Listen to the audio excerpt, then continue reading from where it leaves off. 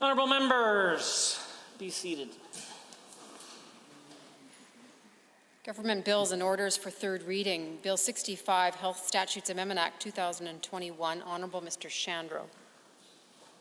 The Honourable the Government House Leader. Well, thank you, Mr. Speaker. I am pleased today to rise on behalf of the Honourable the Minister of Health to move third reading of Bill 65, the Health Statutes Amendment Act 2021.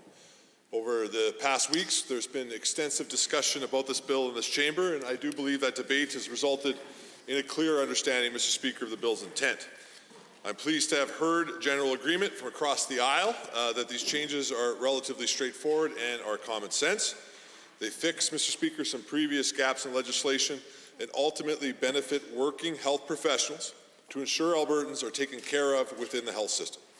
Our priority remains on protecting lives and livelihoods during the COVID-19 pandemic. We are doing everything we can to vaccinate people as quickly as possible, to provide support to businesses, and to ensure the health and well-being of our residents and continuing care are always protected. But this priority works to address the impacts of the pandemic does not mean government should also continue our work to strengthen and modernize and improve Alberta's health legislation. The updates and the amendments to the 6 pieces of legislation in Bill 65 are only part of the work being done to ensure Alberta's health system better protects, serves, and meets the needs of Albertans. Changes to make the health system more transparent with increased system efficiency and protection of public dollars, all based on feedback from our valued stakeholders, is felt by all Albertans.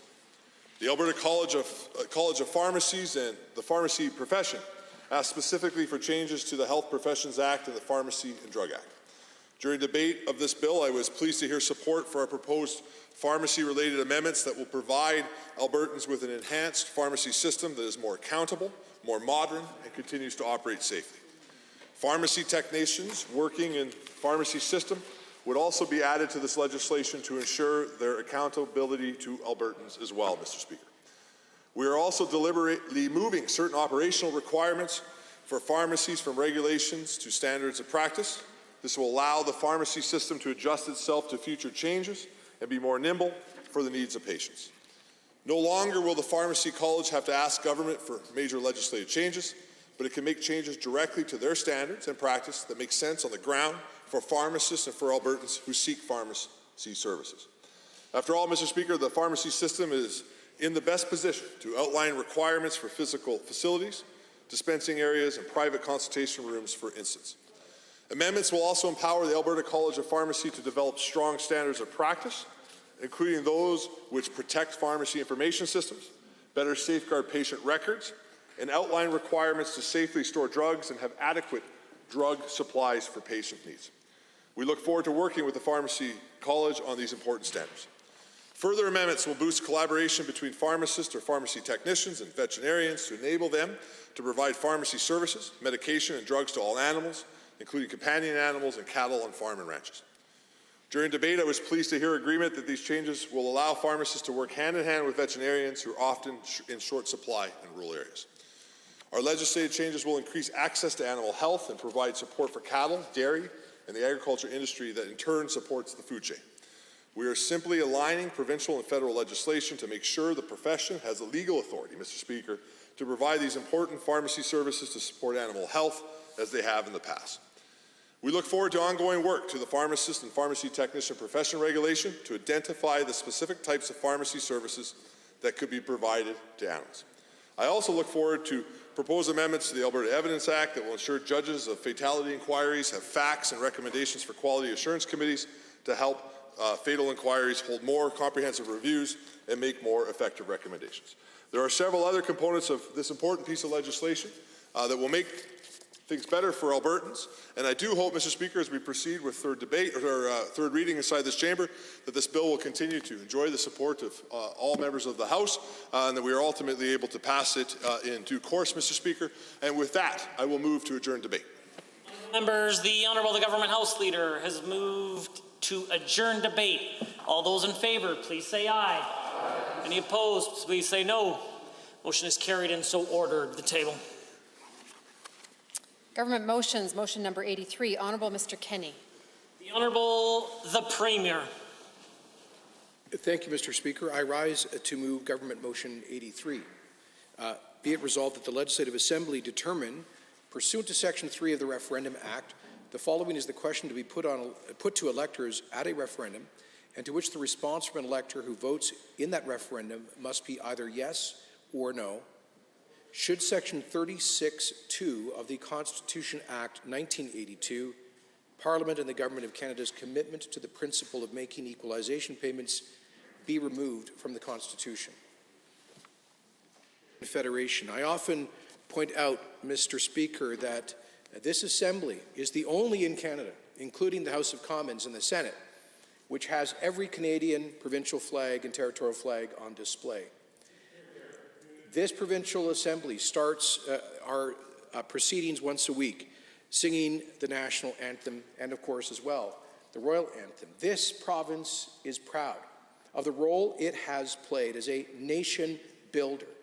Albertans have made an oversized contribution to Canada from the very beginning of this province in September the 1st, 1905, and prior to that, as a part of the Northwest Territories.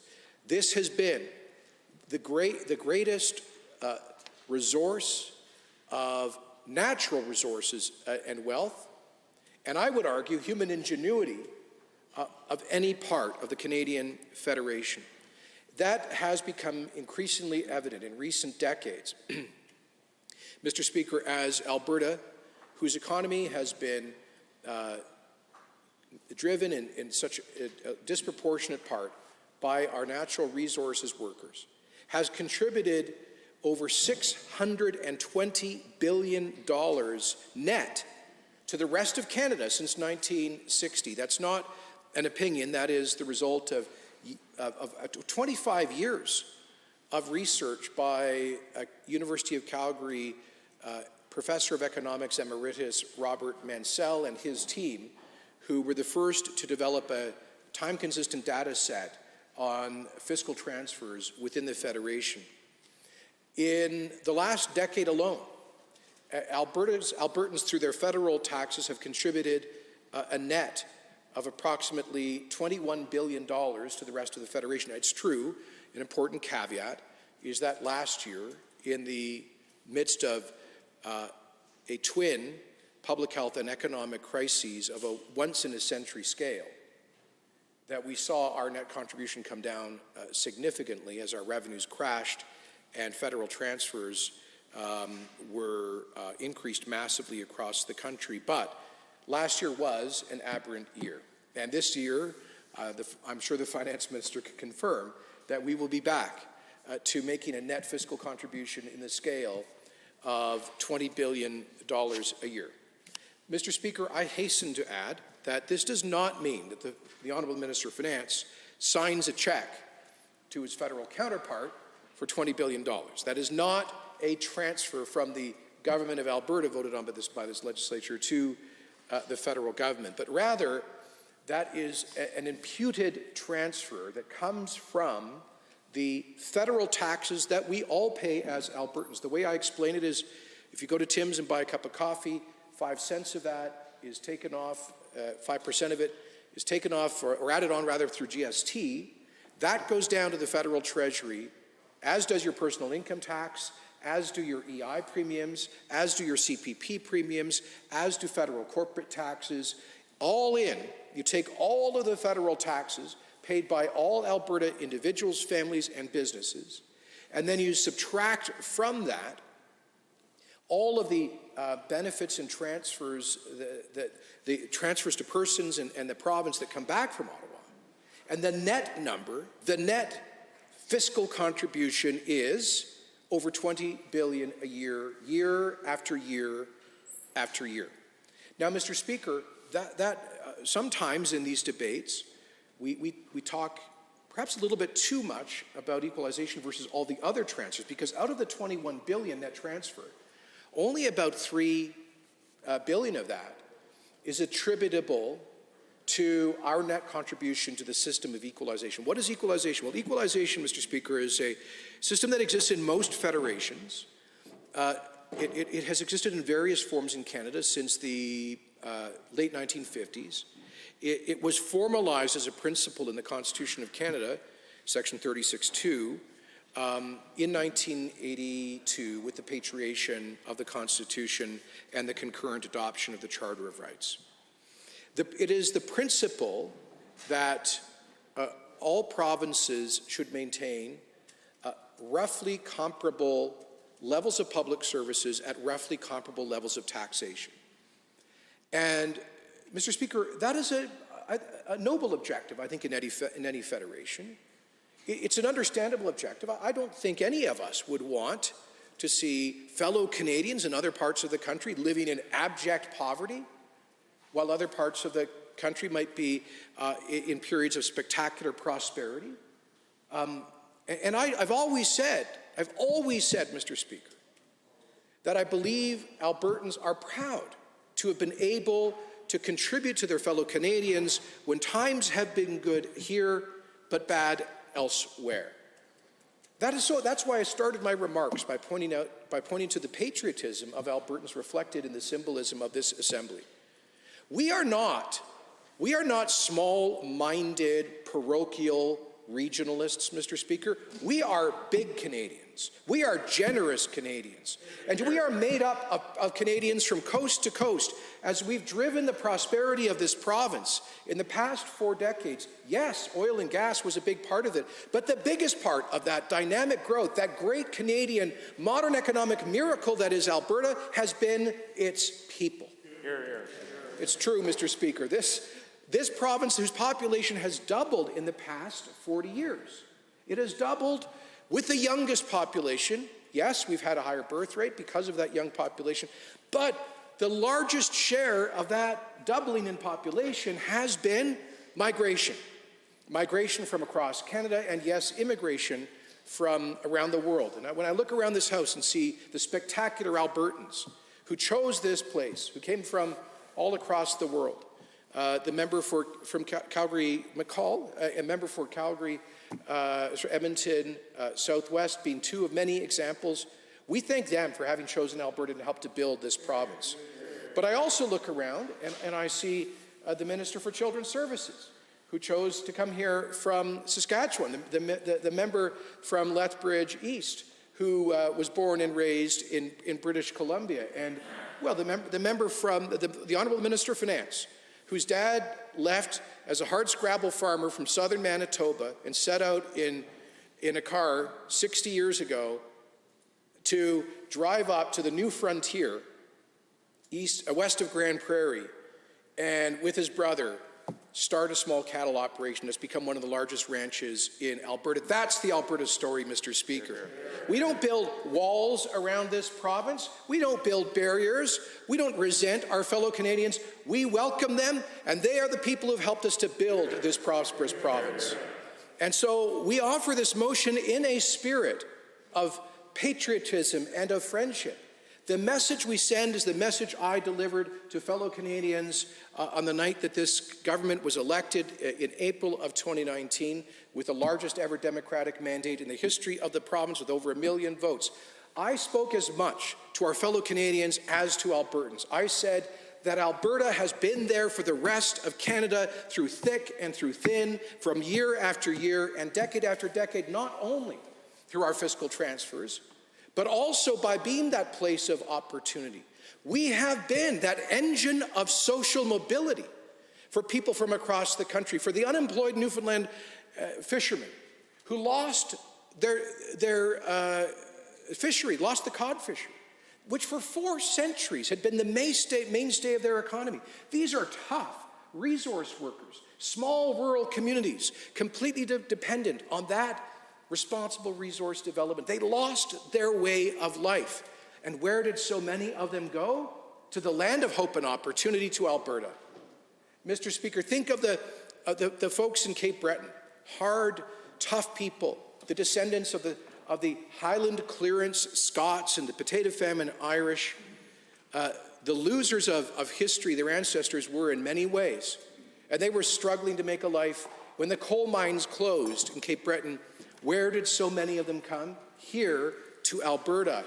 Yes, many of them to work in our oil and gas sector. When many of the manufacturing plants started to close in Ontario and Quebec with globalization and automation, Where was the economic release valve? Well, I'll tell you what happened in the US with the hollowing out of the Rust Belt industrial core of that of the American Midwest. What happened? Those communities went into a tail dive, a sad story of social decline, of growing criminality, of drug and opioid addiction, of a sad story of social and economic decline through much of the U.S. post-industrial Rust Belt. But, Mr. Speaker, in Canada, workers from similar small-sized factory towns in central Ontario, they had an option, and that option was called Alberta. And they came out here as well and helped us to build the prosperity of this modern province. So my point to our fellow Canadians is that our contribution isn't just 20 plus billion a year, 630 billion over 6 decades. Our biggest contribution has been that place of opportunity where people, and so we don't even account for that. Imagine the incalculable wealth that those workers have sent back to their relatives in the form of kind of domestic remittances, Mr. Speaker. So it is no exaggeration to say that we have been the engine of the modern Canadian economy. And yet, Mr. Speaker, what brought so many, when we hear folks on the left talk about the need for diversification, often for them, that's code for turning our backs on and eventually shutting down the oil and gas industry. But Mr. Speaker, here's the point. Our economy is 1/3 less dependent on oil and gas today than it was 40 years ago. Why is that? We have diversified. We've diversified, by which I mean oil and gas has shrunk as a relative share of our gross domestic product, even while oil and gas has expanded massively in absolute terms, to the point where today we're generating the largest quantity of crude oil in our history. Take that, Greenpeace. And so, Mr. Speaker, here's the point. Why did we diversify? Because of even faster growth in areas like services and construction and manufacturing. And what drove those investments and those jobs? Population growth did. And what drove that population growth? High-paying jobs, a red-hot labor market, the highest labor force participation rate in the country, the highest employment rates. When I hear the NDP's general critique about modern Alberta politics and economics, it goes like this, that under 45 years of Conservative governments, this province was mismanaged, we didn't save our resources, and it's all a terrible dystopian wasteland. Mr. Speaker, this province, for the better part of those 4 decades, by far the highest overall family and individual incomes, by far the highest disposable after-tax incomes, by far the highest levels of employment, the lowest levels of unemployment, the lowest levels of poverty, the lowest levels of homelessness, Mr. Speaker, and with all of that wealth, we are able to afford the most generous government services in the land. Here's my point.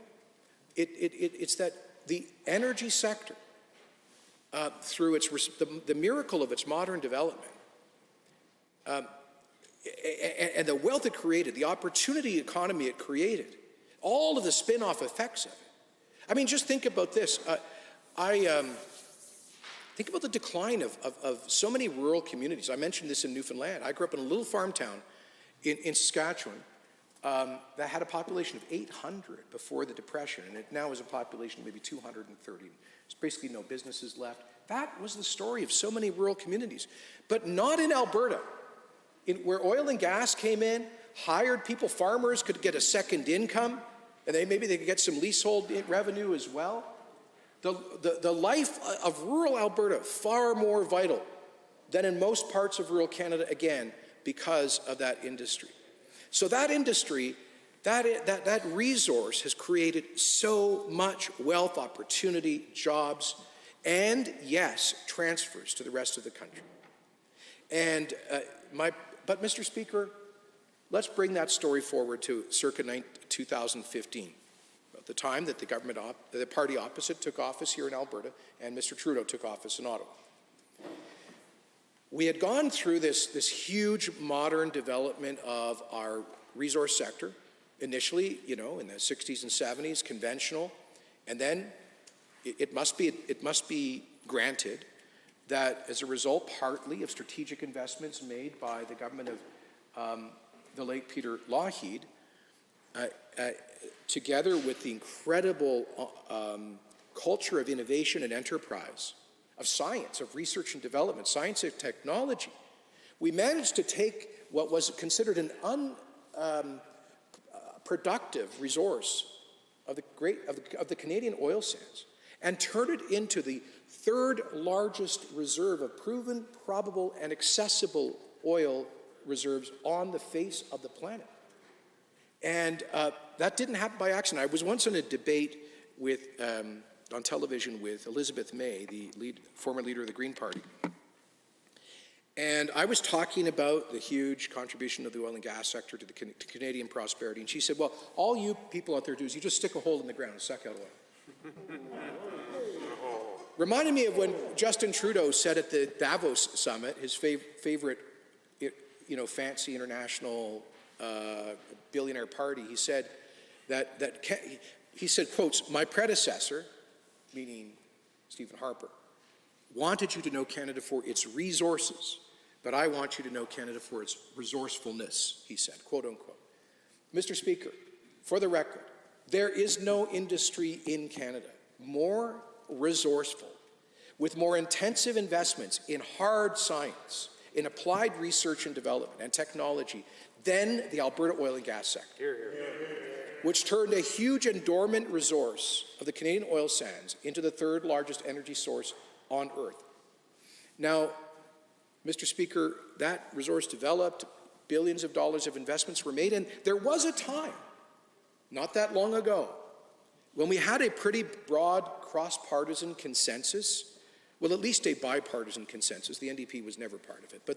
But there was a consensus where Liberal and Conservative governments and parties, federally and provincially, understood the importance of responsible resource development. And I must salute former Prime Minister Jean Chrétien, of whom I was an adversary. I want to particularly salute his former Deputy Prime Minister, Anne McClellan, and many in their cabinet, my friend, the now High Commissioner to London, Ralph Goodale, and others, because, Mr. Speaker, between 1993 and 2003, really in that decade, they approved enormous new oil sands developments because they saw that this was our calling as a country, responsibly to develop our resources, to pay for the kinds of social programs who Democrats talk about. That realistic, balanced, mainstream Liberal government got it, Mr. Speaker. They were pro-oil and gas. They were pro-energy infrastructure, not without limits. They wanted environmental responsibility, and they articulated that policy balance, and I think in a very sound way. Then, Mr. Speaker, we got up to levels of production where it became increasingly evident that we needed energy infrastructure to get our products to market so that we didn't end up bottlenecking the oil sands, because where we're at, Mr. Speaker, is we're now producing about 4 million barrels a day of crude oil, and we are getting back up to maximum capacity to ship it out. We hope that later this year, for the fourth quarter, we will see the commissioning of the Enbridge Line 3 replacement project that will add 380,000 barrels a day of egress. We are pleased to see the Trans Mountain expansion apparently on schedule, which would be an additional half a million barrels a day of egress. But, Mr. Speaker, we got to this key inflection point in our modern economic history a few years ago where we needed to start building pipelines. We needed that energy infrastructure. And then, regrettably, we had two governments, one here in Edmonton, one in Ottawa, who suddenly took a radical change of course in the direction of Canadian resource and economic policy. They decided that they were going to allow their left-green ideology to trump the economic interests of working women and men in this province. They decided that they were going to subordinate the ability of working women and men to put food on the table for their families to their ideological pie-in-the-sky dreams, Mr. Speaker. That's exactly what happened. And so we had a premier, the now leader of the opposition, who went down there to Ottawa and said to Prime Minister Trudeau, please kill the approved Northern Gateway pipeline. Mr. Speaker, I hope she never lives it down. Mr. Speaker, she went down there. They had New Democrats who went to Washington, D.C. and said to Congress, please kill the proposed Keystone XL pipeline. Mr. Speaker, the day that the first instructions that then Alberta Senior Representative to the United States, Rob Merrifield, received from the then Premier, 2015, was, quotes, down tools on promoting the Keystone XL pipeline.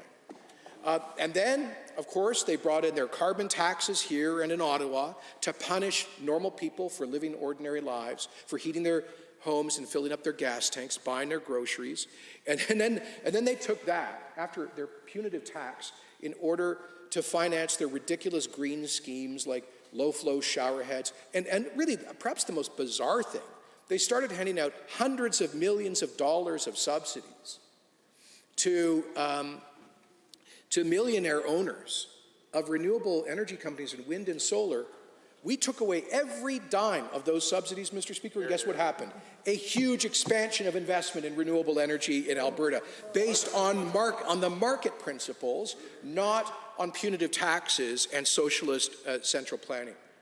So, Mr. Speaker, that was the direction. Bill C-69, the No More Pipelines law, which is a direct violation of our exclusive constitutional jurisdiction under Section 92A of the Constitution, that critical historic victory fought for and won by Premier Lougheed, which declares that provincial legislatures have exclusive authority over the production and regulation of their natural resources, including oil and gas and forestry resources, quote unquote.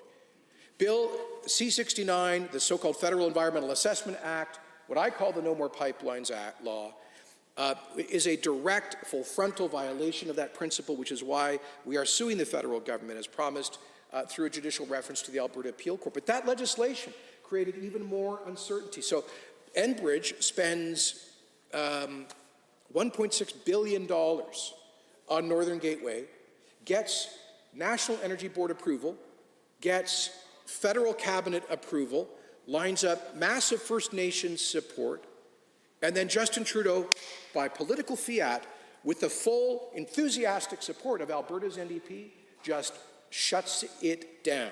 Force majeure, destruction of wealth, destabilization of investor confidence, that sent a shockwave. And then President Obama, at the behest of the NDP, shuts down the Keystone XL project for the first time, and that's after TC Energy had spent over $1 billion on the project up to 2015, and not a peep from Prime Minister Trudeau. And of course, all that decision got was applause from Alberta's NDP government, because they've always been opposed to pipelines. Then, Mr. Speaker, Energy East. TC Energy spent $800 million in several years. I remember I was at one of the very first briefings about Energy East when I was a minister in Mr. Harper's government, and I thought, what a great, bold idea. This is so exciting, a nation-building idea.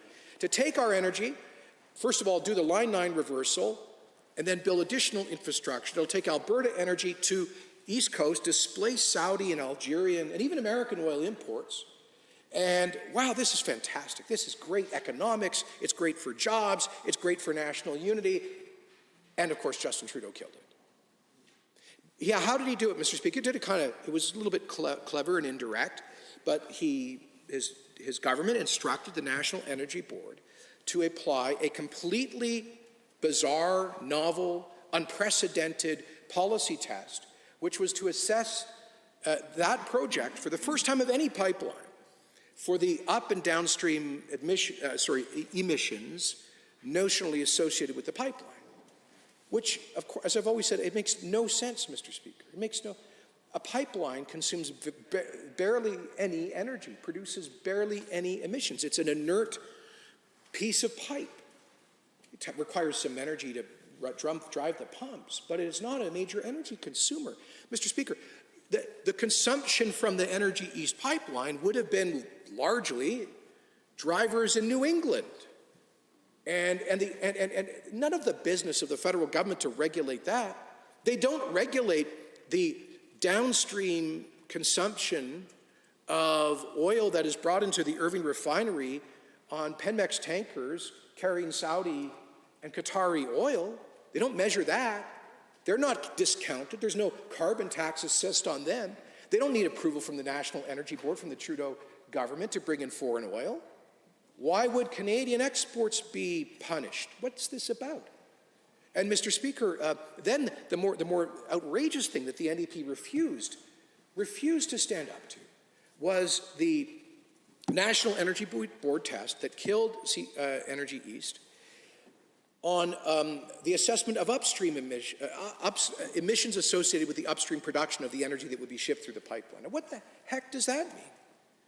I mean, where was the federal government regulating the emissions associated with producing cars in southern Ontario, or airplanes in Montreal? Everything requires some energy production, including the production of energy. Why only would one industry be regulated negatively on that basis? It made no sense, but as a result, TC Energy pulled out. They pulled the plug. They said, we can't possibly proceed and risk shareholders' money with this ever-changing and bizarre, unmeasurable metric that has been applied to us. So we lost Northern Gateway, we lost Keystone XL, round one, we lost Energy East, and then, of course, we had, at the time, the New Democrats in BC using games of political obstruction on the Trans Mountain project. And I called on the federal government at the time. If you really believe in the federation, then trigger the section of the Constitution that allows you, and has since 1867, to declare certain projects as being in the national interest. And if a certain province violates that national interest clause, then impose sanctions. Make the federation mean something. This comes back to what I said earlier about Albertans being big Canadians. We never have and we never would unilaterally violate free trade within the federation, Mr. Speaker, unless we're backed into a corner to defend our interests. In this instance, the federal government didn't lift a finger, and nor did the NDP government suggest that they do so, to sanction BC for threatening the interruption of interprovincial infrastructure, which is protected under the Constitution National Interest Clause. And so, and what was the consequence of all that? Kinder Morgan, a global pipeline company, packs up and leaves Canada. They said, we're out of here. They said basically, what a gong show when it comes to investor confidence and regulatory certainty. We are out of here. And so the federal government ultimately had to go in at great risk to taxpayers and buy that project. And then there was Bill C-48, the tanker ban, totally prejudicial. For the first time in Canadian history, that only one product, bitumen, produced in only one province, Alberta, was excluded for export. A complete violation of the principles of free trade and coastal access to off the northwest coast of British Columbia, another full frontal direct attack on this province, its largest industry. And I could go on and on about the policy after policy, and they continue to layer them on, Mr. Speaker. Half the time our cabinet meets, what are we talking about? It's the latest federal threat to the resources of this province. And how are we going to deal with it? That is why, Mr. Speaker, in the lead up to the 2019 provincial election, we proposed a fight-back strategy for Alberta, one key element of which is the motion I tabled this evening. In that platform, we committed to hold a referendum on the principle of equalization in the Canadian Constitution concurrent with the 2021 municipal election this upcoming October. And let me explain why, what the logic is here, because I always make this very clear. Should this motion pass, Mr. Speaker, it will not result in a direct or immediate change to Section 36 of the Constitution, nor to the equalization formula. Mr. Speaker, because no one province can change a multilateral aspect of the Constitution unilaterally. Now, let me maybe make a bit of an aside here. Members will note that the government of Quebec has Bill 76 before l'Assemblée nationale right now, which does make some unilateral amendments to the Constitution of Canada with respect to powers exercised exclusively by the Quebec National Assembly on language and et cetera. But Mr. Speaker, I wish that, now I have embraced that, by the way. The government of Alberta has endorsed Quebec's approach. And we are looking at areas of the Constitution which we could subject to unilateral amendment. Unfortunately, this is not one of them. This is a principle that is of general application across the Federation. Therefore, I see the Minister of Justice nodding, therefore not subject to any unilateral amendment formula. Now, having said that, Mr. Speaker, the logic here, and I credit where it's due, it was University of Calgary political science professor emeritus and former Alberta finance minister Ted Morton, who first proposed this idea in a paper about 4 years ago. The concept is simply this, that in 1998, the Supreme Court of Canada, in the Quebec secession reference, that was a series of questions asked of the Supreme Court by the Chrétien government to provide, quotes, clarity on the parameters for any future referendum on secession. And the Supreme Court came back, and I'll summarize this in plain English. They said that if a province holds a referendum on a constitutional amendment with a clear question and a clear majority votes in favor, then the Government of Canada has a, quotes, binding obligation to negotiate that amendment in good faith with that province. Now, it's true that that decision was in the particular context of prospective Quebec secession, but it is, we maintain, it is of general application across the Federation. There better not be a two-tiered federation, Mr. Speaker, when it comes to the right of citizens to initiate constitutional referenda. And so, Mr. Speaker, here's the theory, the strategy behind this motion. It is recognizing that we can't change equalization unilaterally, but it is an effort to elevate to the top of the national agenda our demand for fairness. And how does all this come together? Because, Mr. Speaker, like I say, I don't actually think Albertans object to the principle of equalization. What they object to is being forced to contribute massively to the rest of Canada, even during tough times here, even while other governments are doing virtually everything they can to impair our ability to develop the wealth that we share with the rest of the country. The point of this referendum, this is an opportunity for Albertans to say in friendship to our fellow Canadians, we want to continue to share some of our prosperity with the rest of the country, but you have to allow us to be prosperous in order to do it. You have to unshackle us from these unreasonable attacks against our prosperity and our largest industry. It has to be a two-way street in the Federation. We are not subordinate. We are co-equal powers with our own spheres of sovereignty under the Constitution, Mr. Speaker. That is how a federation operates. That was very clear at the time of patriation. And the adoption of this motion through a referendum would be a historic assertion of that principle by millions of Alberta voters. It doesn't mean that we change the Constitution unilaterally or equalization. What it means is we say to Ottawa, you darn well better take us seriously, because the people of Alberta have initiated the process for a constitutional amendment. Now, as I said, Mr. Speaker, equalization itself represents it represents about $3 billion out of the $21 billion in net transfers. So we're talking only about 15% of the overall net transfers. And we have to address the other aspects of unfair transfers. You know, unemployment insurance has been, and I was the federal minister responsible for that program for a couple of years, Mr. Speaker. What a headache. It has been designed, jerry-built over decades to massively favor certain regions. This is no secret.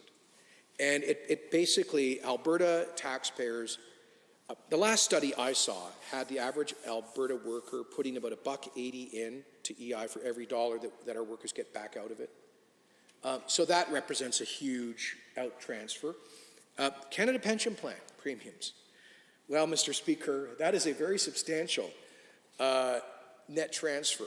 And we'll have more to say about that in the future. But let me just say that, well, based on some studies, which I think are actually understate the case, the net contribution of Alberta taxpayers to the rest of the country through their CPP premiums is about $3 billion a year. There's good reason to believe it might be substantially more than that. Stay tuned, Mr. Speaker. But why does that happen? Because we have a younger population. We have a higher labor force participation rate, so a larger share of our population has been working versus the rest of the country. More younger workers, and they're making more money, so they're paying more of the max CPP rate. And you know, just add that up year after year after year for 40 and 50 years. That means that basically the actuarial health of the CPP has become massively dependent on the Alberta workforce. And that is one. Well, Mr. Speaker, we can't unilaterally get out of equalization, but Quebec has established the precedent of provinces operating their own provincial pension plans, and that is something that the Fair Deal panel recommended that we pursue, and I look forward to speaking to that in the future. But, Mr. Speaker, there's so many other transfers. I'll give you one example, another example. Even though we have the largest private sector investment, relatively, in research and development, science and technology in Alberta, we get the lowest federal transfers for research grants from the federal research granting agencies. And I mean, I could go on, but when you add it all up, it's $21 billion a year. I wish there was some simple or easy way, and there are people out there who like to wind up Albertans' emotions by pretending there's some simple or easy way of fixing this fundamental unfairness. There is no simple way. This is going to take strategic smarts, dogged determination, and a lot of patience by Albertans to demand fairness. And how do I define fairness? Well, again, I simply define fairness as having the ability to develop the wealth that we share with the rest of the country. To be clear, I do not oppose equalization. The vast majority of Albertans do not oppose sharing. What they oppose is being forced to share at unreasonably high levels, even during tough times when our economy is being strangled by bad policies from the same governments that benefit. Mr. Speaker, I have a good working relationship with the Premier of Quebec.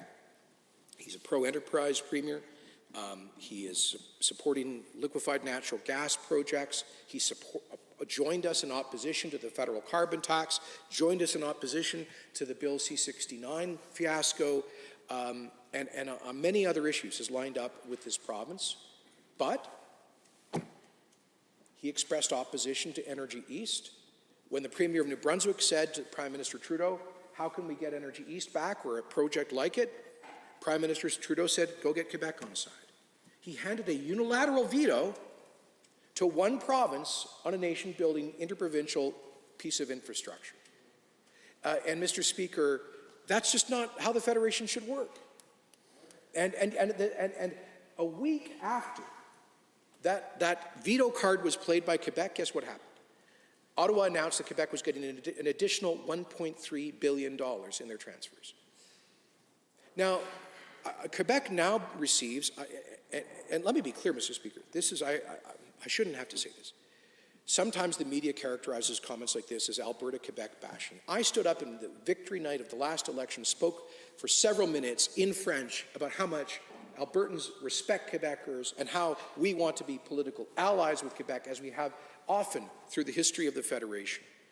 And I want that to be true again.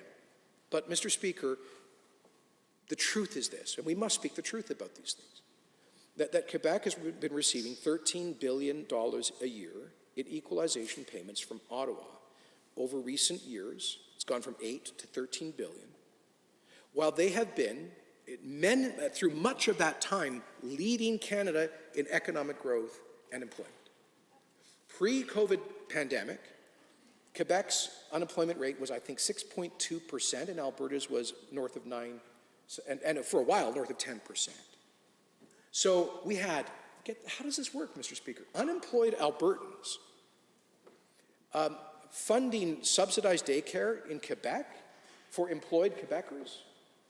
We've been running, since the NDP came to office, we've been running large deficits. Average deficits under the NDP of about $8-9 billion a year. Quebec, through all that period, has been running consistent fiscal surpluses.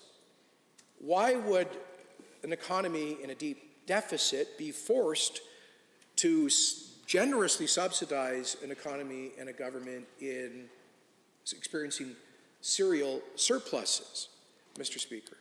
Why would Quebec students be able to go to university at substantially lower tuition rates? Think of Alberta students who have to go out there and the ones who take a job to put their way through university. The taxes they pay were subsidizing the post-secondary education of their Quebec counterparts, while these students were having a hard time finding a job at 15% youth unemployment, and Quebec had much lower unemployment. How is that fair to those young people, Mr. Speaker? When that same province, which I truly do love, I love the people of Quebec, their language, their culture. I love the fact that they fight for themselves. They stand up for themselves. They're proud of their history and their identity. I think those are all virtues, Mr. Speaker. And yet we have a disagreement on one very important issue, which is shipping oil safely. We don't understand why, like the majority of Quebecers are by the way, our quarrel is not with the people of Quebec. The polls consistently show that the majority of Quebecers would prefer more pipelines to be built, to buy and consume Western Canadian energy, rather than to be forced to depend on OPEC and American oil imports. So our quarrel is not with the people of Quebec, but with governments of Quebec. So I say to all of our partners across the Federation, if you want the benefit of Alberta energy, you've got to let us develop the energy. You've got to ensure a future. Yes, an environmentally responsible future, but a future for the largest sector of the Canadian economy. That is the implicit message of Motion 83. Now, Mr. Speaker, why is this motion here? Because in the late 1980s, the government of then Premier Getty, during the time of Meech Lake and Charlottetown, brought forward the Constitutional Referendum Act to ensure that the people of Alberta will have the final say over any proposed constitutional amendments, and rightfully so. It has not been triggered yet. There has not yet been a referendum. Well, there was the Charlottetown Accord referendum in 1992, but that was a federally administered referendum. So we have not had a provincial referendum on a constitutional amendment. This would be the first under that law that was adopted, I think, circa 1988. And basically it says that the legislature itself cannot unilaterally propose a constitutional amendment, has to go through the people of Alberta first, and the government must table and adopt a motion specifying what the question will be. So this motion is in fulfillment of the statutory requirements of the Constitutional Referendum Act, which I think as a result of subsequent to amendments recently proposed by the Honourable Minister of Justice is now simply called the Referendum Act. Mr. Speaker, there will be parameters around the conduct of this referendum. No one campaign or advocate will be able to spend more than $500,000, for example. It will be held concurrent, as we promised, with the next municipal election. I know I've heard some mayors, municipal councillors complaining that they think it somehow distracts from their municipal elections. Mr. Speaker, I don't know about you, but I give Alberta voters a whole lot more credit than that. We asked them to go to the ballot at municipal election time to choose their school board trustees, Catholic and public, their councillors, their mayor, and often on municipal plebiscites as well. I know in Calgary we'll be voting on fluoride again. I don't know what my position is on that, Mr. Speaker, but if people are smart enough to figure out where they stand on fluoride and where they stand on equalization, right? I mean, come on. In many American states, they have ballots with 2-3 dozen public officials, and then like 2-3 dozen citizens initiatives. Mr. Speaker, we're not exactly overdosing on democracy up here. Having a 1 or 2 referendum questions together with electing a couple of public officials. Give me a break. No, you know what? I'll just call it for what it is. I think the people are complaining about that. Maybe they don't want more people turning out. I think more turnout is a good thing for democracy. We have terribly low turnout in municipal elections. I think typically it's in the school board municipal elections, like 35% turnout. Is that about right? So, Mr. Speaker, I'm hoping very much that Albertans who don't normally vote in municipal elections will take this as an opportunity to show up and speak on this important referendum. And I have every confidence that we can have a thoughtful, respectful, democratic debate about not just equalization itself, but the broader system of fiscal federalism and Alberta's role in the Federation. Mr. Speaker, should this pass, I would then immediately table a motion in this Assembly seeking concurrence to formalize Alberta's first legal step towards a constitutional amendment. And should that motion then be passed by this House, ratifying the democratic choice of Albertans, I would then immediately write to the Prime Minister, whoever it might be at that time, indicating that the vast majority, well, I hope the vast majority of Albertans have passed this proposed amendment on a clear question. I will send to the Prime Minister, I will append to my letter the decision of the majority of the court, of the Supreme Court, in the 1998 Quebec secession reference. And I will quote it chapter and verse and say the Supreme Court has been clear, Prime Minister, your government now has a binding obligation to negotiate this matter of equalization with us in good faith. And then, Mr. Speaker, thank God we'll be able to get on planes by then, and I'll go down to Ottawa with a long list of demands about what this province requires to be able to ensure a prosperous future. So, Mr. Speaker, I commend this motion to this House. This motion was a central part of the platform on which this government was elected. And I will share with the House, I don't often dispense political advice to the NDP, but I'll do it now. I know they love equalization. I know they love shipping $21 billion a year down to the rest of the country. I know they love Trudeau killing all those pipelines. I know they never objected to the tanker ban or C-69. I know we know all that, but Mr. Speaker, I would just plead with them. Point of order is called. The honourable member for Calgary McCall. Thank you, Mr. Speaker. I thought I would let Premier comments go, but I thought it's a bit too much. So under 23H and J, the Premier said that I know we love Bill 69 and they let it go. And prior to that, Premier also mentioned about Premier, now leader of the official opposition, asking PM Trudeau to please cancel the Northern Gateway and those pipelines. I do not think that these things have anything, they are factually relevant or correct.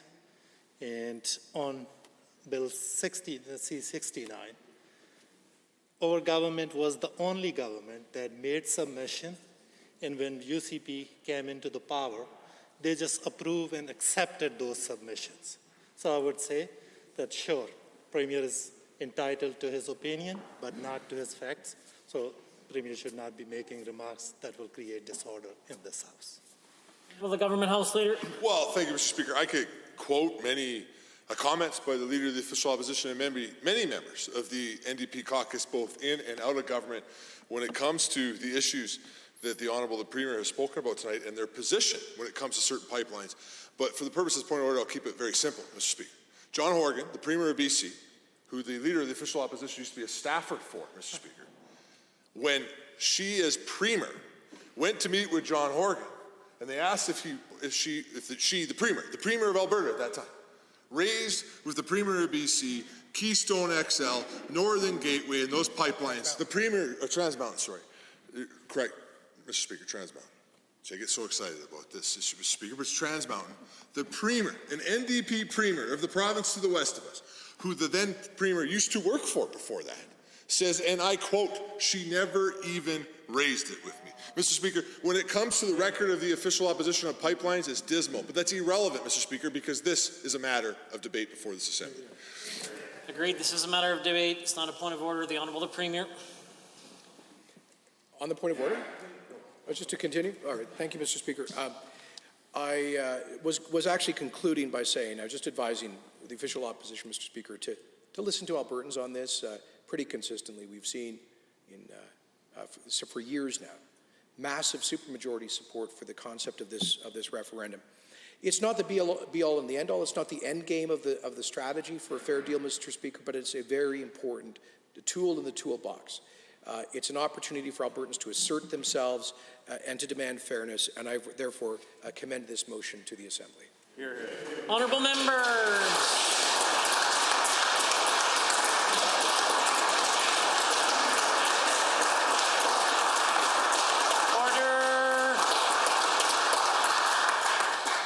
Honourable members, Government Motion 83. Are there others? The Honourable Member for Cypress Medicine Hat has risen. Well, Mr. Speaker, thank you.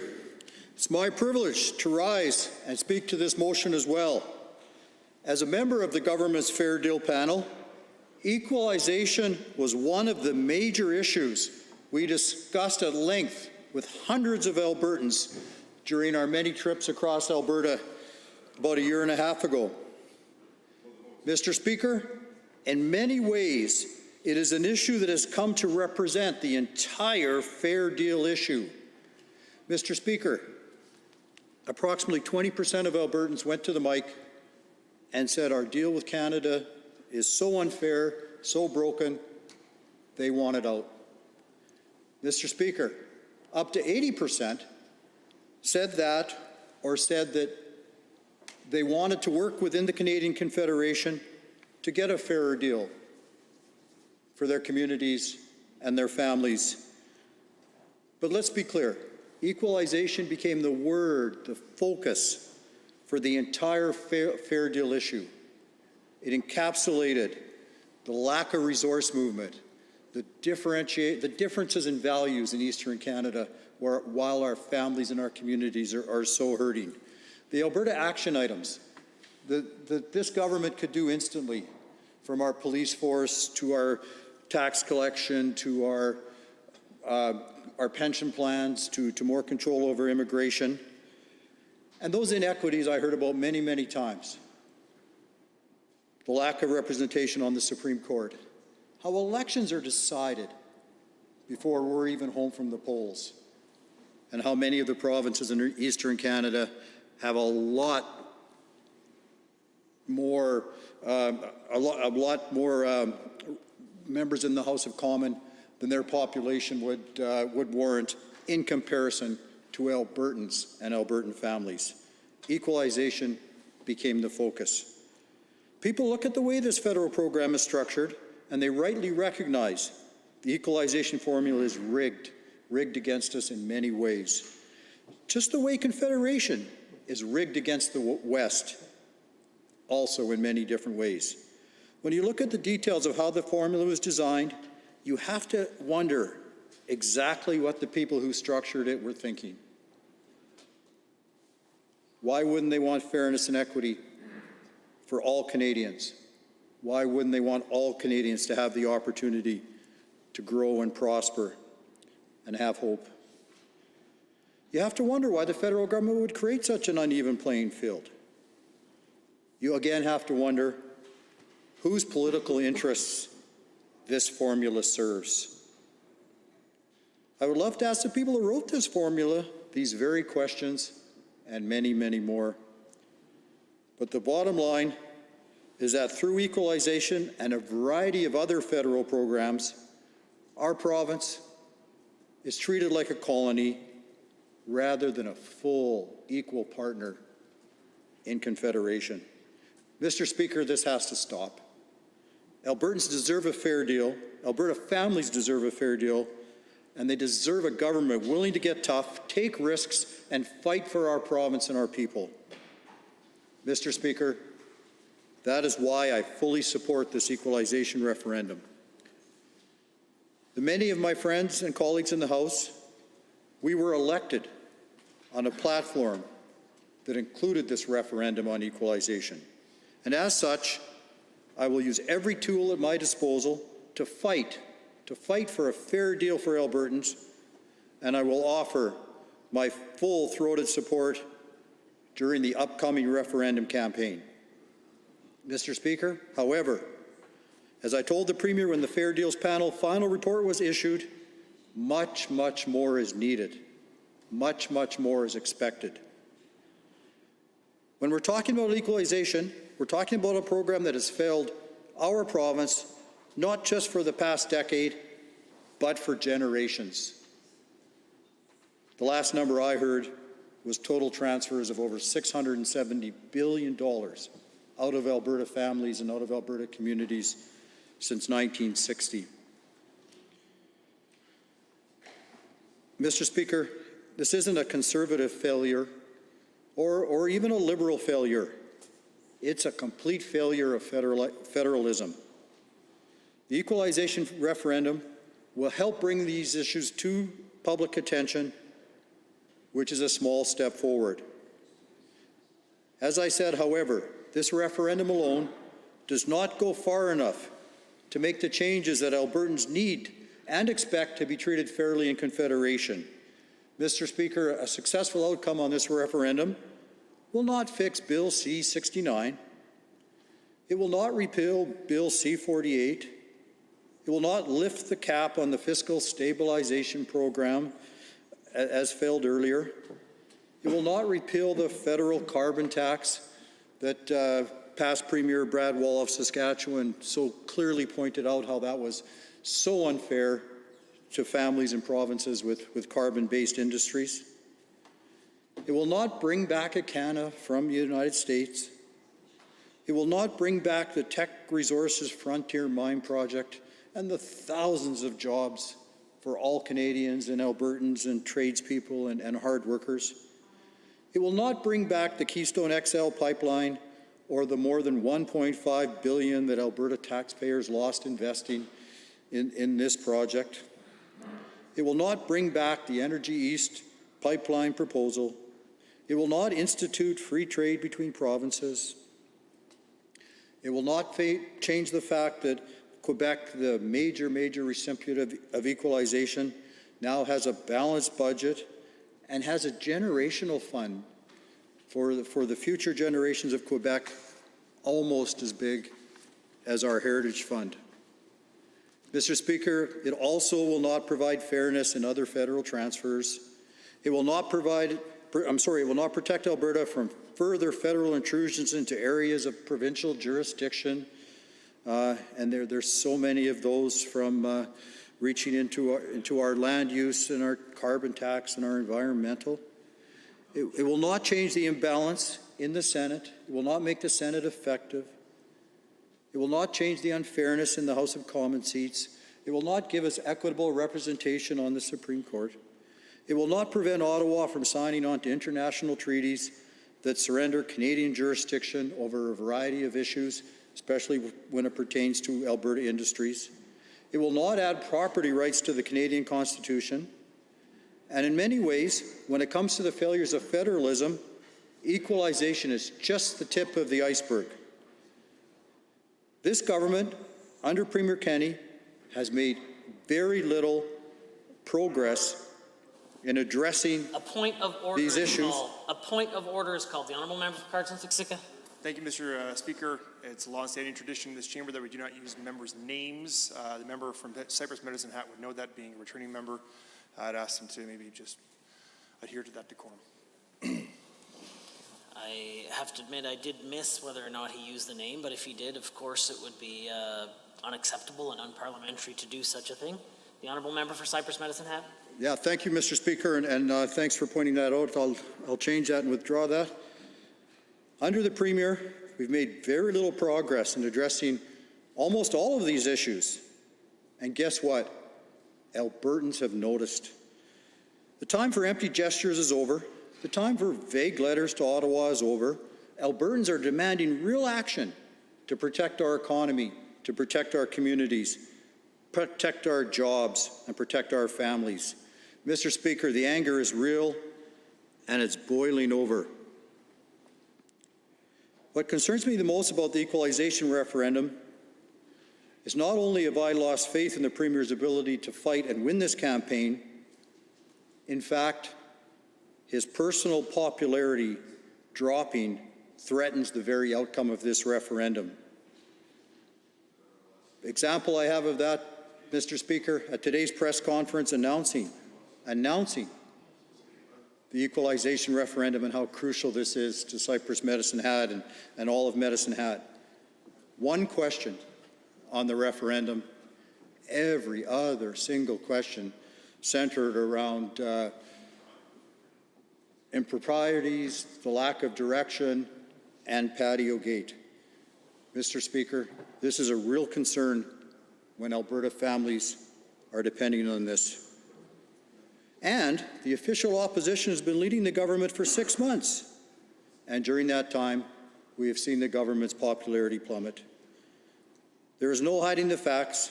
He is the least popular premier in Canada.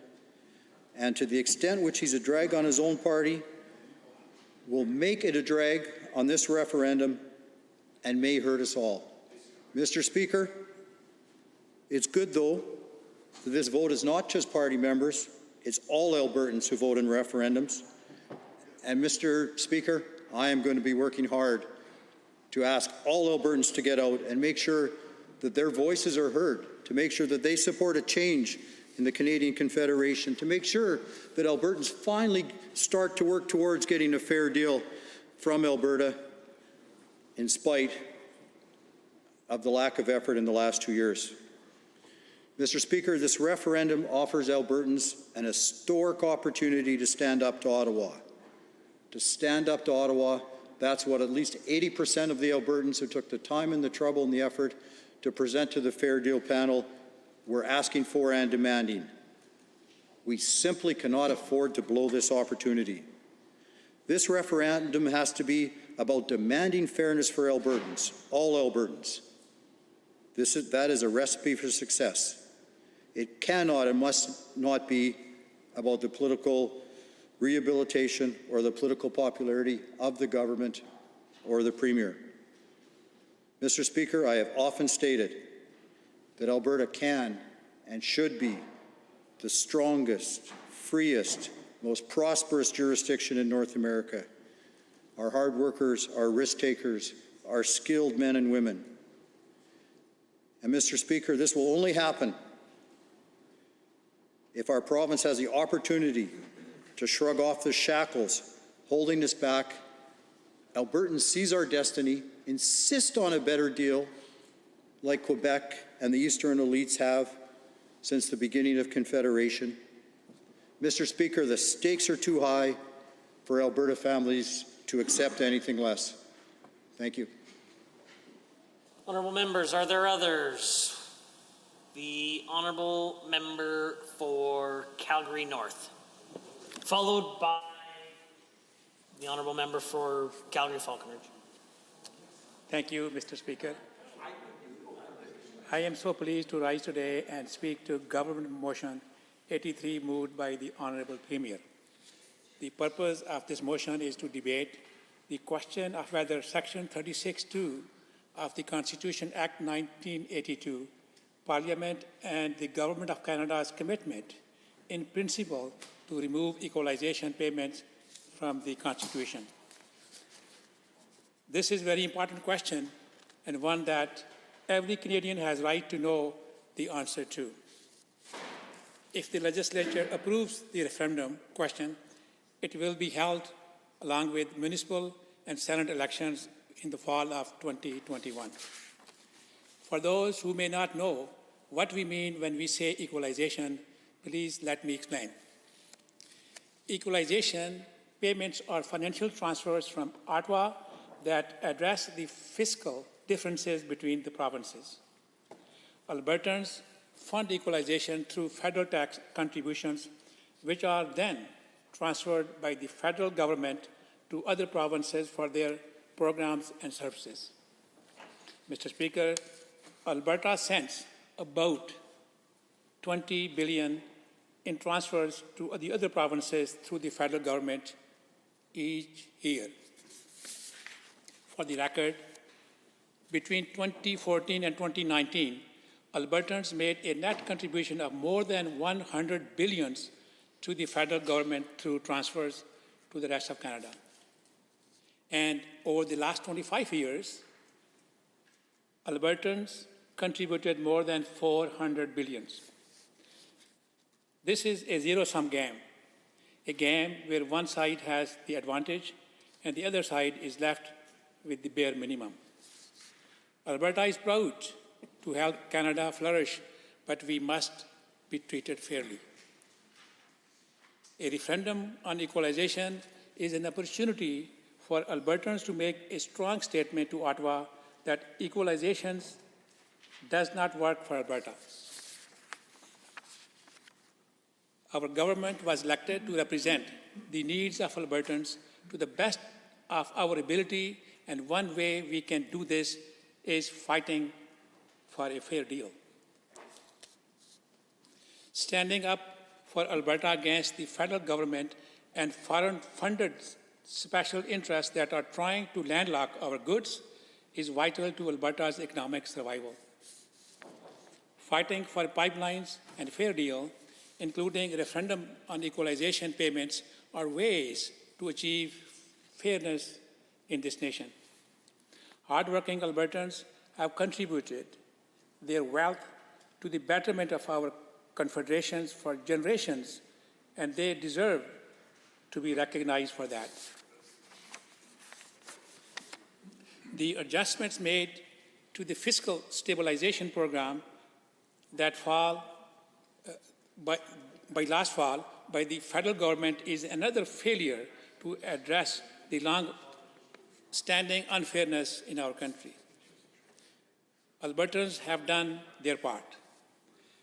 They worked hard, sacrificed, and persevered through unprecedented challenges that came with COVID-19 and its associated economic effects. Mr. Speaker, as Albertans, we are fortunate to be a part of a thriving democratic nation.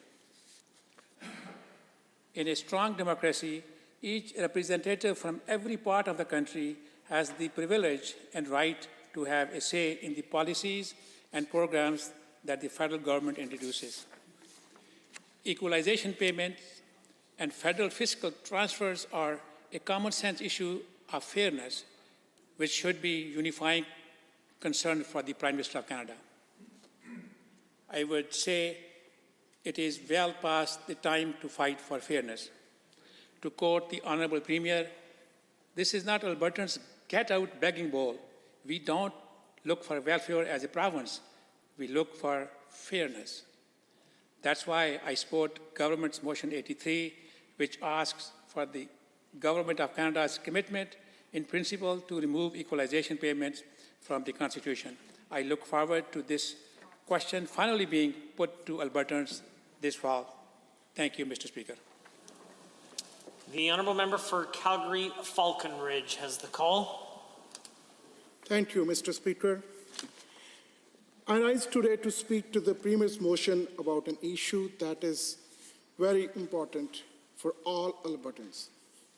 Fairness within Confederation has been a question that has been on the national table since Alberta joined the Federation. What it is an ongoing problem that Albertans have felt more keenly has not been adequately addressed over the past 40 years. In response to Albertans and the number of unfair actions taken by Ottawa, like Bill C-48, Bill C-69, cancellation of Energy East, the debacle of Trans Mountain, and the many other, Ottawa knows the best. Policies that have damaged Alberta, our government created the Fair Deal Panel. The Fair Deal Panel was a series of consultations that included in-person meetings, online surveys, and expert interviews that sought to understand the best way to secure a fair deal for Alberta in Confederation. The panel included my colleagues from Banff, Kananaskis, Fort McMurray, Wood Buffalo, and a number of different experts. Some of those experts included Professor Moin Yaha, a professor of law at the University of Alberta and someone who has written extensively on constitutional matters as a faculty member of the Center for Constitutional Studies.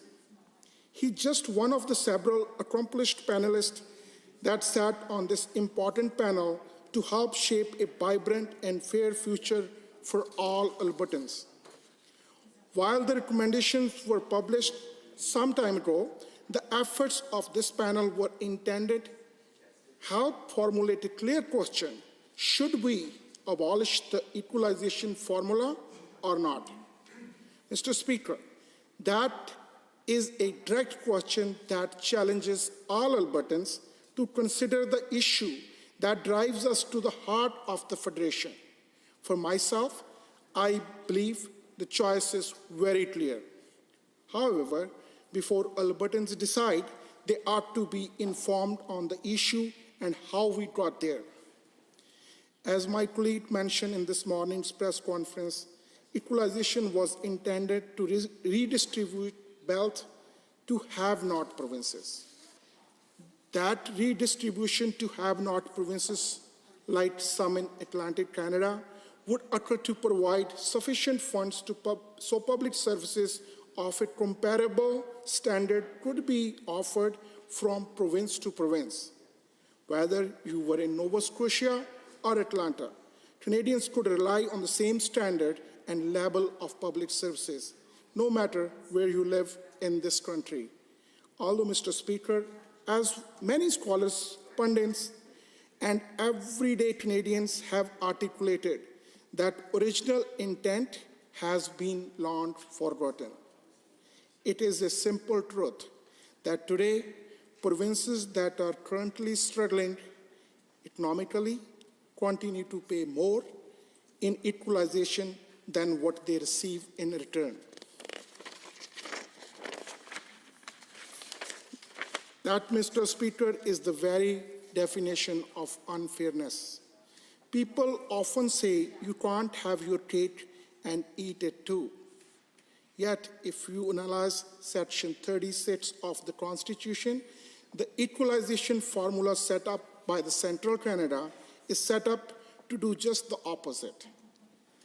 I say that because in the recent study conducted by the Fraser Institute, the fiscal gap between have and have-not provinces have shrunk from 27% in 2014-2015 to 6% in 2018-19. Logically, you would think that as the gap between the have and have-not provinces decrease, so would the equalization payments. Yet, that's not the case. In fact, payments continue to increase year after year. Even when Alberta, the province we call home, and we're very proud of it, is experiencing historic levels of economic decline, payments continue to go to the provinces other than Alberta. Which provinces are these payments going to? Well, if you have spent any time in this country, the answer is very obvious. Provinces like Quebec that have experienced prolonged stretches of economic prosperity continue to receive equalization payments. That's why equalization is a system where provinces can have their cake and eat it too. Because prosperous provinces can enjoy a booming economy while simultaneously enjoying a cherry on the top federal top-ups. Equalization is a rigged system that benefits the few while the rest of Canada is left empty-handed. Section 36 has become a political tool that the government, like Trudeau's Liberals, used to pander their central Canadian supporters. It would be far too damaging politically for the Liberals to reform equalization, as they could lose much of their key support in Quebec, which, as we know, is the key province to win any party's bid to form a government. However, this cannot be about politics. This must be what's right. As a government, we have listened, analyzed, and know that equalization is flawed. So flawed that it is destroying our relationship within the Confederation. Do Albertans want to save that relationship or let it fail?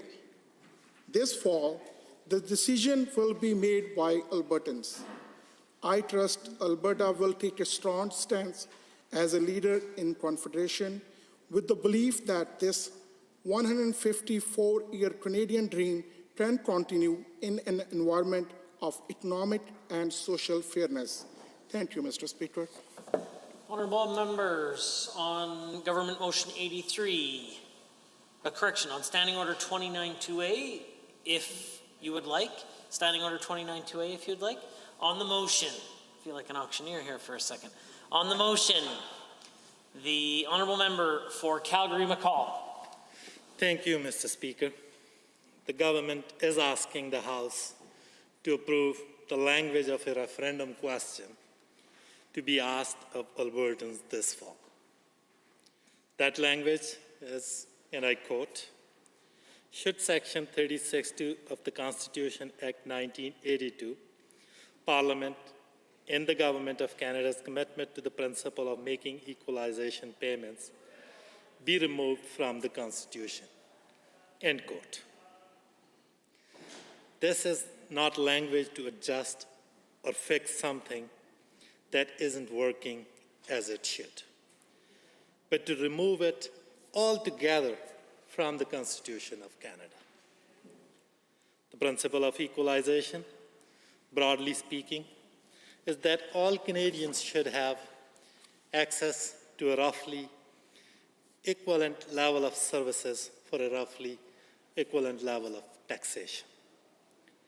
And that in a country as vast and diverse as Canada, we should all enjoy a high standard of living. To make that principle work, there is a formula of which provinces pay into the program and which provinces receive from it. And let's be absolutely clear on something. The formula we have today was written by the Stephen Harper government in 2009. Let me say this again for the benefit of the government members, that the equalization formula we have today was written by the Stephen Harper government in 2009. And the senior Alberta minister in that cabinet in 2000 was the member for Calgary-Lahid, the current member for Calgary-Lahid, and the current premier. In fact, the member of that cabinet, in fact, the government of Stephen Harper, is the one to blame for the current formula. And I'm not the first person to point that out. The current Minister of Jobs made this point when he was running for the PC leadership. The current Premier didn't have an answer then, and he doesn't have an answer today. This probably makes some members opposite a bit uncomfortable. That when they asked to go out and campaign this summer against this injustice, that the author of this injustice is their leader, the least trusted premier in Canada, and probably the least trusted person in Alberta. And let's be clear, the formula written by the member for Calgary-Lahid is not fair to Alberta in several ways. One of the most obvious is the fiscal stabilization program. This is designed to protect provinces from sudden and severe shocks to government revenues. Of course, Alberta has experienced several of these. But the formula, written by the current Premier, imposes a cap of the amount of help a province can get. So when we experienced the oil crashes in 2014 and 2020, we did not get all of the help that we have a right to. This issue is one of those rare moments of agreements between our parties. But our leader and the current official opposition leader have called for this program to be fixed and for Alberta to be paid out the billions in support that would be proportional to the revenue shocks we experienced. So that needs fixing, but that's not what this referendum question does. Let me say this again, that both on this side of the House, our leader and the current Premier have one thing in common, that the formula that exists now, it's not working, and that needs to be fixed. But this referendum does nothing to fix that. The way that our natural resource revenue is calculated is not fair to Alberta. For example, Quebec generates significant economic activity from its hydroelectricity. And its crown corporation, Hydro-Quebec, generates billions for the Quebec government. But because it is a crown corporation, those dollars that go to the government of Quebec aren't considered tax. And that, in the view of the official opposition, is just one example of how natural resources component of the formula is not there. That need fixing. But that's not what this referendum question does. And we have seen the problem of the GDP growth rate rule introduced by the now Premier when he was in federal cabinet. This growth rate rule ensures that each and every year, no matter what happens with the fiscal capacity of the provinces, the equalization pie continues to grow. So even a theoretical situation where the fiscal capacities of the provinces converge, the equalization pie still increases. That makes no sense. And this growth rate rule was brought in by the Stephen Harper government, which member of the Calgary-Lougheed was a part of, and when he was Alberta's senior lieutenant in the previous government, federal government. So it was a bad decision for Alberta. So Albertans have a right to be upset about the unfair system that the member for Calgary-Lougheed has helped impose on Albertans. Alberta families have lost jobs, they have lost homes, and in some cases, they have lost hopes. But let's be very clear on another thing. This referendum does nothing to get Albertans back to work, or back in their homes, or back on a path to prosperity. In fact, this referendum does nothing. It doesn't remove equalization or even start a process that might lead there. It does nothing. So is this whole exercise really about solving a fiscal problem for Albertans or a political problem for the least trusted premier across this country? It is fundamentally dishonest for the provincial government to ask Albertans if they want something that the provincial government cannot deliver, especially when this government is failing at delivering Albertans the things it can. Let's go through these.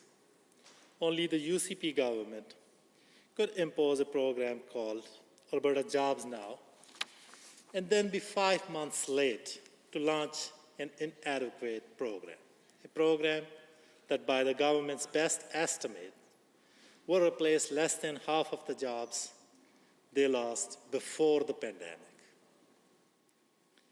Hundreds of thousands of Albertans are still looking for work. Tens of thousands of Albertans have given up looking entirely. This referendum does nothing for these Albertans. The federal government has come up with billions of dollars to provide affordable childcare. This would support hundreds of thousands of Alberta parents in getting back to work. But the provincial government refuses to come to the table. There was even money from Ottawa to pay out a wage top-up to critical workers. And this provincial government was months late in actually getting that money into Alberta workers' pockets. So of all the injustices that are being experienced by Alberta families, many of them are due to the incompetence of this UCP government. They are failings at the things that are within their control, that are within their jurisdiction. And so now they want to talk about things that are outside of their control. That is fundamentally dishonest. I hope the members opposite are asking themselves, will this create jobs? Will it drive economic growth? Will it attract investment to Alberta? The answer to all these questions is no.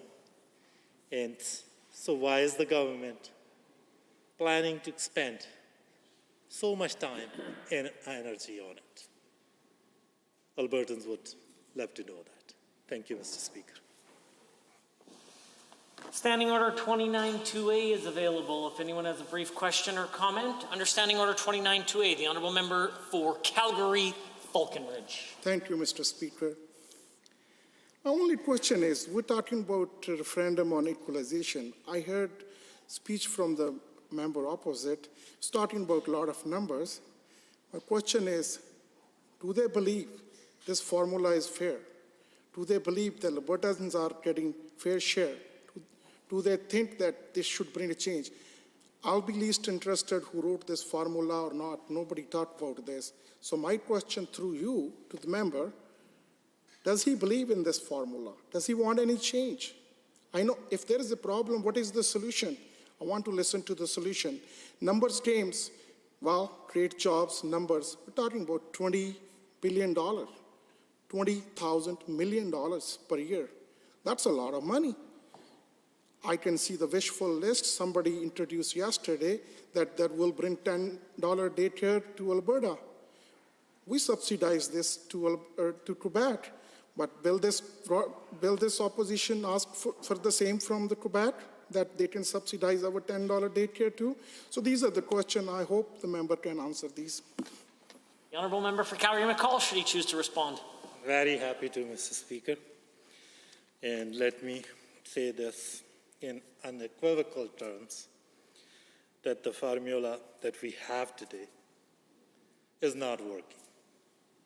And I said in my remarks that on this side of the House, we agree with Premier and with the government that this program needs to be fixed and Albertans should be getting a fair share, a fair treatment. But he is asking, since the member is asking about the formula, I can tell the member that he can ask the Premier and member from Calgary, Lougheed. He will be in the best position to tell the member what's not working. A point of order has been called. The Honourable Member for Cardston-Siksika. Thank you, Mr. Speaker. I suspect this member knew that this point of order was coming, but you did speak at great length recently in this legislature about the use of members' constituencies in lieu of their title as Premier, or in the case prior, the Honourable Health Minister. This is the second time the member from Calgary McCall has referred to the Honourable Premier as the member from Calgary Lougheed. I don't know if this is a standing precedence they want to continue to set, but you have spoken and asked that the members opposite respect the titles and honor that comes with being a member of Executive Council. something that was given to them when they were in government, in addition to referring to their leader as the member of the opposition, not just the member from Edmonton Strathcona. So while I state no specific point of order, you have ruled on this, and there is precedence in this chamber to make that ruling again, Mr. Speaker. The Honourable Official Opposition House Leader, if he chooses to respond to the point of order. It's not a point of order. We appreciate the submissions. I would say I must confess, while that sounds like something I may have said, I don't recall a specific ruling with respect to the titles inside the chamber. Of course, members ought to refer to individuals by their titles. I encourage them to do so. The Honourable Member for Calgary-McCall ought to do that, but the Honourable Member for Calgary-Lougheed is also the member for Calgary-Lougheed. I'm not sure that there is a point of order to be heard here, but I think it's reasonable to be respectful of members of the Executive Council. The Honourable Member for Calgary-McCall. Thank you, Mr. Speaker. All I was trying to clarify for the benefit of member from Calgary-Falcon-Ridge, should I also be adding Calgary UCP caucus chair, who just in the new role after the previous caucus chair stepped aside. I was just trying to make sure that I am referring to the member from Calgary-Lougheed and our current premier, that he should be asking that question to our premier and the member from Calgary-Lougheed, who then was a cabinet minister in Stephen Harper's government, who was negotiating that formula. And then Prime Minister, I'm paraphrasing, when was asked by provinces about this equalization program, his comments were to the effect that it's a federal program, provinces don't have a say in it. I'm paraphrasing it, it's not the direct quote. That was the attitude of our premier when they were in government in Ottawa. So certainly I agree with the member from Calgary-Falcon-Ridge that this formula needs fixing. When we saw drop in our resource revenues, when we saw our economy got hit by the recession, we didn't get the support that we needed from the Ottawa. And when we were in government, we were asking for the better support. We were advocating on behalf of the Albertans so they can get the fair share from Ottawa, and they can get the help that they need from Ottawa. But with respect to the specific question, that what's unfair how this formula was negotiated, member said that he doesn't want to talk about who negotiated it. But no, Albertans want to talk about that, who negotiated it. Albertans have every right to know that who negotiated it. Albertans even have right to know that when they were in Ottawa, when they were negotiating this formula, what was going through their mind? What they were thinking at that point? Will they never come back to Alberta again or what? So those are very important questions. Member from Falcon-Ridge should talk to the Premier and ask about these questions and should enlighten this House, should share with us in this House that why was that formula negotiated by our Premier back in the day that was so not fair with for Alberta. Thank you, Mr. Speaker. Honourable members, are there others wishing to speak to the motion? The Honourable Member for Barhead, Westlock, Morinville. See what happened Athabasca, there? Athabasca, Barhead, Westlock. Yes, thank you, Mr. Speaker. And Mr. Speaker, the Premier has introduced Motion 83, seeking approval to hold a referendum on whether Albertans believe the principle of making equalization payments should be removed from Canada's Constitution, and I support this motion. The governing Liberals in Ottawa took it upon themselves to renew the equalization program in 2018 without any input from Albertans, but I believe it is time Albertans have an opportunity to have their say. Mr. Speaker, over the last 25 years, Albertans have paid over $400 billion more into federal transfer programs than they have received. In the last 10 years alone, Alberta has contributed more than $200 billion, despite unprecedented economic challenges during the last 5 years. This degree of wealth redistribution goes well beyond anything envisioned in our Federation's establishment. Albertans have paid more than their fair share, despite our commodity-based economy leaving us more vulnerable to shifts in public services, and we continued to contribute.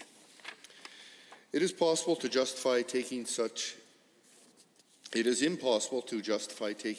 a large sum from taxpayers in one province and sending it to other provincial governments to meet their provincial responsibilities. Mr. Speaker, the equalization program is an indicator of a much larger wealth redistribution problem within our country. While this federal program is supposed to ensure each province can provide reasonably comparable levels of public services at reasonably comparable levels of taxation as per Section 36(2) of the Constitution, the equalization program has grown to be increasingly controversial and inequitable, with indications of much larger problems. Mr. Speaker, equalization emerged as a standalone program in 1957, though its origins can be traced back to the Second World War. In 1941, the provinces let go of their income tax and estate tax domains in return for cash transfers from the federal government. These tax rental arrangements were created to enable the federal government to finance the war effort. However, after World War II ended, policymakers in Ottawa were hesitant to return these taxes to the provinces. Ironically, during these initial years, both Quebec and later Ontario considered the continuation of these tax rental arrangements as a sign of fiscal centralism, a theme that has not changed to this day. Since 1957, the equalization program has evolved in terms of the number of tax revenue bases for which provincial fiscal capacities are equalized, and the standard fiscal capacity against which shortfalls are to be measured. In 1962, a new revenue base was added to equalization. A province's natural resource revenues were included as the fourth revenue base to be equalized. The changes to add natural resource revenues to the equalization program were driven by the desire to exploit Alberta's oil revenues. It is this treatment of natural resource revenues that has now become the most troublesome issue. In the words of Thomas Courchain, a leading expert on Canada's equalization program, treatment of resource revenues is a theoretical and empirical minefield, and an issue that one copes with rather than solves. From 1982 to 2004, except for some technical adjustments, the program has remained generally the same in its basic approach. Mr. Speaker, it is well known that the federal equalization program is inequitable, with the wealthy have provinces always paying for the program that lines the pockets of provinces that continue to chastise the hand that feeds them. The core principle of equalization, raising the financial ability of provinces to a benchmark fiscal capacity through financial transfers, has created undesirable and infectious incentives for provinces. Mr. Speaker, recipient provinces know that any expansion of a province's own tax base will raise its fiscal capacity, leading to a decrease in its equalization entitlement. Equalization discourages fiscal responsibility, which in the long run causes harm to recipient provinces by incentivizing misguided policy choices and thus exerting downward pressure on economic growth. The program creates strong disincentives for natural resource development in have-not provinces, since a substantial share of any additional revenue is clawed back through reduced equalization payments. Most importantly, Mr. Speaker, increased cash grants from Ottawa restrains provincial autonomy. Former Quebec Premier Maurice Duplessis said it best: a central government which would appropriate to itself the sources of taxation would, by this very fact, reduce the provinces to legislative impotence. Effectively, a province with no other revenues than federal subsidies would become a kind of inferior organism under control of the authority which could measure out its means of subsistence. Such a situation would amount to replacing the reins enabling one to drive with shackles that paralyze and enslave. Mr. Speaker, those words were spoken in 1955, and they are just as true now as they were then. The ever-growing directive of federal equalization program has allowed Ottawa to control areas not mandated as part of their jurisdiction under our federation. Burton Kellick and Sylvia Leroy pointed out in a 2006 Fraser Institute study, this debate over the specific requirements of the Constitution's equalization commitment ignores a more fundamental issue. Equalization uses federal revenues to fund spending in areas of provincial jurisdiction. Mr. Speaker, because equalization uses federal tax revenues to fund spending in areas of exclusive provincial jurisdiction, the entire equalization program falls beyond the powers of the federal government as defined by Canada's founding constitution of 1867. If one breach isn't enough, there are now 3 types of transfers coming out of Ottawa: the Canadian social transfer, the Canadian health transfer, and equalization. With the presence of the first 2 ensuring that both health and social standards are effectively guaranteed and efficiently funded, what becomes the purpose of the equalization program? Education, health, municipalities, social assistance, and social services all included in areas for redistribution payments and are all exclusive areas of provincial jurisdiction. Simply put, Mr. Speaker, by continuing the current trajectory, we would be allowing the federal government to retain control over these provincial areas of responsibility. The rise of more and more transfer payments coming from Ottawa, the argument for continuing the equalization program becomes null and void. Continuing the equalization program amongst a system of increasing federal transfer programs is akin to double-dipping by receiving provinces. A referendum on equalization is an opportunity for Albertans to make a strong statement to Ottawa that equalization does not work for Alberta, let alone for the long-term sustainability of this country. It is no longer possible to justify this program without major change. I hope everyone in this chamber understands that Albertans should have an opportunity for input when it comes to equalization. I say let's give them one with a referendum on the validity of the program. I support Motion 83 to give Albertans that opportunity to have their say. Thank you, Mr. Speaker. Standing Order 29-2A. Seeing none, are there others? The Honourable Member for Drayton Valley, Devon. Thank you, Mr. Speaker. And it gives me a great deal of pleasure to rise today to speak to Government Motion 83. Government Motion 83 reads, be it resolved that the Legislative Assembly determine, pursuant to Section 3 of the Referendum Act, the following as the question to be put to electors at a referendum, and to which the response from an elector who votes in that referendum must be either yes or no.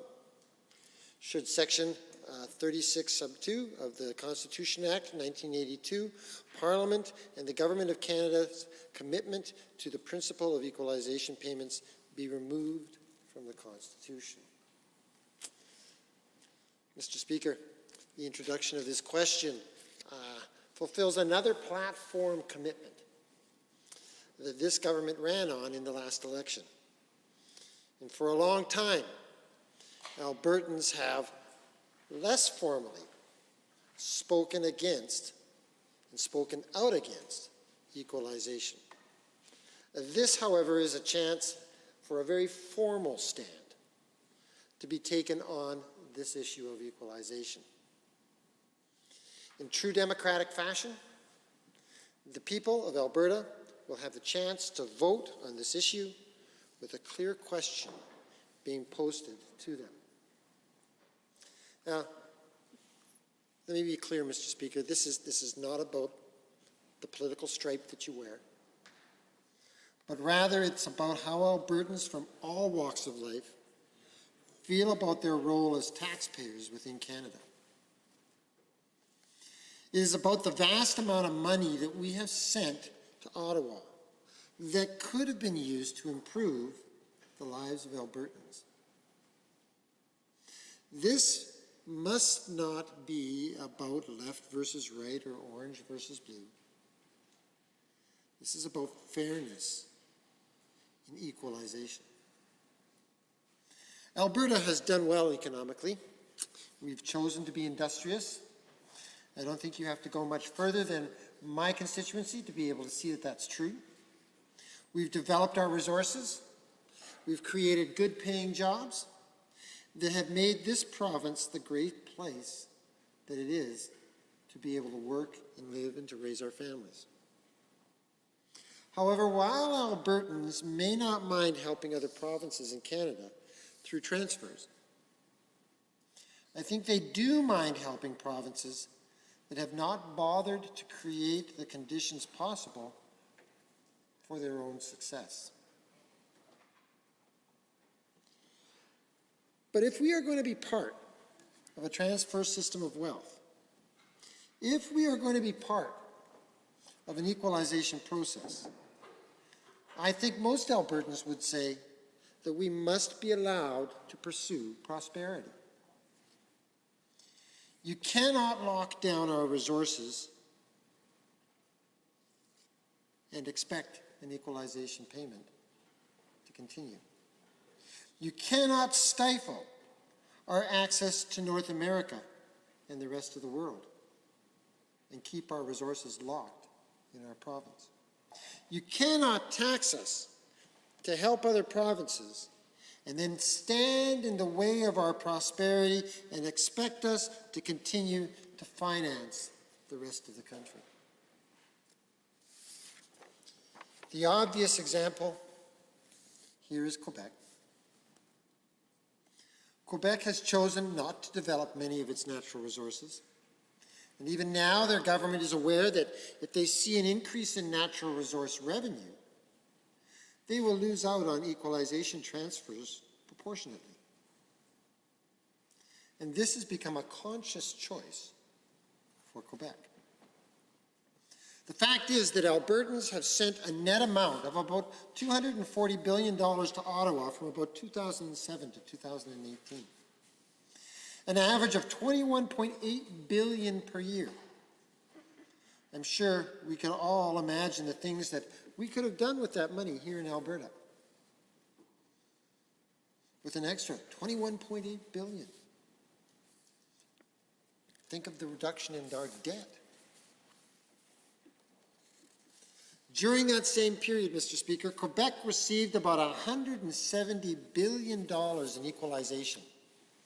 And now people argue, and some people would argue, that this is to even out the income levels.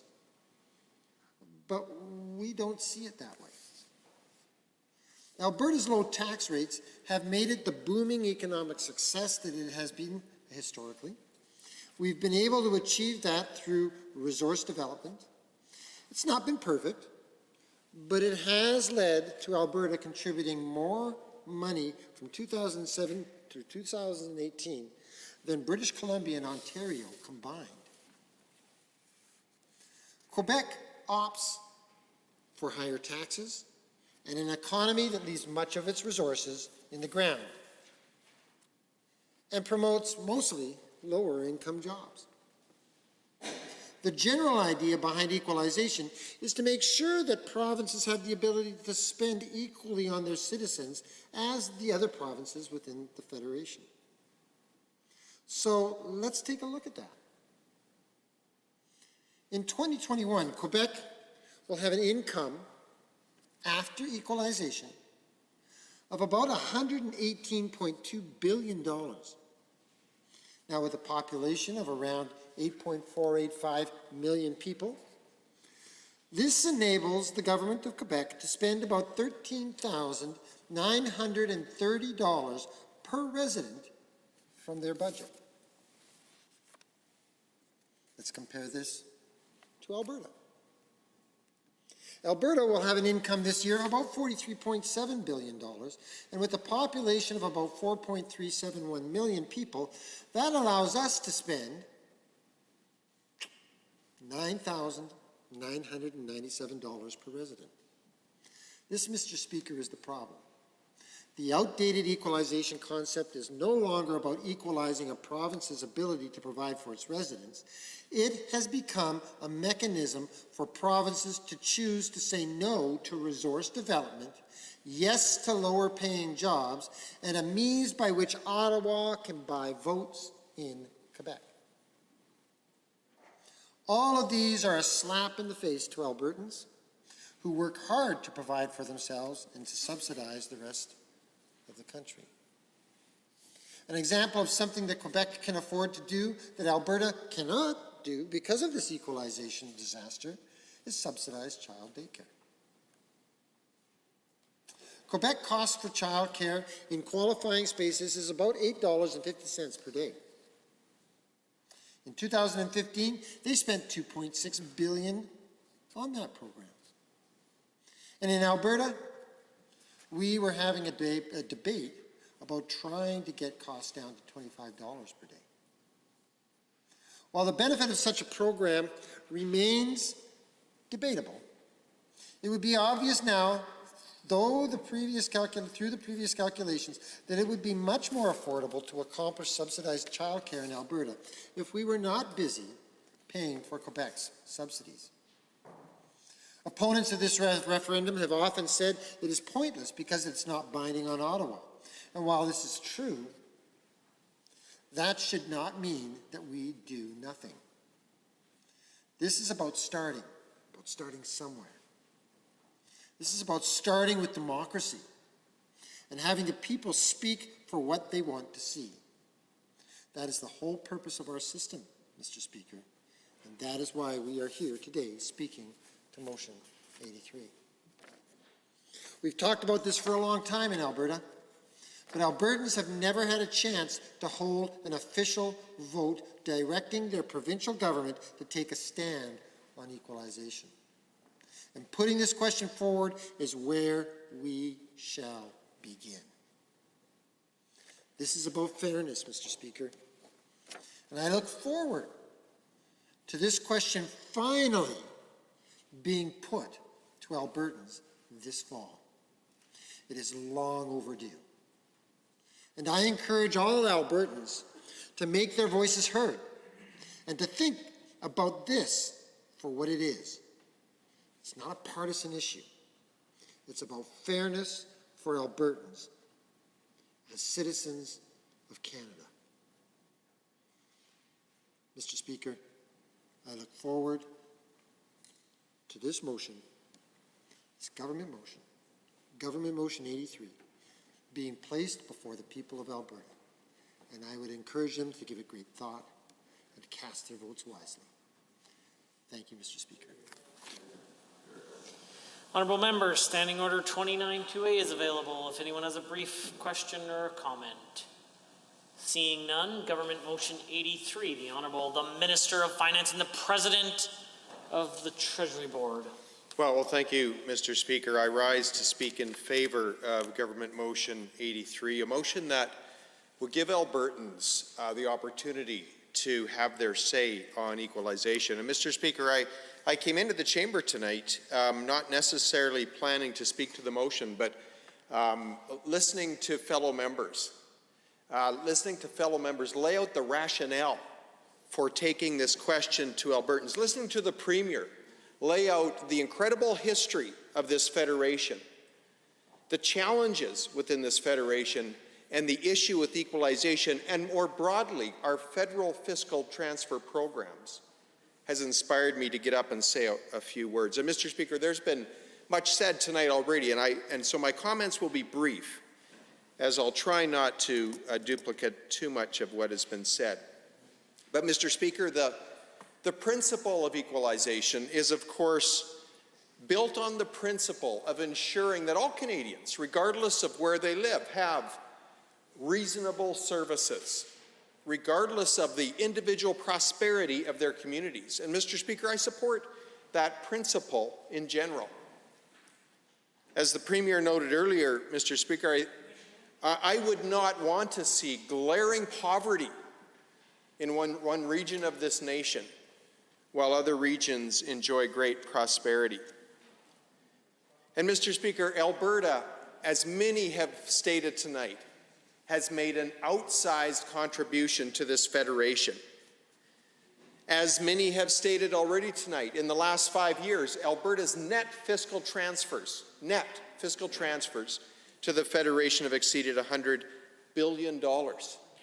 Since the 1960s, our net contribution has been over $650 billion. Mr. Speaker, people question the province of Alberta and say, why don't you have a sovereign wealth fund like Norway? Mr. Speaker, our sovereign wealth fund went to Ottawa and was dispersed across the nation. And Mr. Speaker, that's why taking this question to Albertans is absolutely essential. The question we can ask is how did Alberta come to be this great economic engine of growth and wealth creation? And let me start by saying this. The principal, fundamental reason I believe that Alberta has grown to be the wealth creation engine of the nation is its entrepreneurial, hard-working, innovative, risk-taking character of Albertans. Mr. Speaker, that is the bedrock, foundational reason for Alberta becoming the wealth creation engine of the nation. But then, Mr. Speaker, you couple that with the incredible natural resources that this province has been blessed with, and Mr. Speaker, you combine that with the strong rule of law, is particularly with respect to property rights and economic freedom, and you have the formula for great wealth creation. And that's what's happened, Mr. Speaker, in the last 60 to 70 years in the province of Alberta. In fact, I would suggest that in many parts of the nation, there is not a road, a school, a hospital, or a bridge that cannot point to the wealth creation engine that is Alberta to fund that infrastructure. Mr. Speaker, there's been some comments made tonight about the formula, the specifics of the formula, and I want to make a few comments about the formula, because the formula is flawed. Even if you believe in equalization, and Mr. Speaker, as I mentioned, I believe in the principle, this formula is flawed.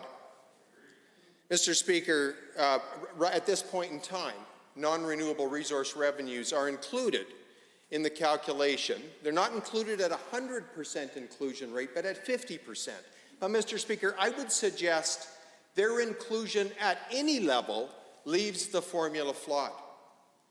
As has been noted by friends on both sides of the aisle, this feature of the formula provides great disincentive for every province to make decisions on whether they will develop their resources or not. And Mr. Speaker, every province should have that sovereign decision-making ability, as outlined in the Constitution. But Mr. Speaker, I assert that every province should then live with the economic consequences of that decision and not depend on other regions of the nation that step out, take risks, and create wealth. Mr. Speaker, there's another issue with the equalization formula, and it has been mentioned tonight, and that is the floor mechanism that prompts the program to continue to grow with national GDP growth at a time when income disparity across the nation is beginning to level. Mr. Speaker, that is a problem with the equalization formula. In fact, in the last few years, provinces in this nation have been over-equalized to the tune of $2.8 billion. In fact, in 21-22, provinces will be over-equalized because of this flaw in the formula by over $500 million. Mr. Speaker, that is a great flaw that must absolutely be fixed. Mr. Speaker, we've spoke of the great fiscal contribution by the province of Alberta to the Federation. It also includes the Employment Insurance Program. As the Premier mentioned, the Canada Pension Program, and we will have more to say on that in future days as we consider the advice from the Fair Deal panel, who recommended that we pursue a deep and thorough investigation of the opportunities that could be held for the people of Alberta with an Alberta pension plan. Mr. Speaker, some have mentioned the Fiscal Stabilization Program. This is a program, a federal fiscal transfer program that is designed to provide provinces some fiscal relief when they experience great and drastic and severe drops in revenue. And Mr. Speaker, as I believe all of us in this House would agree, this program is flawed.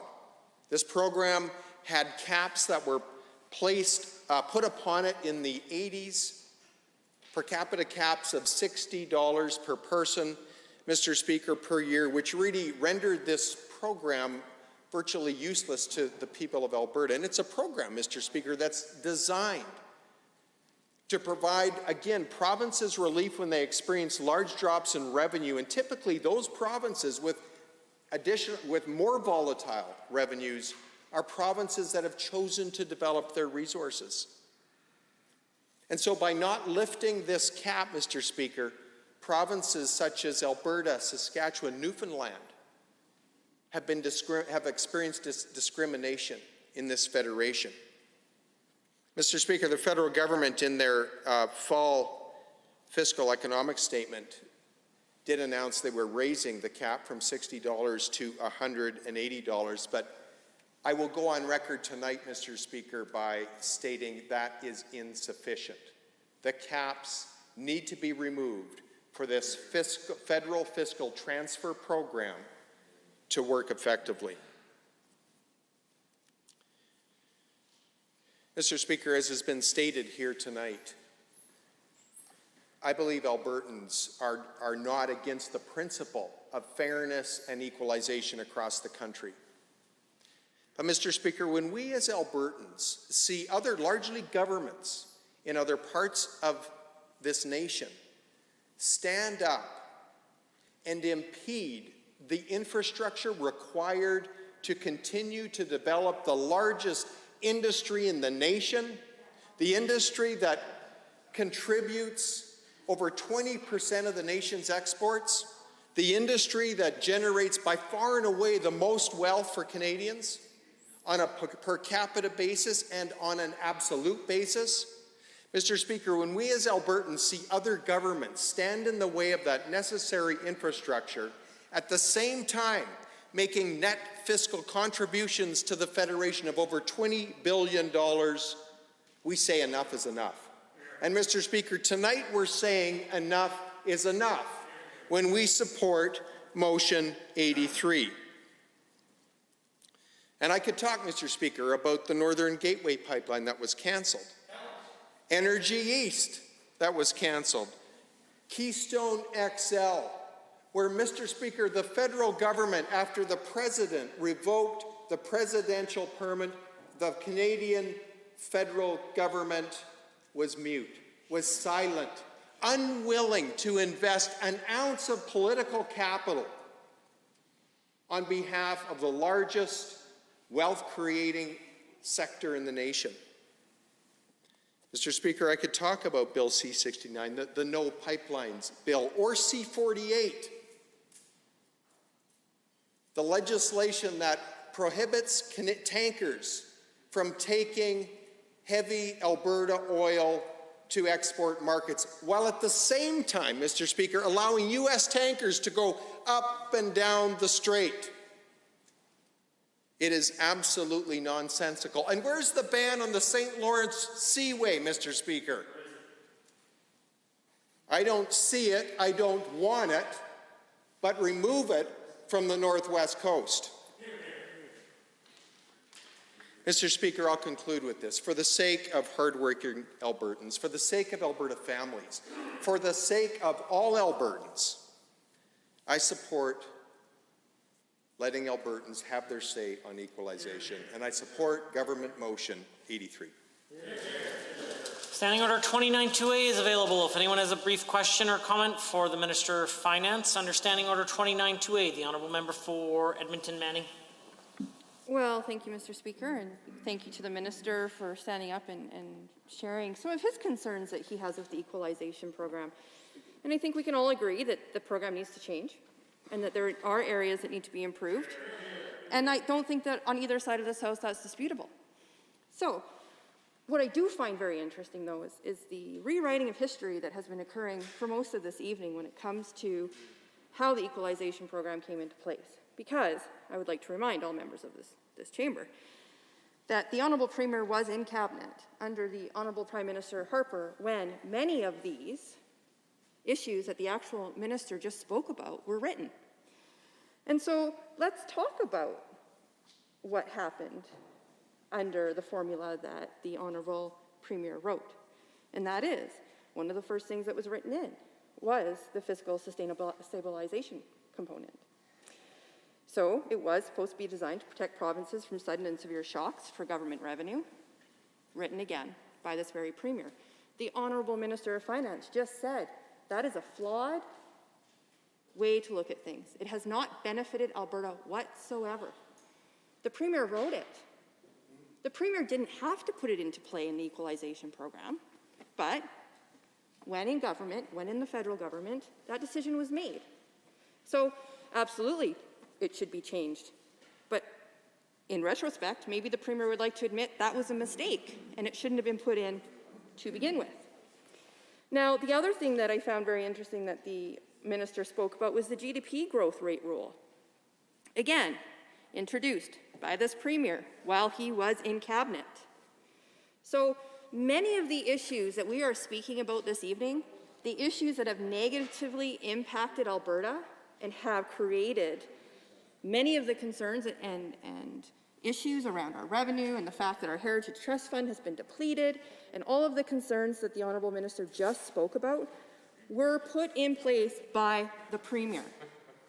So what I'm struggling with here this evening is that we are having a conversation about a decision that the Honourable Premier made when he was in government and now wants to spend more money, more Albertans' money, to have an equalization referendum on a very issue that he created. So will that be part of the honesty that goes out to Albertans? Will he say to Albertans, I made a mistake. I created this mess. I know how to fix it. I could have fixed it. I chose not to fix it, could have fixed it. Because a reminder is that this equalization formula was written in 2009. I believe the Honourable Premier was still in government until 2012, 2014, 12. So there were lots of opportunities for the Honourable Prime Minister Harper and the Honourable Premier to have gone back and been, oh, wait a minute. This equalization formula is going to have a very negative impact on Alberta.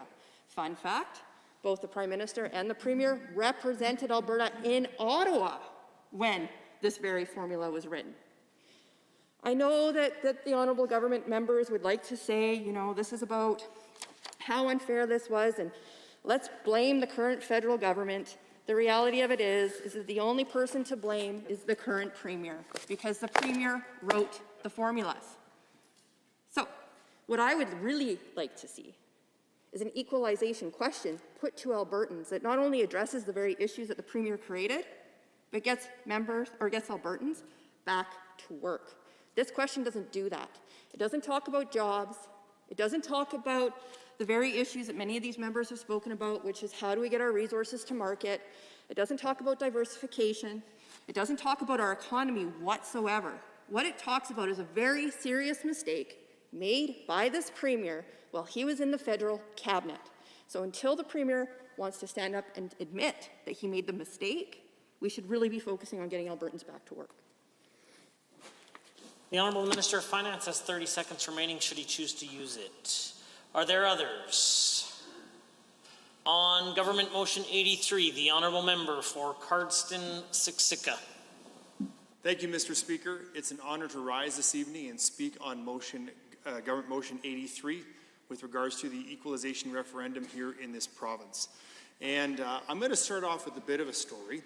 Last summer, my wife and I, we bought a house in Cardston, put down some roots. Really happy about it. We love the community we live in, love the town of Cardston, just can't get enough of it. But when we moved into the house, we didn't, at the exact time there, have a lawnmower new. So the neighbors that I had, being the incredible people they are, for the first little bit, because we were here in the legislature last summer, just took it upon themselves to render an act of service. And they decided to come over and cut the grass at my house on a couple of occasions. And I thought, you know, that is really the Alberta spirit, where you see someone in need, and maybe not necessarily in need, but an opportunity to serve someone else. And you help out. I am, like I suspect all members in this chamber, have taken opportunities to render service to their neighbors. However, goodwill does run out, Mr. Speaker. And imagine for a moment, a year fast forward from the time that I purchased that house with my wife, I am still depending upon my neighbors to come over and cut my grass after I had purchased my own lawnmower. Mr. Speaker, it wasn't that long ago that the Quebec government tabled a budget, and one of the headlines is Quebec is swimming in cash. Swimming in cash. Meanwhile, unemployment rates in this province are at an all-time high. People in some of our most vital sectors are out of work. Families are struggling to put food on the tables. At the same time, we are involved in an equalization program with a formula that is deeply flawed, wherein the province of Quebec disproportionately accepts and frankly enjoys a tremendous financial benefit, while their neighbors to the west here in Alberta are struggling.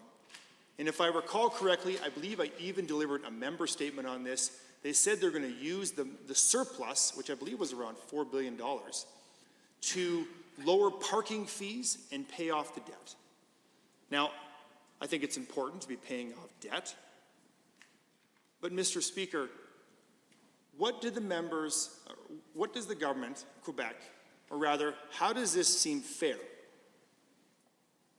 when citizens in Quebec are enjoying lower parking fees while some Albertans are losing their cars?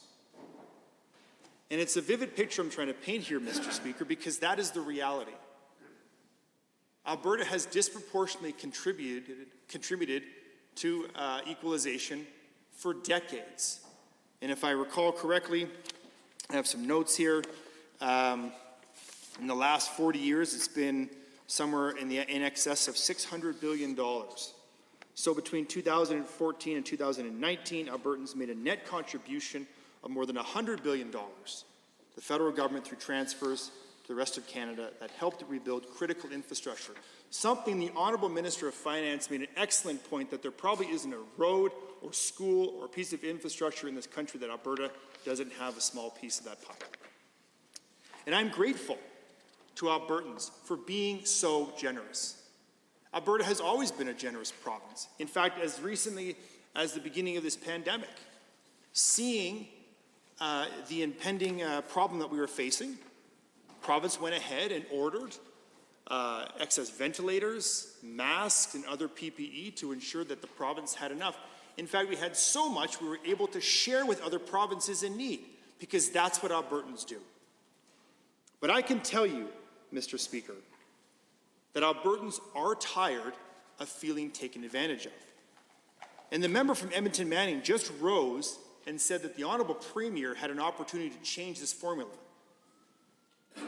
Well, Mr. Speaker, if I recall, in 2018 was the most recent opportunity that the Premier of the day had to raise the concerns about a flawed program that members on that side of the House have agreed is problematic for us, and not a peep. Not a peep from the members opposite, Mr. Speaker, not a peep from the Premier of the day and now a leader of Her Majesty's loyal opposition. So as I go through my constituency of Cardston-Siksika and I talk with the constituents, there was a whole slew of concerns that they needed this government to address if elected in April of 2019. And near the top of that list, right up there with repealing the job-killing carbon tax, was fix the equalization program. Stop sending money to Ottawa. And while I understand, Mr. Speaker, we don't just cut a check to Ottawa, that's not how the program works, we do have an opportunity to raise this concern through referendum. And that is a promise we've made, and it is a promise that we are going to keep. So, Mr. Speaker, I understand that members opposite might have concern with this debate, but this is actually one of the rare moments when I hear very little from the opposition. In fact, scarce is a time in this chamber when members on that side of the House don't have anything to say. I think the last time I heard this quiet was when we were talking about the federal imposition on firearms in this province. Again, another gross overstep, but that's not the point of this evening's debate.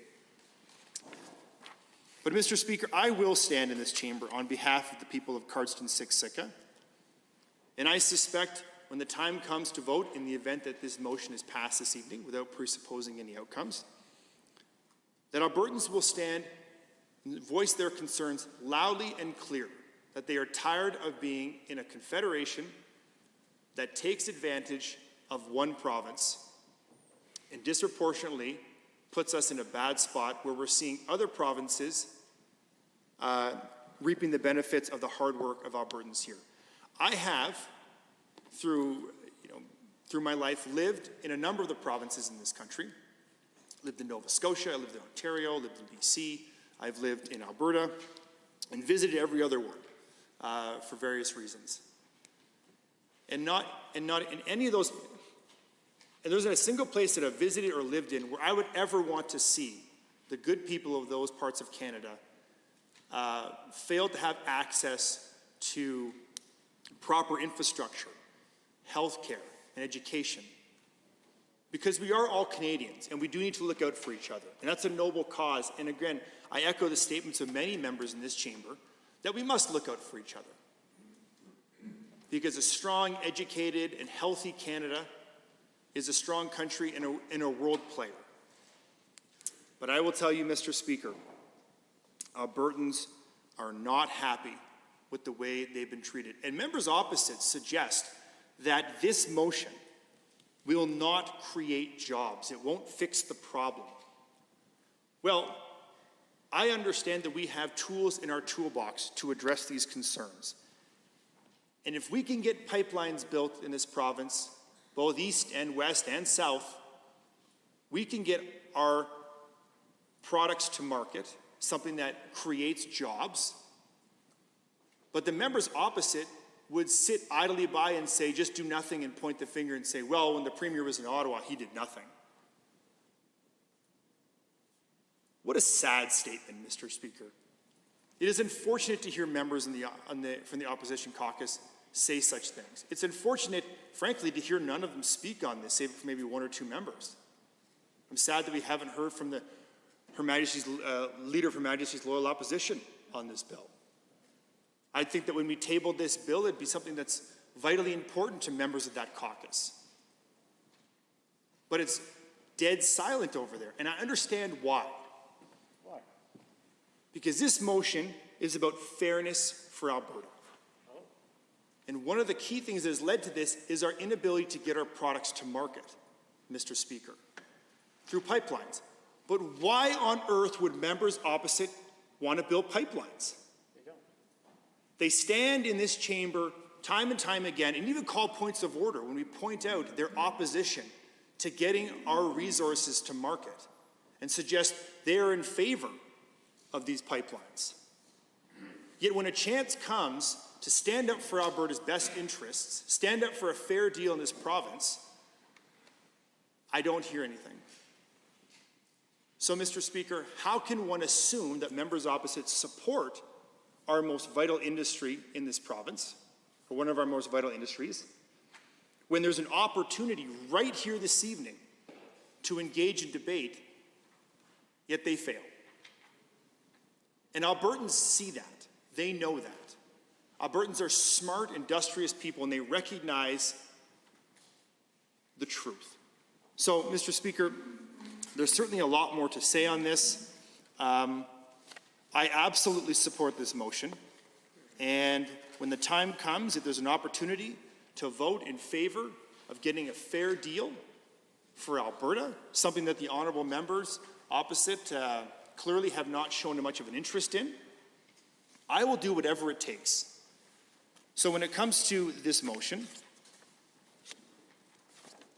which is the question as it will appear, the ballot should Section 36(2) of the Constitution Act 1982, Parliament and the Government of Canada's commitment to the principle of making equalization payments be removed from the Constitution?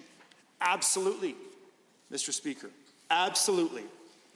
And so my colleagues have put things very eloquently this evening, and I appreciate all of their remarks, including that from the Honourable Premier and the Finance Minister and everyone else who's spoken and uplifted and edified this debate. I have enjoyed it thoroughly. I am sad to see the members opposite are not engaging in this debate, which tells me a whole lot. The silence speaks volumes. With that, Mr. Speaker, I conclude my remarks and I move to adjourn debate. Honourable member, the member for Carson-Siksika has moved to adjourn debate on Government Motion 83. All those in favour of adjourning, please say aye. Aye. Any opposed, please say no. No. In my opinion, the ayes have it. That motion is carried and so ordered. Committee of the Whole.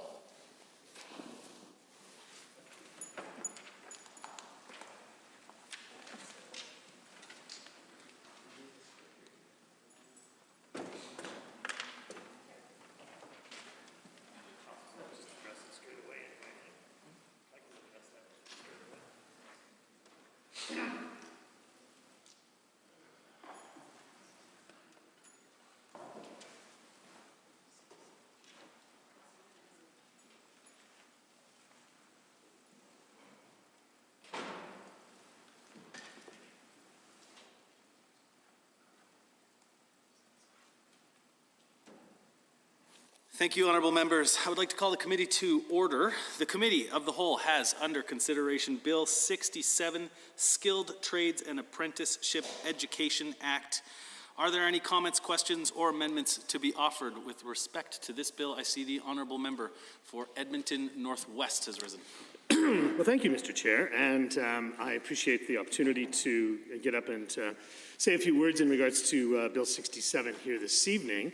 I think that we have an interesting opportunity here to strengthen post-secondary education generally and its interface with the trades and our trade schools and polytechnics in a more general way too, both through this bill and otherwise. And so we have been engaging quite actively in having a consultation with various trade leadership, right? Of course, that have a very much lot to do with the apprenticeship programs across the province. And, actually, just before that, I just want to say a couple of words in regards to the last motion, because, of course, we were actively debating with the motion. We were putting up speakers, and, the last speaker had the audacity to say that we were not debating it, which was falsely and patently not true. And then he adjourned debate when we had more speakers to come. So, the honourable member, he likes to speak out of both sides of his mouth, and he likes to play fast and loose with the facts, Mr. Chair, and, talks about democracy and then exactly says and does the opposite thing. But I guess we've been together for a couple of years, and we're used to the member from Cardston Siksika to do that on a regular basis, and history will judge him, of course, right? That's the way that things work in a democracy. So God bless him, right? So anyway, in regards to Bill 67,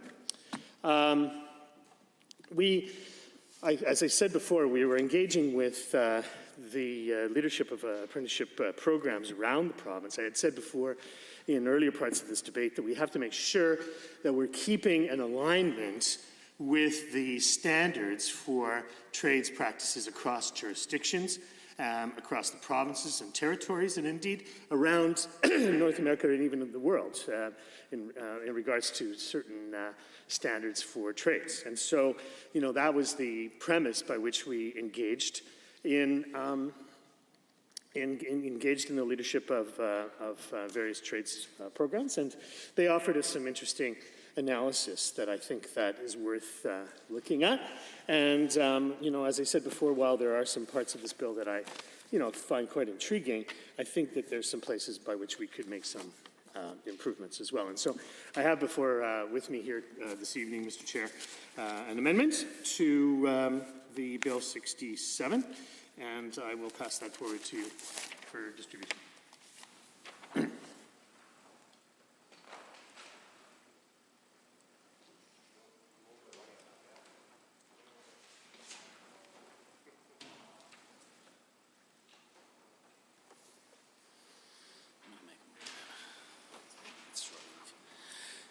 Thank you, Honourable Member. For everybody's benefit, this will be referred to in debate as Amendment A1. As is the case, if you would like a copy, please raise your hand and one will be delivered. There will also be copies at the tables, at the entrances, and I'm sure the Honourable Member has probably already started the process with regards to emailing one to the table as well. If the Honourable Member could please read it in for the record, that would be You want me to read it into the record? and then continue with your comments. It's a long one. Okay. Yeah.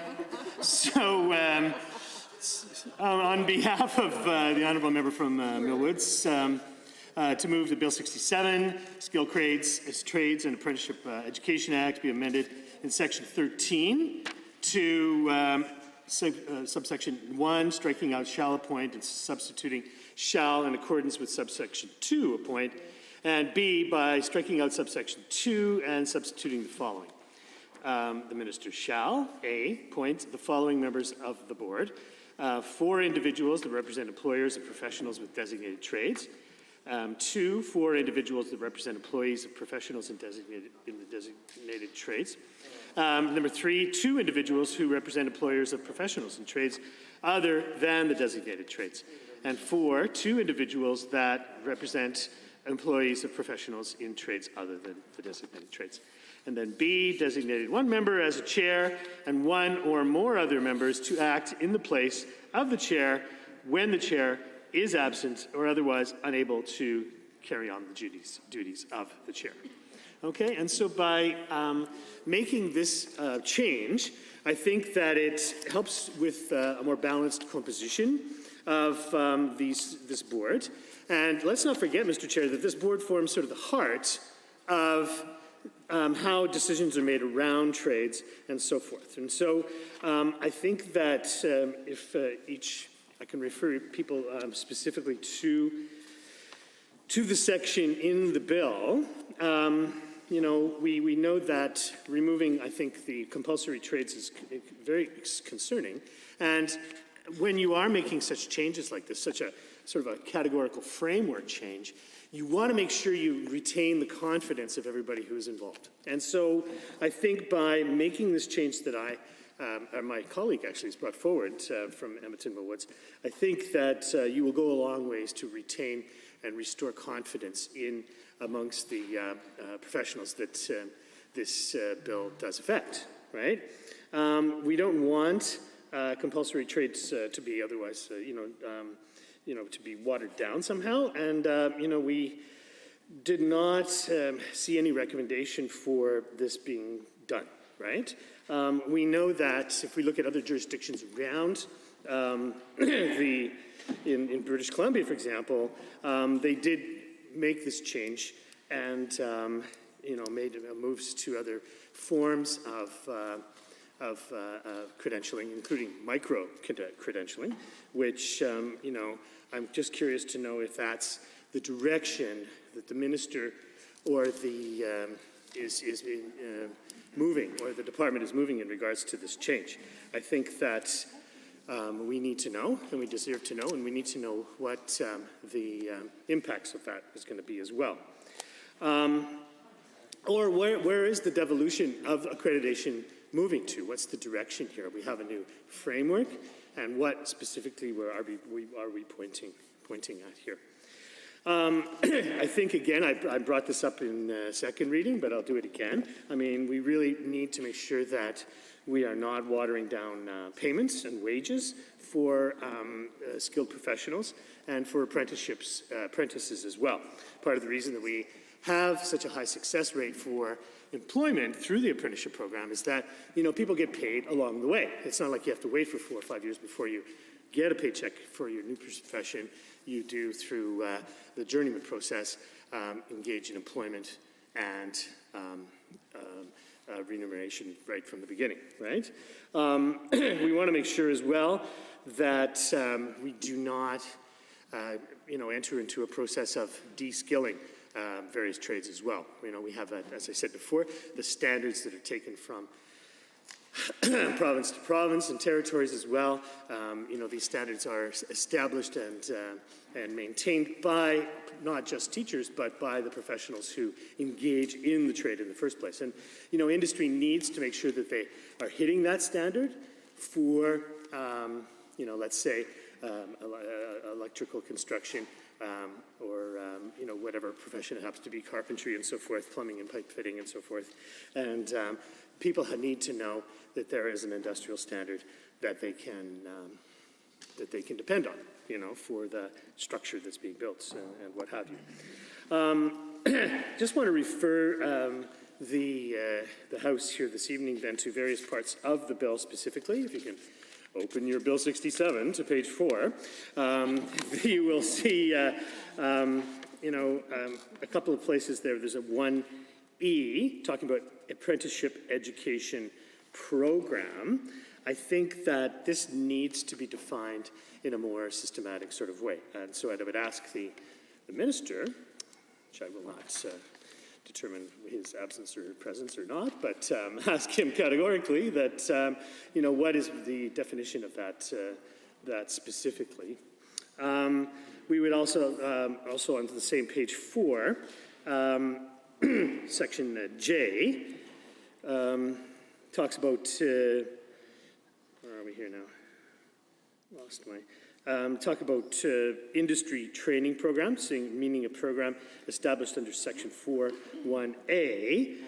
Again, I'm just curious to know why we have a separation of streams that from what we have presently. Why is this being broken into various pieces to make that determination?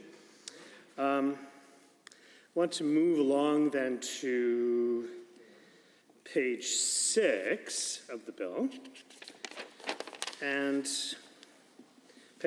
section 3 on page 6.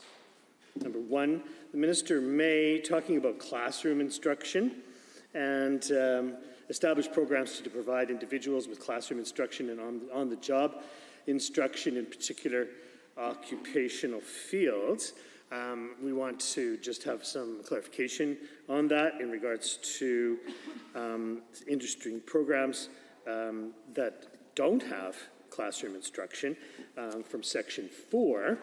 And just looking to ask for clarification, what's the difference between these two training streams? And why does one have a classroom component and the other part does not? So again, just asking out of genuine curiosity why that is a separation from Section 3 and Section 4 as well. And so, yeah, lots of questions in regards to this part about apprenticeship programs and the specifically the board. I think that, again, to make sure that we have proper representation and we're using the best experiential knowledge and wisdom that is accumulated from both the trades, from the trade leadership, from our polytechnics, from Nathan Sate, and making sure that they have an active place in making decisions about what is being taught in the curriculum, what is the standards are for professional practice, what are the timelines for training, and to ensure the integrity of an apprenticeship program, including the ability for apprentices to earn a wage while they're being trained as well. You know, again, I've heard conflicting things around how we should update and what the evolution of apprenticeship training programs are. We need to make sure that whatever changes that we're making, that we are providing funding and backing to allow our apprentices and our polytechnics to pay for those changes and to support those changes.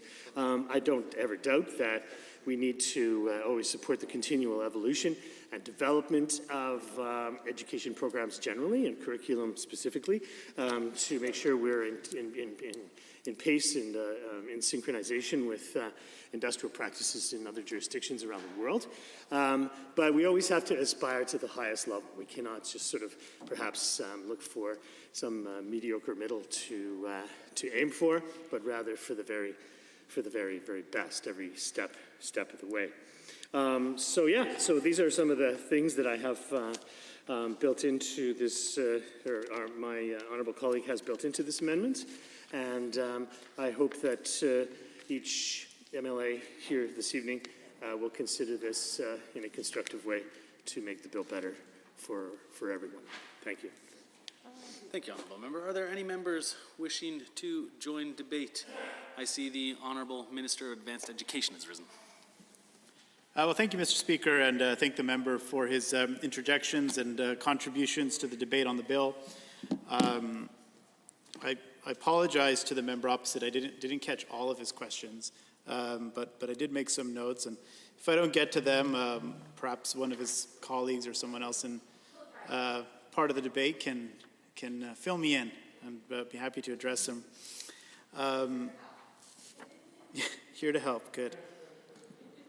Perhaps I'll just jump in on the one part. The member was speaking specifically around Section 3 and some questions around the separation between training that includes classroom instruction and training that does not, that falls into the categorization of on-the-job training.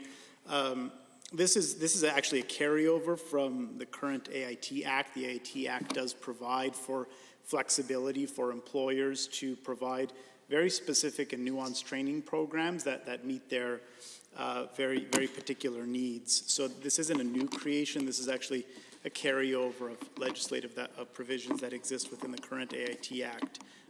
It does provide for and give that flexibility to make that separation between instruction that occurs in the classroom and instruction that occurs on the job training. Again, it's usually for very nuanced and specific instances where an employer needs to create some very nuanced on-the-job training.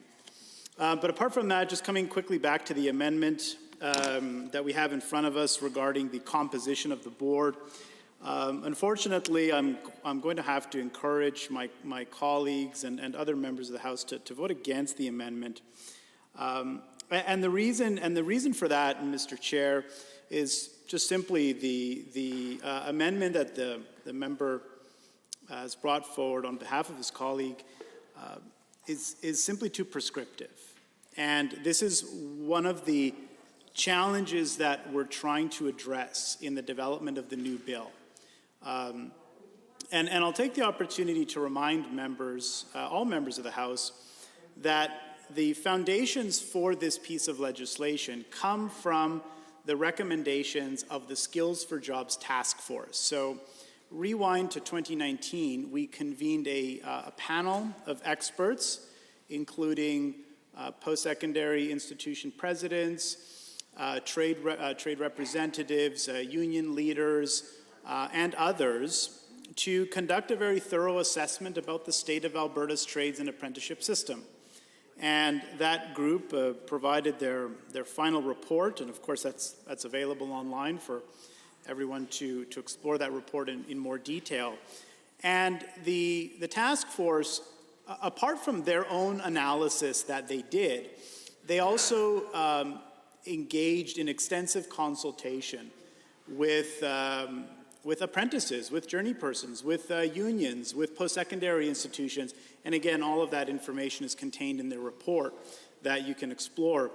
But one of the things, just quickly, Mr. Chair, again, a lot of their recommendations are the conceptual foundations and underpinning for this legislation. That's why we built the legislation the way that we did, because it was based on the advice, guidance, and recommendations of this expert panel.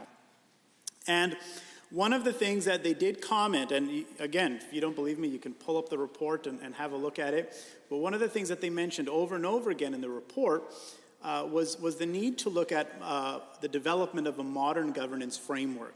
And they noted very specifically around, they made comments to challenges around structural rigidity, challenges around a governance framework that isn't very flexible.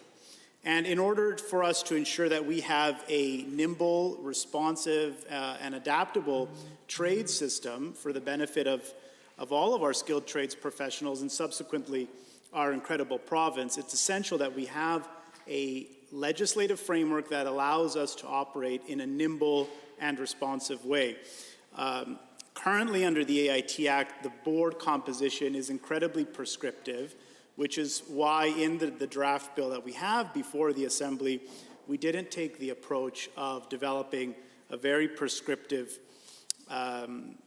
criteria as to how many individuals should come from employers or employees, how many representatives should come from post-secondary institutions, but we wanted to ensure that we have some flexible options there.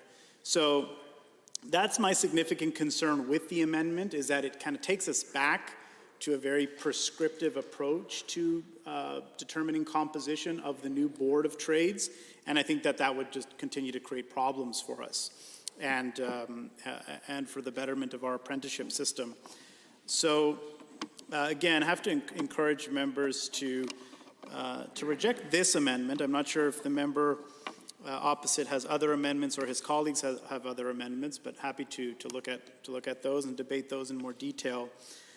But I can assure the member opposite and others, of course, as we look at constituting the board, it's an absolute imperative and priority that employers are represented on the board, that post-secondary institutions, and that representatives from the diverse community of Alberta's apprenticeship system more broadly are represented on the board. And that's not the case today.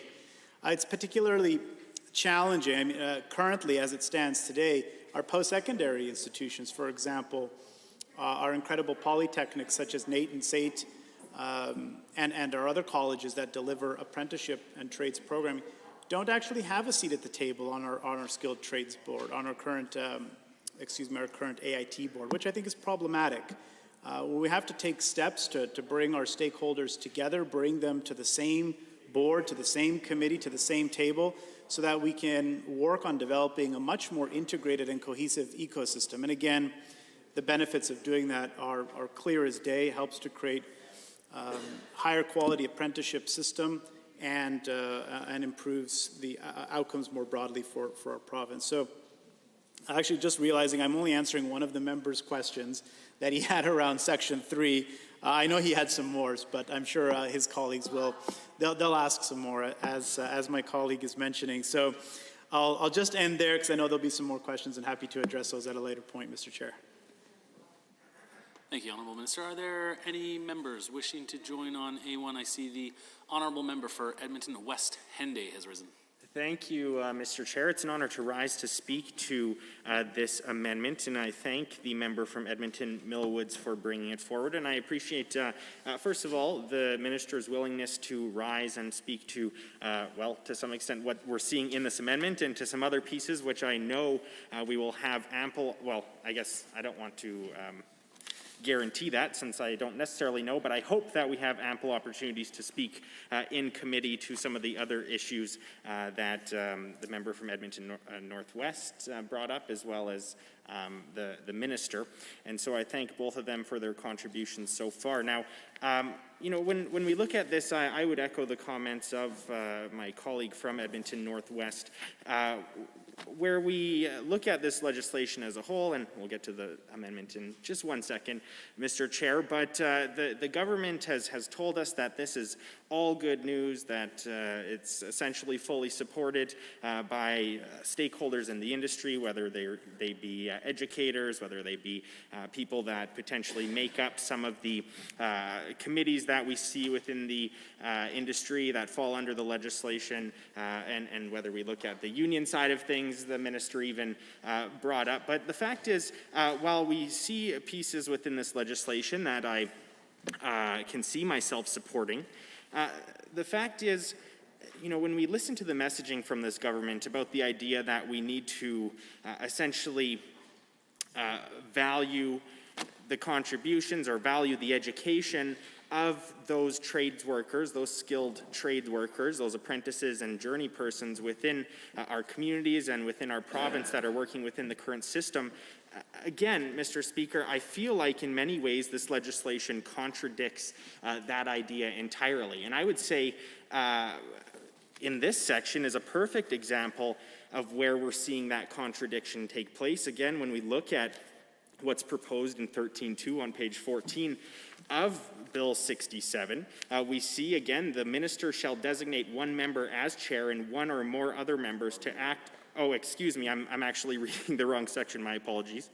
Or we're just adding this. So that my apologies, 13.1, Mr. Chair. The minister shall appoint a board to be known as the Alberta Board of Skilled Trades, consisting of not more than 15 individuals who, in the opinion of the minister, and that's where I start to struggle with what we're seeing in this legislation, but I'll continue, are knowledgeable with respect to the contribution of skilled trades professions to Alberta's economic sector and the needs of the Alberta labor market for skilled and trained individuals.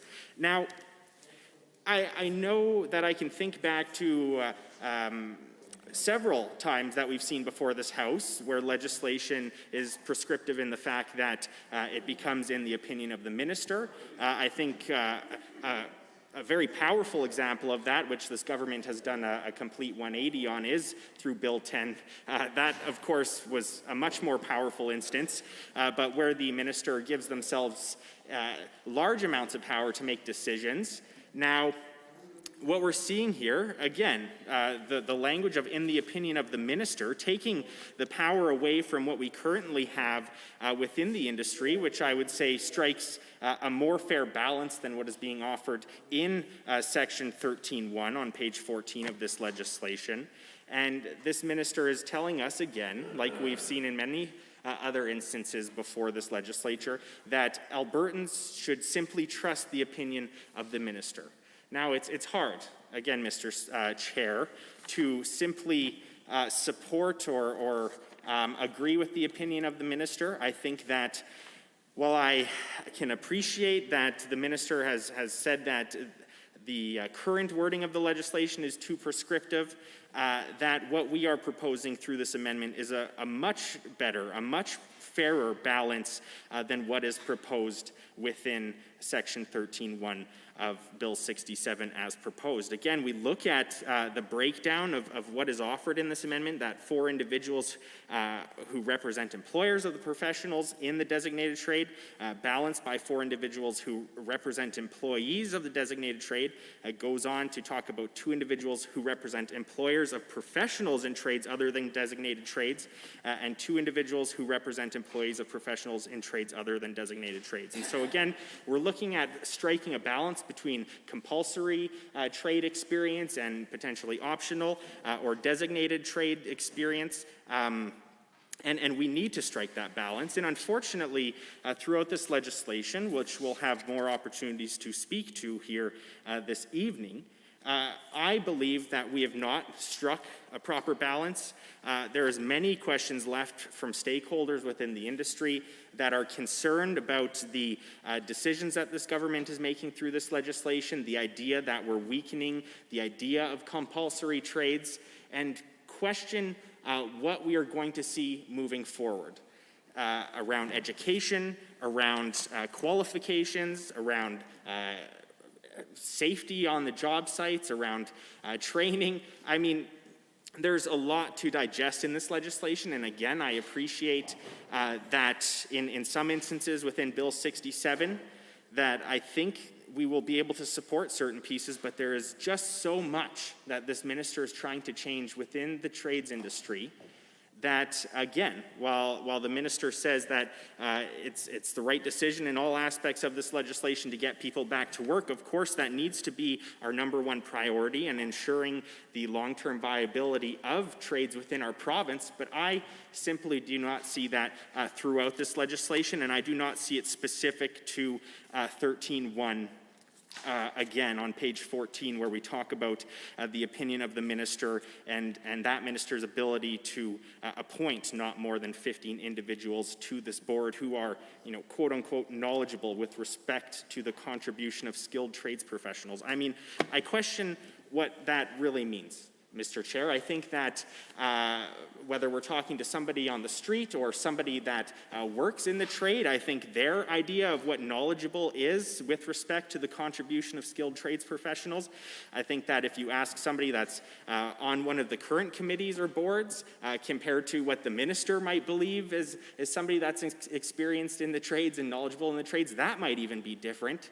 So again, we're being asked to support the idea and the opinion of the minister when it comes to such an important aspect of the apprenticeship system, of the education system, of how that is delivered, potentially about the wages within the industry. There is so many things that are going to be left up to this board, or have been in the past potentially, and again, we're seeing changes to what this board is going to be able to do compared to some of the past committees, depending on what changes happen there. Another great concern of people within the industry, and we're being asked to just trust the minister. And too many times, Mr. Chair, we have put faith, or Albertans have put faith in that minister, and I believe that through the consultation process, again and again, one thing is promised, one thing is committed to, and we see that in the end, the results are much different than that consultation process promised, or what was promised by that minister through that process. And so it's not hard, I believe, to question what this legislation is going to mean for the trades. I think it's important that we question that. I think that we've already seen hundreds of millions of dollars taken out of the post-secondary ministry or from our institutions across the province because of the decisions of this minister and the Minister of Finance. And so we are very concerned when we start talking about changing the composition of boards, potentially changing how education rolls out. We look at, and I had the opportunity to speak to, the idea that currently you pay up front as an apprentice to go take these courses, and if you pass those courses, you get reimbursed. And when we look through this legislation, I'm very concerned that that could potentially change depending on if different institutions are offering this programming, or more specifically, if corporations on a larger scale become more able to provide that programming. And the same goes for the potential to see things like unpaid internships even. I hope that the minister is willing to commit that we wouldn't necessarily see something like that taking place, but the fact is we have a system in Alberta where workers are able to get paid and earn credits towards those programs with on-the-job site training, and I would hate to see major overhauls or major changes or even two sets of systems depending on where you get your education from. And so while that might not be specific to the amendment that's before us. I think that the decisions that are going to be made by the Alberta Board of Skilled Trades are important decisions on a wide variety of issues within the industry. And I think that it is important that we strike the right balance with the composition of this board specifically. And so while the minister talks about this being too prescriptive, I think that this is not something that should be left up to the minister's decision, his opinion of who is and who isn't knowledgeable within the industry. I think that we need to strike a right balance, and in our time in government, I believe that we always did our best when we were talking about making changes to boards to strike the right balance between employers and employees. Again, this amendment leaves 3 seats open out of the 15 for the minister to have that opinion, but in no way, shape, or form, Mr. Chair, do I believe that the minister should have the opportunity to have an opinion on all 15 without any accountability to this House and to the legislation itself. Mr. Speaker, there's a lot more, many more points that I'm going to have the opportunity to hopefully speak to within Bill 67. I think that, again, while there is certain pieces in here that I see myself being able to support in the hopes that it will strengthen our apprenticeship system, that it will strengthen the education system that we offer our apprentices, that it will create more opportunities within the job market for Albertans who are looking to become certified and qualified within these industries. The fact that we are muddying the waters, Mr. Chair, around the idea of compulsory trades through this legislation, that we haven't been able to get a commitment or a willingness to strengthen the language within this legislation, that a lot of people within the industry are scratching their heads, but more so are concerned about the prospects of what they might believe to be opportunities here for this government to try and drive down wages, to try and drive down educational opportunities for Albertans.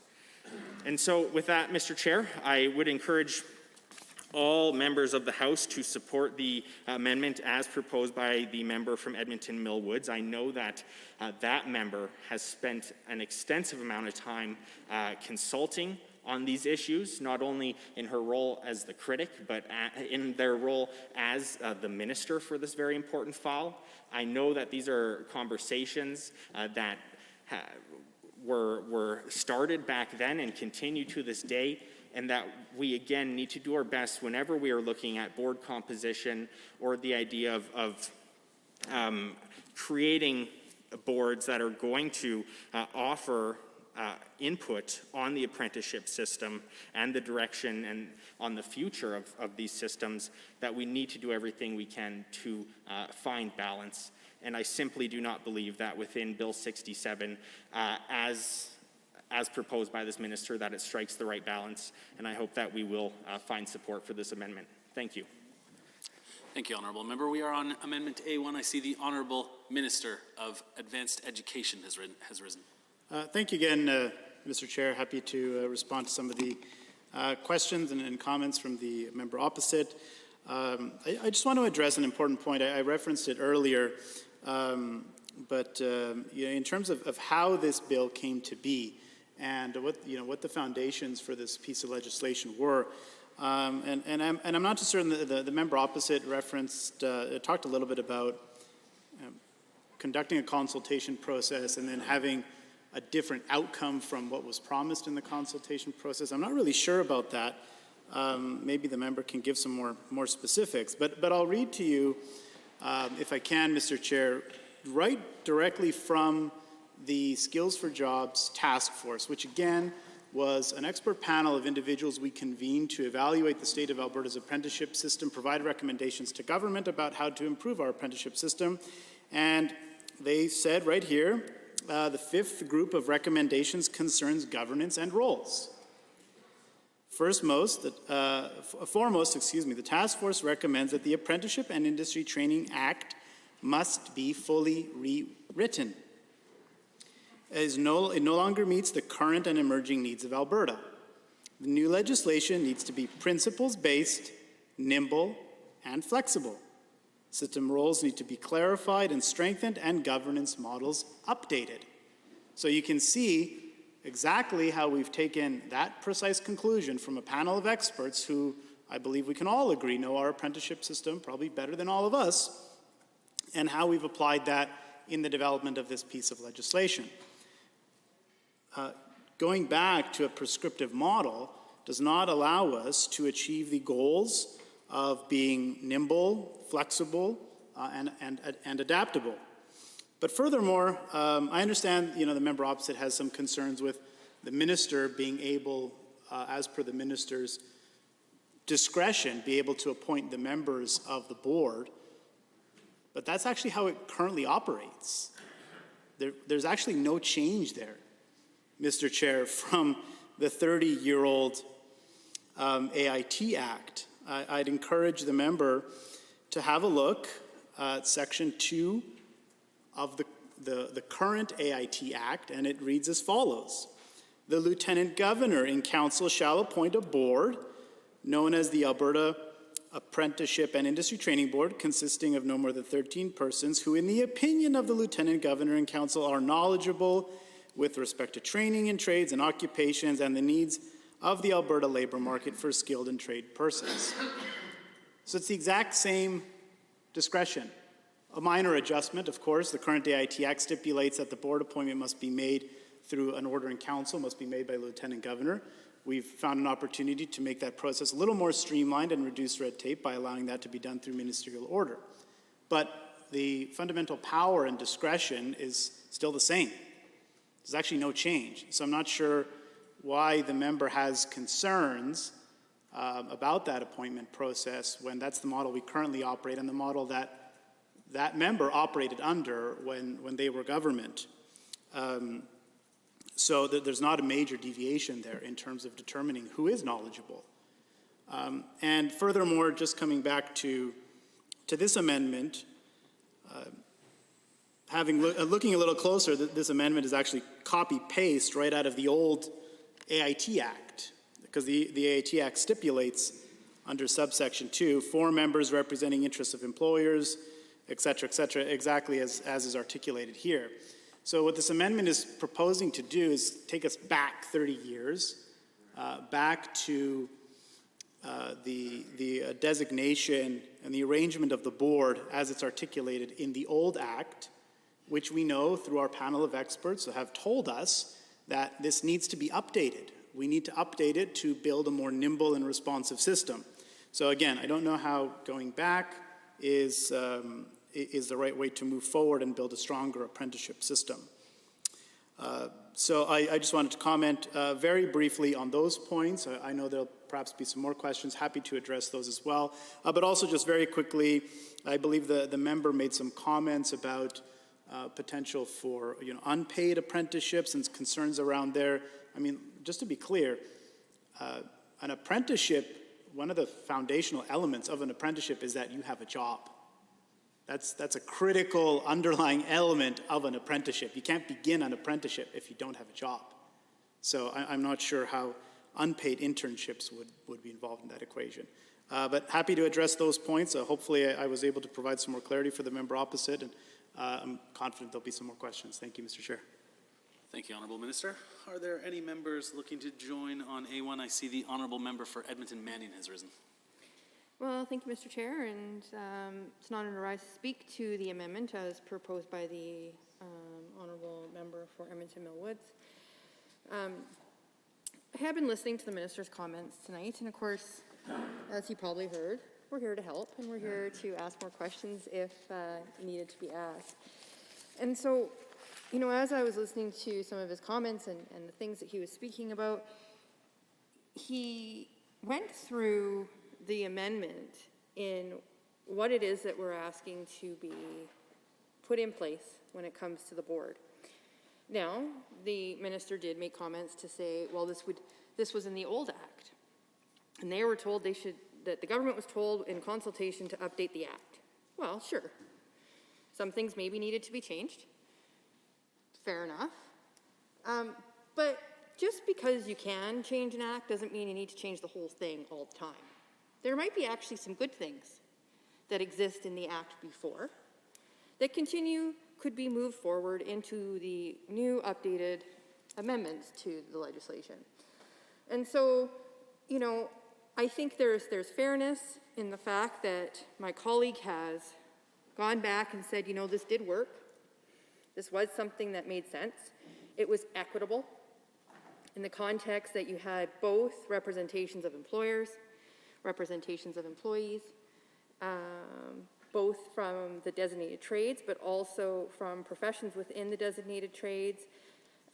And so you have under all of these 4 individuals who represents employees of professions and designated trades, 4 individuals who represents employees of professions and designated trades, 2 individuals who represent employers of professions and trades other than designated trades, and then 2 individuals who represent employees of professions and trades other than designated trades. Now, I appreciate that the minister also said, you know, when listing off what would be important to him on a panel would be people from post-secondary, okay, diverse communities, absolutely. Employers, what I did not hear the minister say was employees or the working people. May have missed that part. So again, I would like to remind the minister that when you're talking about trades, you might actually want to talk to the tradesmen or tradespeople that are working in those areas. And so this would do that. Now, I think that when we look at the current definition of designated trade certificates that's found on the Alberta government website, under their list of compulsory and optional certified trades, you will see that under the definition of a compulsory certified trade, to work in a compulsory certified trade, a person must either hold a recognized trade certificate or be a registered apprentice in the trade. An employer wishing to hire persons to work in the trade must hire only certified journeymen in the journeypersons in that trade or apprentice registered in the trade and working under the supervision of a certified journeyperson. Compulsory certificate trades usually involve work where public and worker safety needs to be closely monitored. It's on the website. So given that it is explicitly here when we're talking about the definition of a compulsory certificate, say that really fast, sorry, oh my goodness. Anyway, certified trades. The question that I would have when we're looking at redesigning the board and looking at who would be represented on the board, if you don't have the working people and the voice of the working people, the very definition where it includes where public and worker safety needs to be closely monitored becomes a question mark. Because as we know, when we're looking at trade work, occupational health and safety is paramount. We want to make sure that people that are working in these areas, because of course they're anything from service techs to auto body techs, boiler makers, elevator constructors, gas fitters, plumbers, hairstylists, heavy equipment techs, all of these professions have welders, safety measures that need to be in place to ensure that not only those who are working on them on those sites, but also the environments around those sites are always being kept to the safest standard as possible. Now, when we look at occupational health and safety committees, it's always been a recommendation from the opposition that we make sure we have both employees and employers on those conversations, because you want to ensure that there is a clear understanding from both sides what that means when it comes to safety. So when we look at this and we hear from the minister that this is too prescriptive and, you know, there needs to be more flexibility, well, okay, my question would then be is how do you ensure within the structure of the seats that exist that there's going to be a fair representation of employers and employees from professional designation trades, as well as employers and employees from trades other than designated trades, because you have to have both voices. Post-secondary, sure. Diverse communities, well, I mean, I would think that we could look at making sure voices of diverse communities are both employers and employees. But when you're discussing looking at a structure of a board that's going to be addressing some of these very issues and looking at the definition, you want to make sure that you have voices that are going to represent all of the issues. And again, I think if we even look at the optional certification trades, An employee working an optional certification trade and learning the trade must become a registered apprentice if that employee is to work in the trade. An individual is permitted to work in an optional certificate trade if the employer deems the individual to have the skills and knowledge expected of a certified journeyman in the trade. Employers may employ uncertified journeymen and uncertified journeyman persons to supervise and train apprentices on the job. So again, this is why it's so important that you have both the employer and the employee, because you are actually asking, an employer would be asking an employee to be responsible for the supervision of anyone who may be considered an uncertified journey person. So what does that look like? Well, I'm sure those would be discussions that would happen at this board. And again, how do you ensure that the expectations of both the employer and the employee are being met so that the workplace and the relationships between those who are educating and training our new tradespeople have the understanding, the knowledge to be able to do that. And that can't happen if both voices aren't sitting at the board. Because if there are tools that are needed, if there's feedback on changes to curriculum that may need to happen, an employer may have a definition or an understanding of a change to a curriculum that makes sense to them. It may be then put into practice by a journey person who might be like, whoa, this isn't gonna work. Like, I can't implement it the way that you're asking me to and feel like I am actually training someone to have the skills that they will need to have when they move forward in their career. And so I think there's fairness in this conversation. And so if the minister feels that this is too prescriptive, my question would be is how is the government going to ensure confidence to those working in the trades, those employing people within the trades, the relationships with the post-secondary institutions, that all voices are going to be heard in collaboration, that the issues that are being addressed, that even within the definition of these trades is going to be met, and that also these definitions aren't going to change, that the requirement around public safety and worker safety is not going to magically disappear.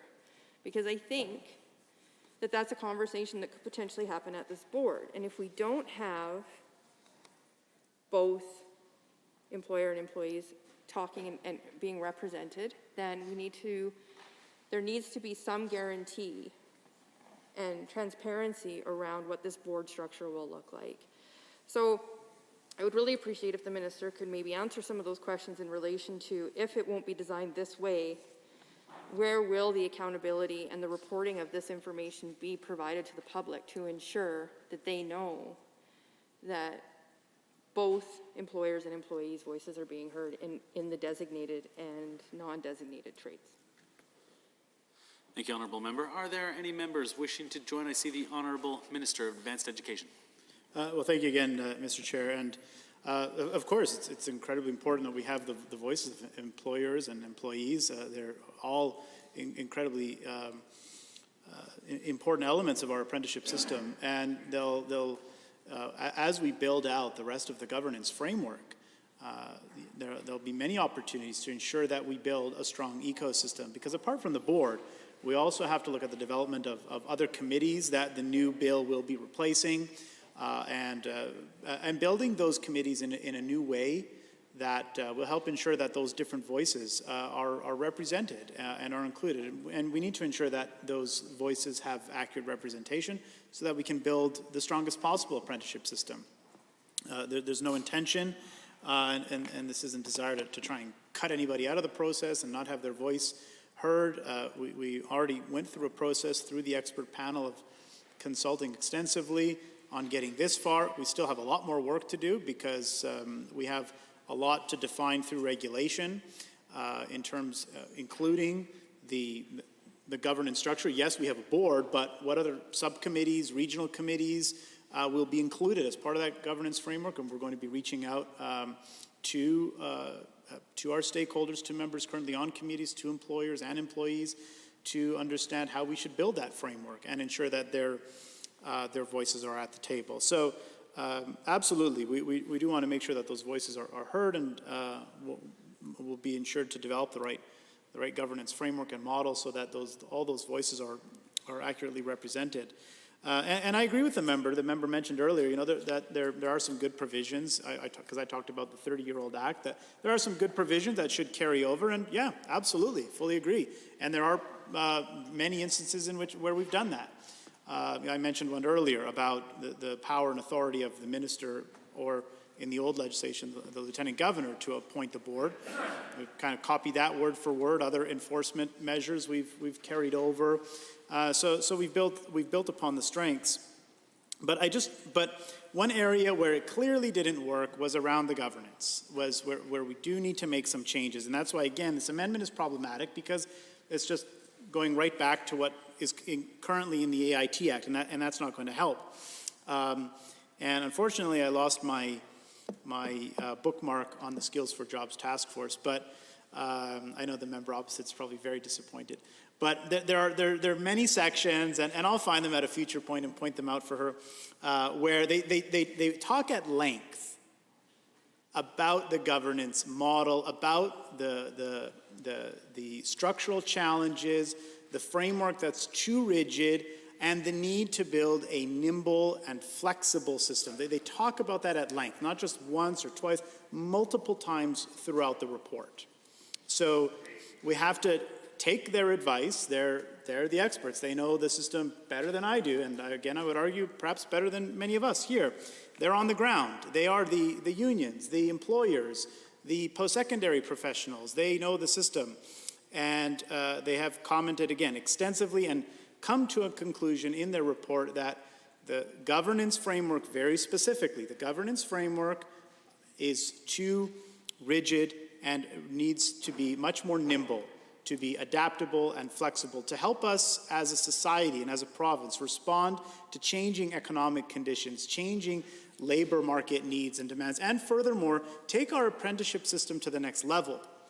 Because within this legislation, it gives us the ability to do something very innovative that I don't believe any other province in Canada is currently exploring and looking at, which is the potential to grow new apprenticeships, to look at occupations like perhaps coding or cybersecurity or banking, or I believe the sky's the limit here, and educate and train Albertans into those careers, into those new and emerging careers and fields through an apprenticeship style system whereby you learn that trade and those skills by working, supplemented, of course, by academic training.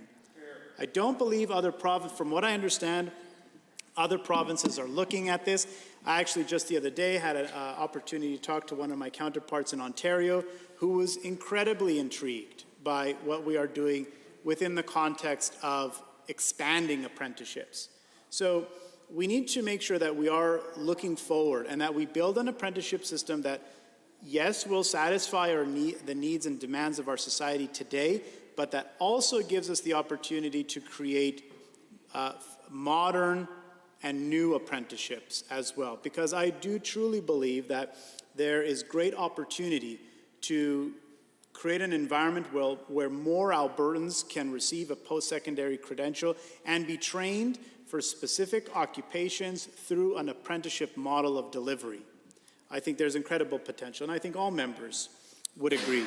So that's why I have serious concerns with this amendment. Why would we go back to a governance model that a panel of experts has told us is too rigid, doesn't allow us to be nimble, and needs significant updating, and needs an environment that provides flexibility?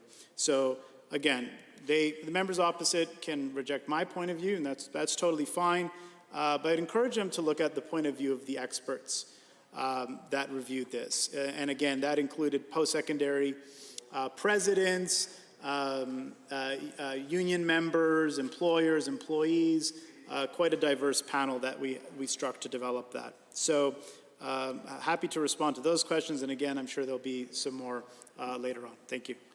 Thank you. We are on A1. I see the honourable member for Edmonton City Centre has risen. Thank you, Mr. Chair. I appreciate the opportunity to speak to Bill 67, the Skilled Trades and Apprenticeship Education Act, and in particular, Amendment A1. So just to clarify again, what we are talking about with Amendment A1. We are proposing to return a section which lays out 8 of a larger number of members, in this case, an expanded number of 15 that the minister has laid out, that we identify a few particular groups that have a stake in this to ensure that they are represented on that board. That's the amendment we're bringing forward after the minister has removed that. Now, the minister has spoken several times about the report from the Skills for Jobs Task Force. And he points to that to say that is his justification because the previous legislation, he said, was too prescriptive. Specifically, talking about this board is what we're talking about here. So the minister is saying that what the panel said, being too prescriptive, not being nimble enough, not being flexible enough, applies specifically to this board. Now, what we actually see in the report is that they talk about the act as a whole. They do, in fact, as the minister noted, state that the Apprenticeship and Industry Training Act must be fully rewritten. It's anachronistic, no longer meets the current and emerging needs of Albertans. Fair enough. So the minister has brought new legislation. We don't have a disagreement with that.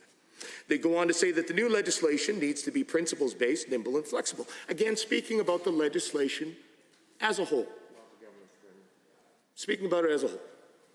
And they also then, I would note, directly after that sentence, state the system roles need to be clarified and strengthened. The roles. Who's operating within that system? Who holds positions? Who has what power? Fair enough. And the governance models updated. Now, the governance model, to be clear, Mr. Chair, is the framework. Again, who is in charge of what? So the different boards, bodies, people that occupy that system. So the minister has introduced a new governance model. He has taken away the AIT board and he has replaced it with his new board. That is the governance model. That is the governance system, Mr. Chair. Now, who sits on that board is not the governance model. Those are the governors. Those are the people that do the work.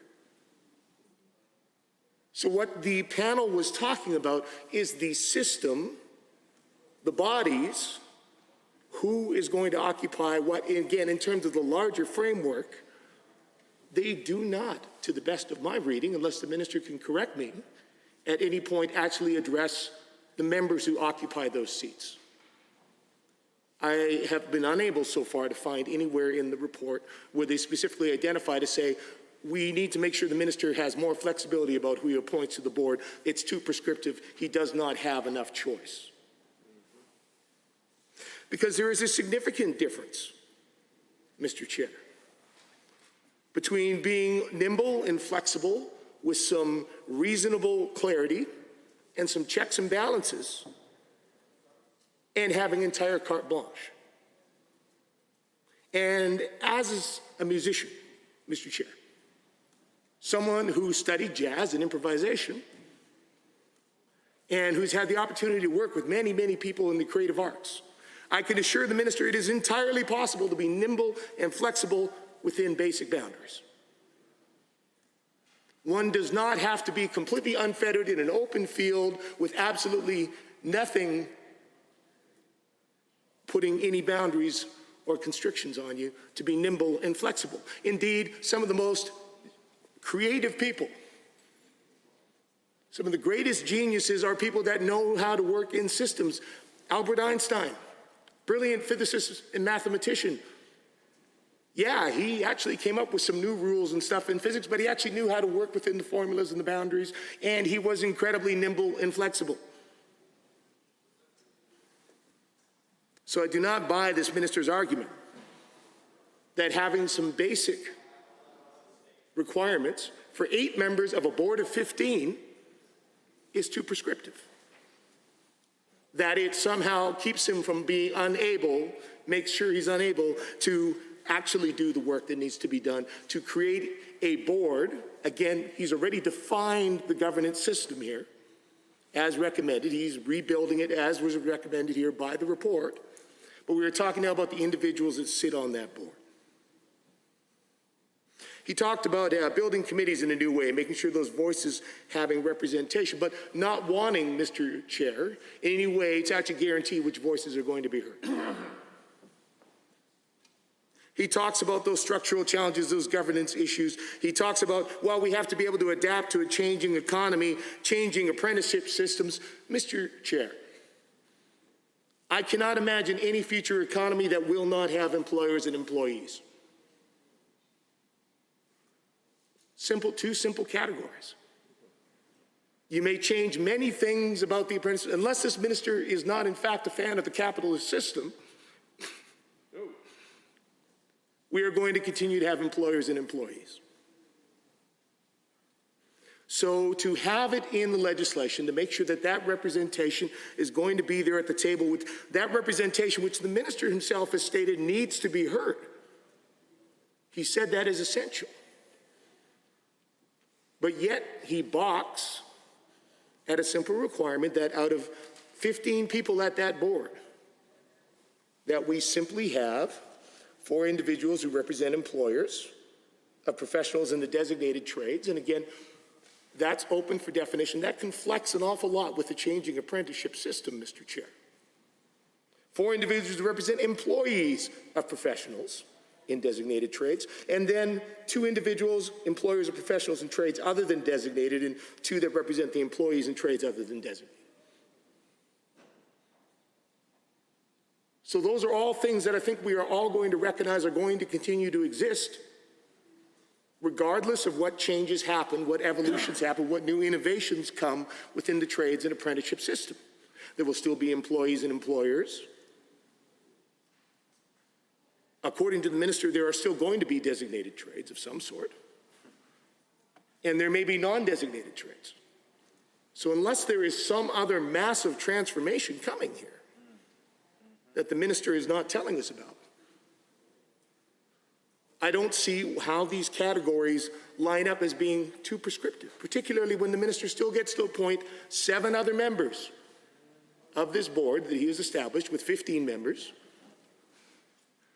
from wherever he likes.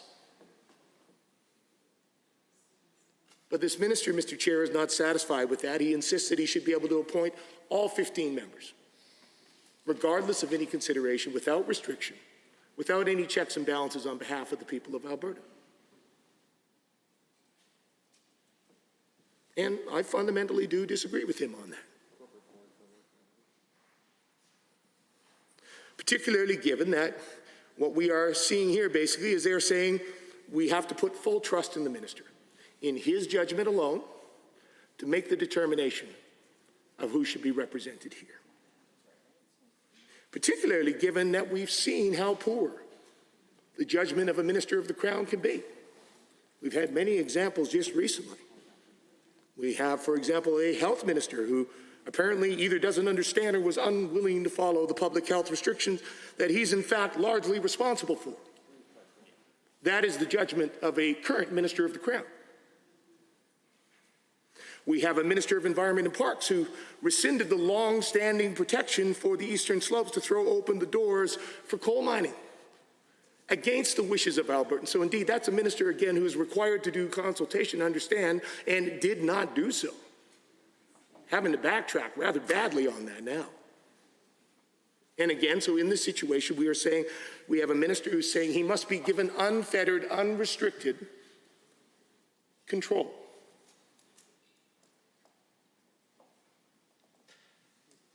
But yet we know that we have seen such poor judgment. Indeed, that Minister of Environment and Parks also seemed to fail to understand the public health restrictions that his cabinet chose to put in place, the cabinet of which he's part of.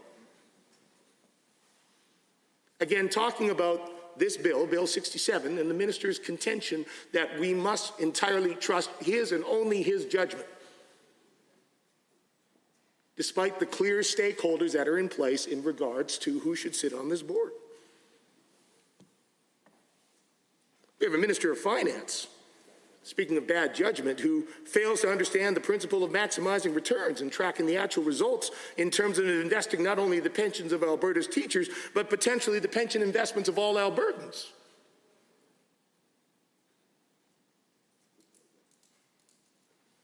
And of course, a Minister of Advanced Education, who we're speaking of now, who contends that he should be given sole discretion in regards to the makeup of this board, who's doing incredible damage to our province's advanced education system. And indeed, if I recall correctly, was one of the first to make sweeping changes to the boards of governors in the province, with little to no notice for many of the members that were currently sitting there at the time that this government came in. That aside, I imagine my perceptions of the trustworthiness and certainly the level of judgment of ministers of this government probably differs from the minister himself and certainly members of the government, though certainly there's been a number of government members lately, or caucus members anyway, who've expressed their own concerns about the judgment of their ministers. That aside, again, returning simply to what we have here, the contention the minister is making, I do not see in the pieces he is quoting from this report that they are referring specifically to the makeup of this board, and that is because, Mr. Chair, they are not. They are talking about the larger concern with the legislation. They are talking about the larger concerns with the entire governance model and system.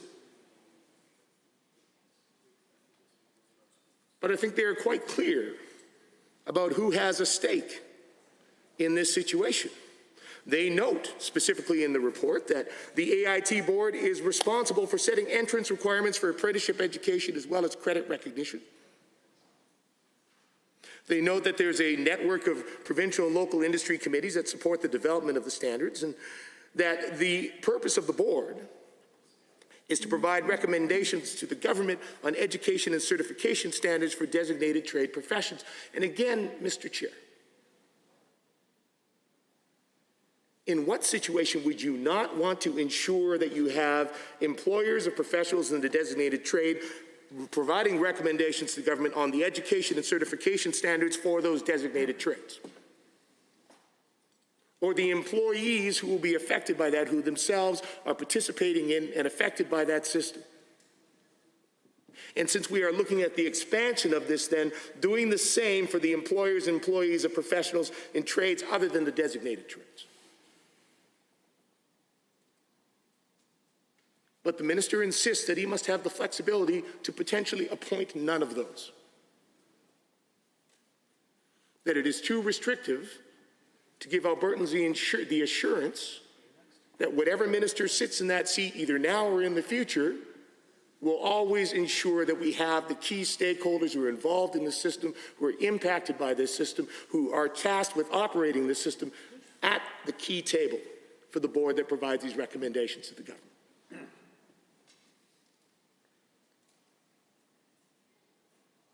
So for that reason, I am in support of this amendment. It is not overly restrictive.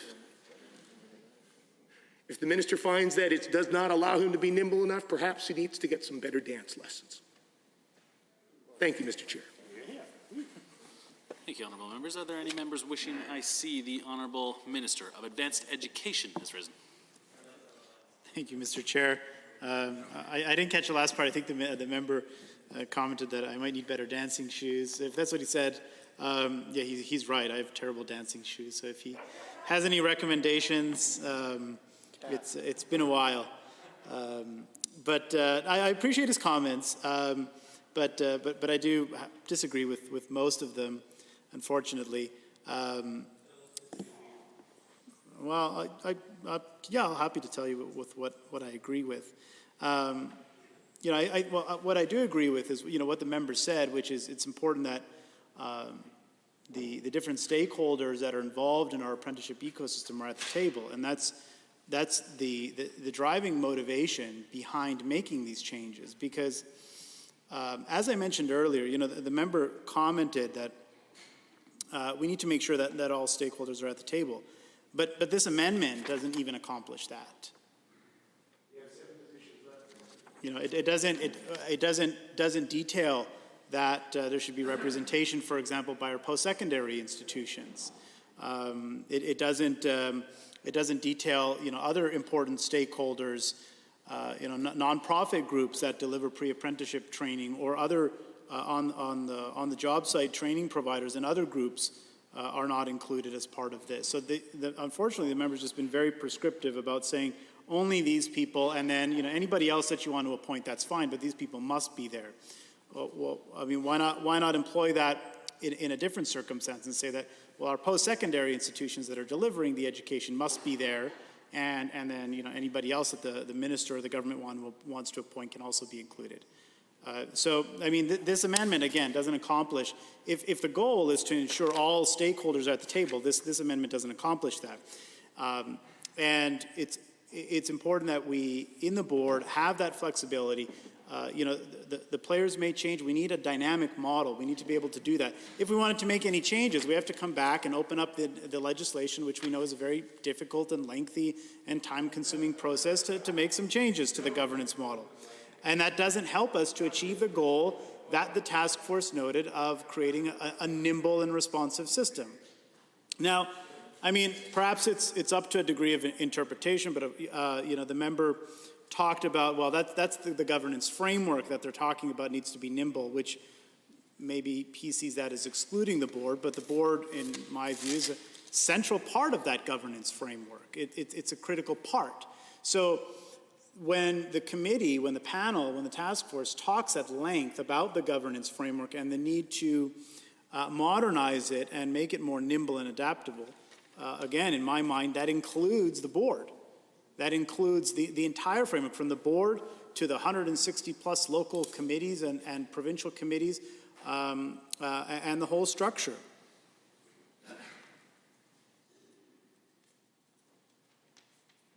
And I just lost my place here, but I think I'll find it. Here it is again on section 5 on page 36 of the task force report, where they go into a lot more detail, and they note specifically, this provides an opportunity. Excuse me, I'll go back a sentence. The Act and accompanying regulations need to be fully rewritten, period. This provides an opportunity to modernize our system, roles, and governance models, and we might disagree what governance models mean. I interpret that to include the board, which is a critical part of the governance model. So opportunity to modernize system roles and governance models that will reduce red tape and improve flexibility and nimbleness. So again, it's very clear what the task force, what the panel is looking for in terms of if we want to take a principle-based approach in the development of the new legislation, it's very clear what they're looking for. So let's apply that lens to the board, to the other pieces that we're going to detail in the legislation, because that's the philosophy that they're coming from. So let's apply that philosophical lens to the development of the legislation. I don't know how being very prescriptive about who should be on the board meets those fundamental conceptual underpinnings of being flexible and nimble. So again, I'm just going to have to disagree with the member there.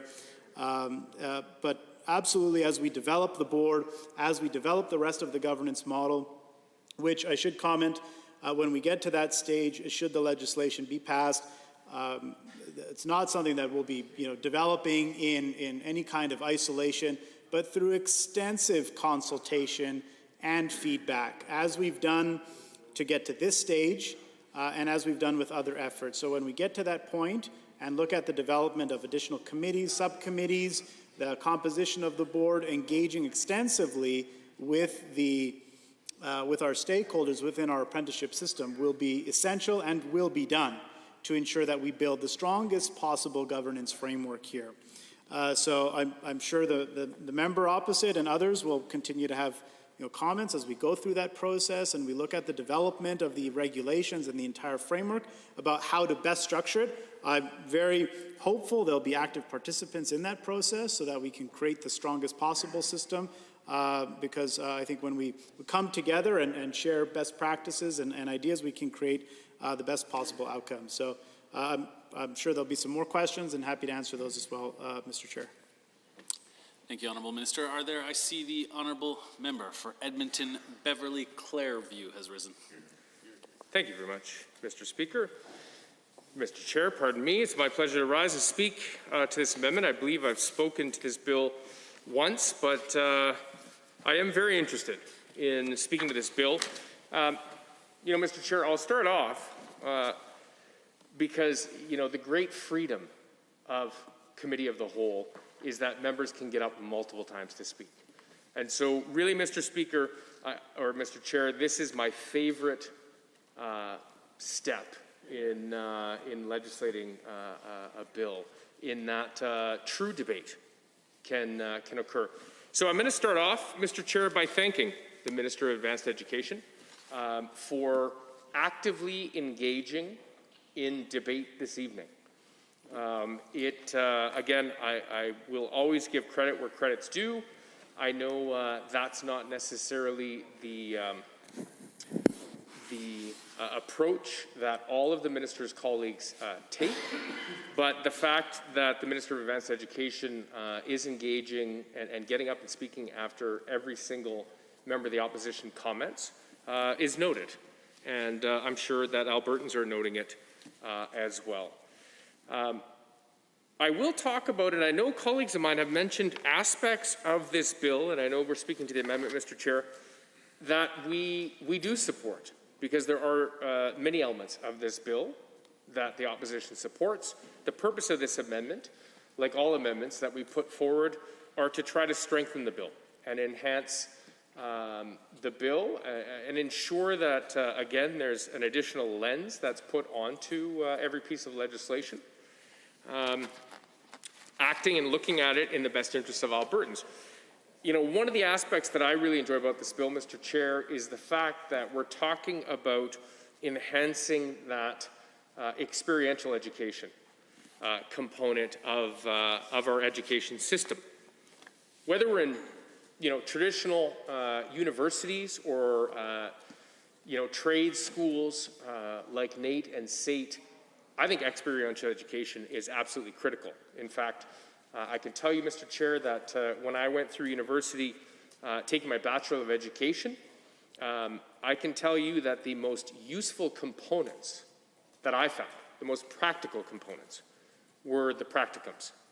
It's important to learn theory. I'm not trying to run that down whatsoever, but on-the-job experience, there is no replication for it. There is, that is the best experience. And in fact, I think every single member of this chamber will tell you, Mr. Chair, and we all come from a varied background, there is no single job that can prepare an MLA for the job of MLA. It is probably one of the most unique and fascinating jobs that any of us will ever hold. Unreplicated, quite frankly, Mr. Chair. That's one of the things I love about this job. But members gain experience and gain expertise through the act of doing it. So the fact that this bill is looking at opening up these opportunities for experiential education into sectors and areas that have not necessarily traditionally encouraged or have had a practical component to it, I agree with. I applaud. I think that's fantastic, and I'm happy to see the province moving in that direction. Speaking to this amendment now, Mr. Chair, I appreciate the minister's comments on it being too prescriptive, but I'm going to disagree with the minister, and I think what needs to be differentiated is looking at ensuring that there is balance on a board of governors with the abilities and actions that that board can take. Nowhere in this amendment are we proposing to restrict decisions the board is making, programs that they're going to put forward, or changes to any part of the post-secondary system. That, if we were proposing that, Mr. Chair, I agree with the minister that we are now putting restrictions and causing the Board of Governors We're restricting their mobility. We're restricting their decision-making abilities. We would then be causing them to be less flexible. What we are proposing is to ensure that there is balance on the board, and that certain stakeholders are represented. You know, Mr. Chair, the minister, and I don't doubt the minister's integrity, and I'll take the minister at his word.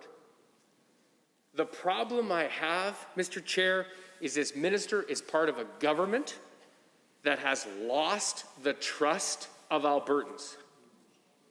And every week there is a new example of why Albertans should not trust this government. It's quite shocking, actually, Mr. Speaker. Really, I mean, my opinion on the government's performance is not relevant. But I can tell you that me echoing the sentiments of my constituents, my 40,000 constituents in Edmonton, Beverly, Clareview, is relevant. Now, Mr. Speaker, this government has given Albertans reason after reason not to trust them. Most recently, the Sky Palace dinner, the Sky Dinner, whatever the reporters are now calling it, the fact that today at least was a half apology from the Premier, walking it back, but not entirely, of course, because it's always someone else's fault and someone else is to blame for it. But the fact of the matter is that on Thursday in this very place, the Premier was arguing something completely different than what he said today. We have examples of the increase in personal income taxes, where this government campaigned on not increasing taxes and then increased taxes. Now, members will tell me, oh, no, removing the bracket is not increasing taxes. I encourage the members to read their leader's comments when he was head of the Alberta Taxpayers Federation, who spoke at length about bracket creep and how that is increasing personal income taxes. Yet somehow, 20 years later, he becomes the Premier of Alberta, and suddenly that's not increasing personal income taxes. So, was he not telling the truth then?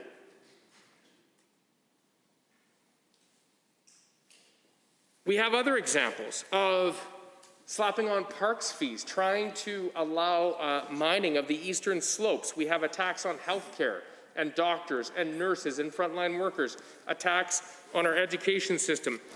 The problem with the bill as it's currently written, Mr. Chair, is that I don't, and we don't, and Albertans don't trust this government. So this amendment is proposing that there are members of employers and members of the designated trades to which this affects, this piece of legislation. What we're saying is allow the very people who you are impacting, you're changing their profession, they should be allowed to be at the table. Because the reality, Mr. Speaker, Mr. Chair, is that as it's currently written, the Minister of Advanced Education could appoint this whole board, and there could be not a single person from the trades who this board will create policy around, will not be represented, or will not have a fair representation. Sure, the minister may have a token individual on a board and say, look, I checked the box. There is a person from the designated trades that we are impacting who is on this board, but they will be sadly outnumbered.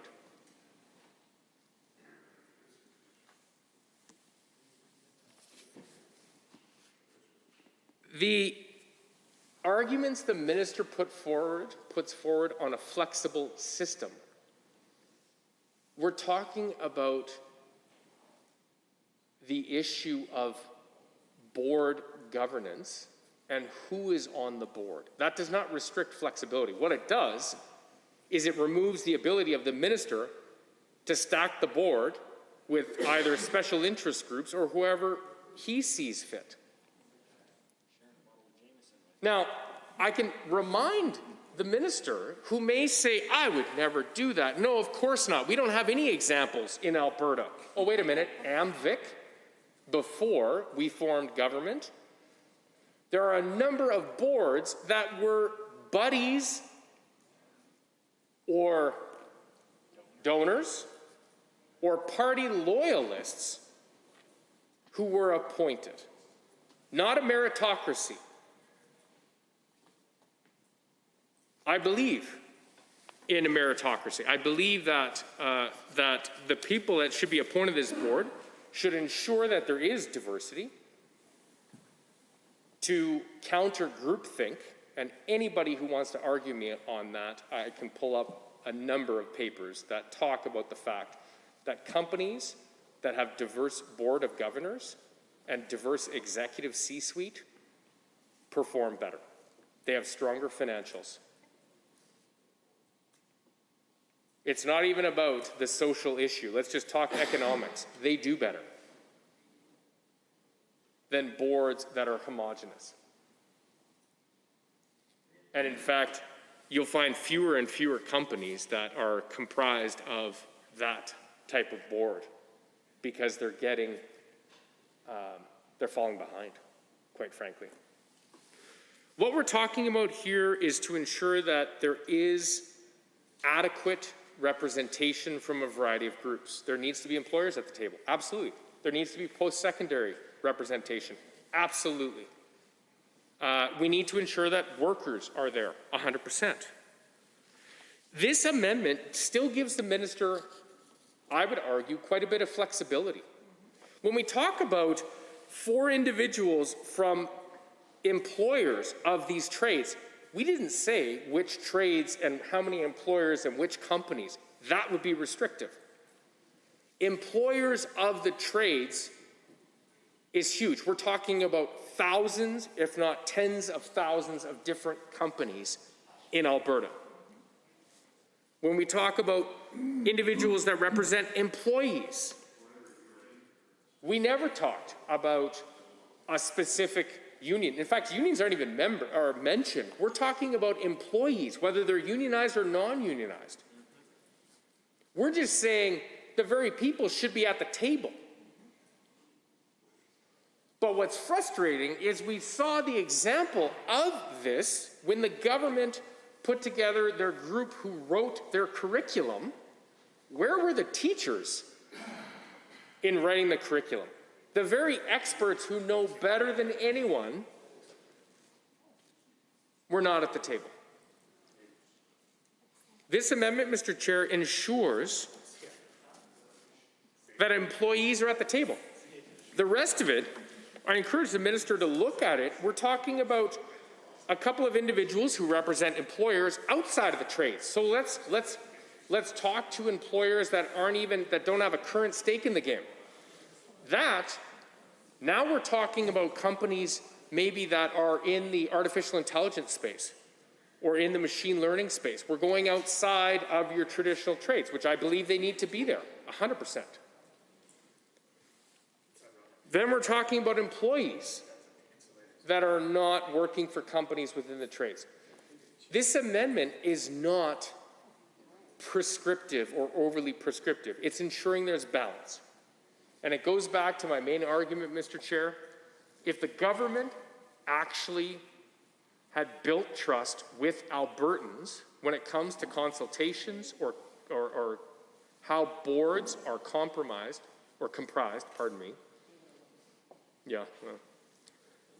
then Albertans would have more trust in them. And so what the opposition is doing is putting forward an amendment that at least puts a broad set of parameters around who should be at the table. I would tell the minister, companies do the same thing when they're looking at board members. They want to ensure that there is diversity, that they're looking for what are the skills missing from the current composition of the board. Tell me where in the private sector, first of all, a CEO appoints the board, and second of all, appoints the whole board. What we are trying to do, Mr. Speaker, Mr. Chair, is ensure that we have broad representation. Parameters are not a bad thing.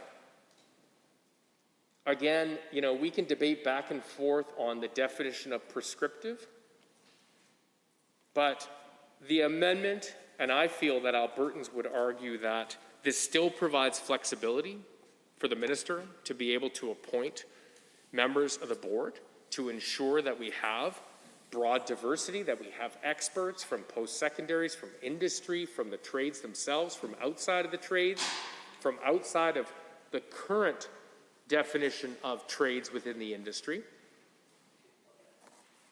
to move this forward. And this does not restrict innovation or flexibility. Those are great speaking points for the minister to ensure that he is the sole person who is going to handpick this board.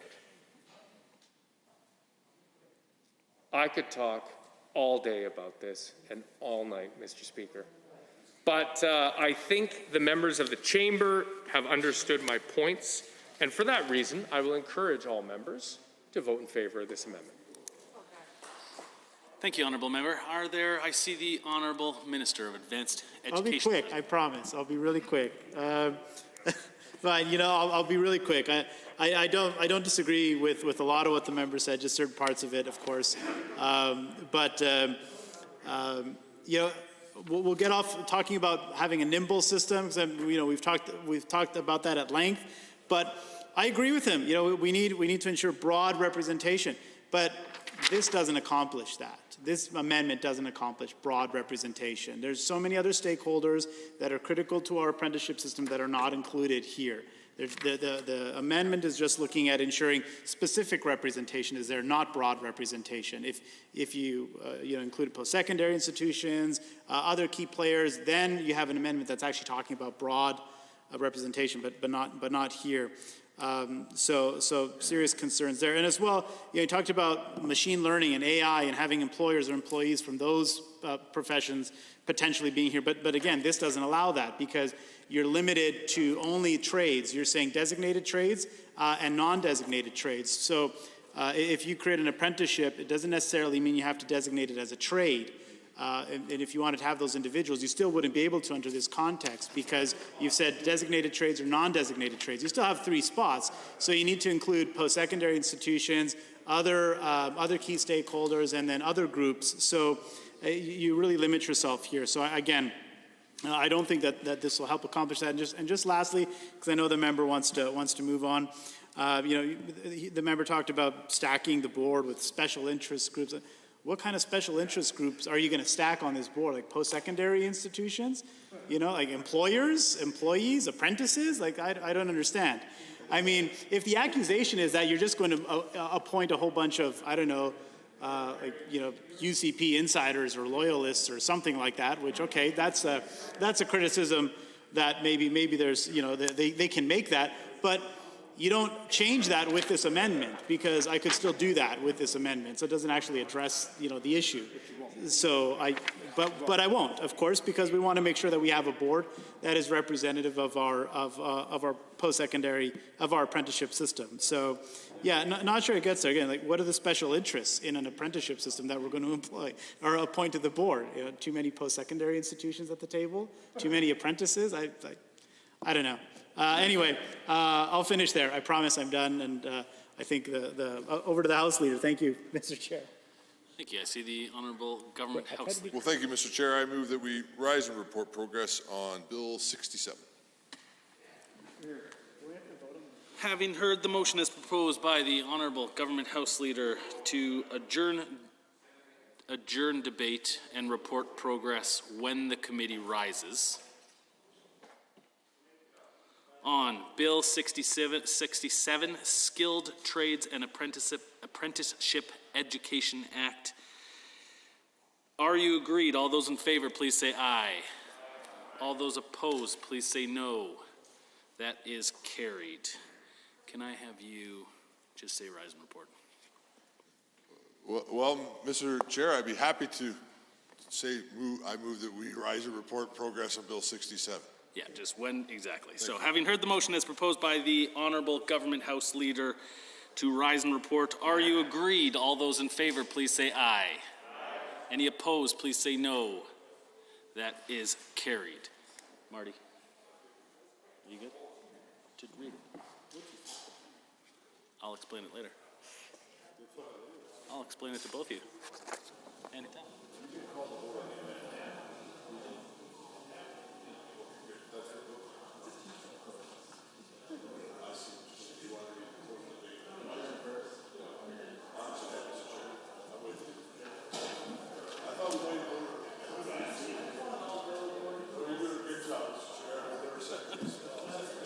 What's that? Do I have the bell? It's underneath.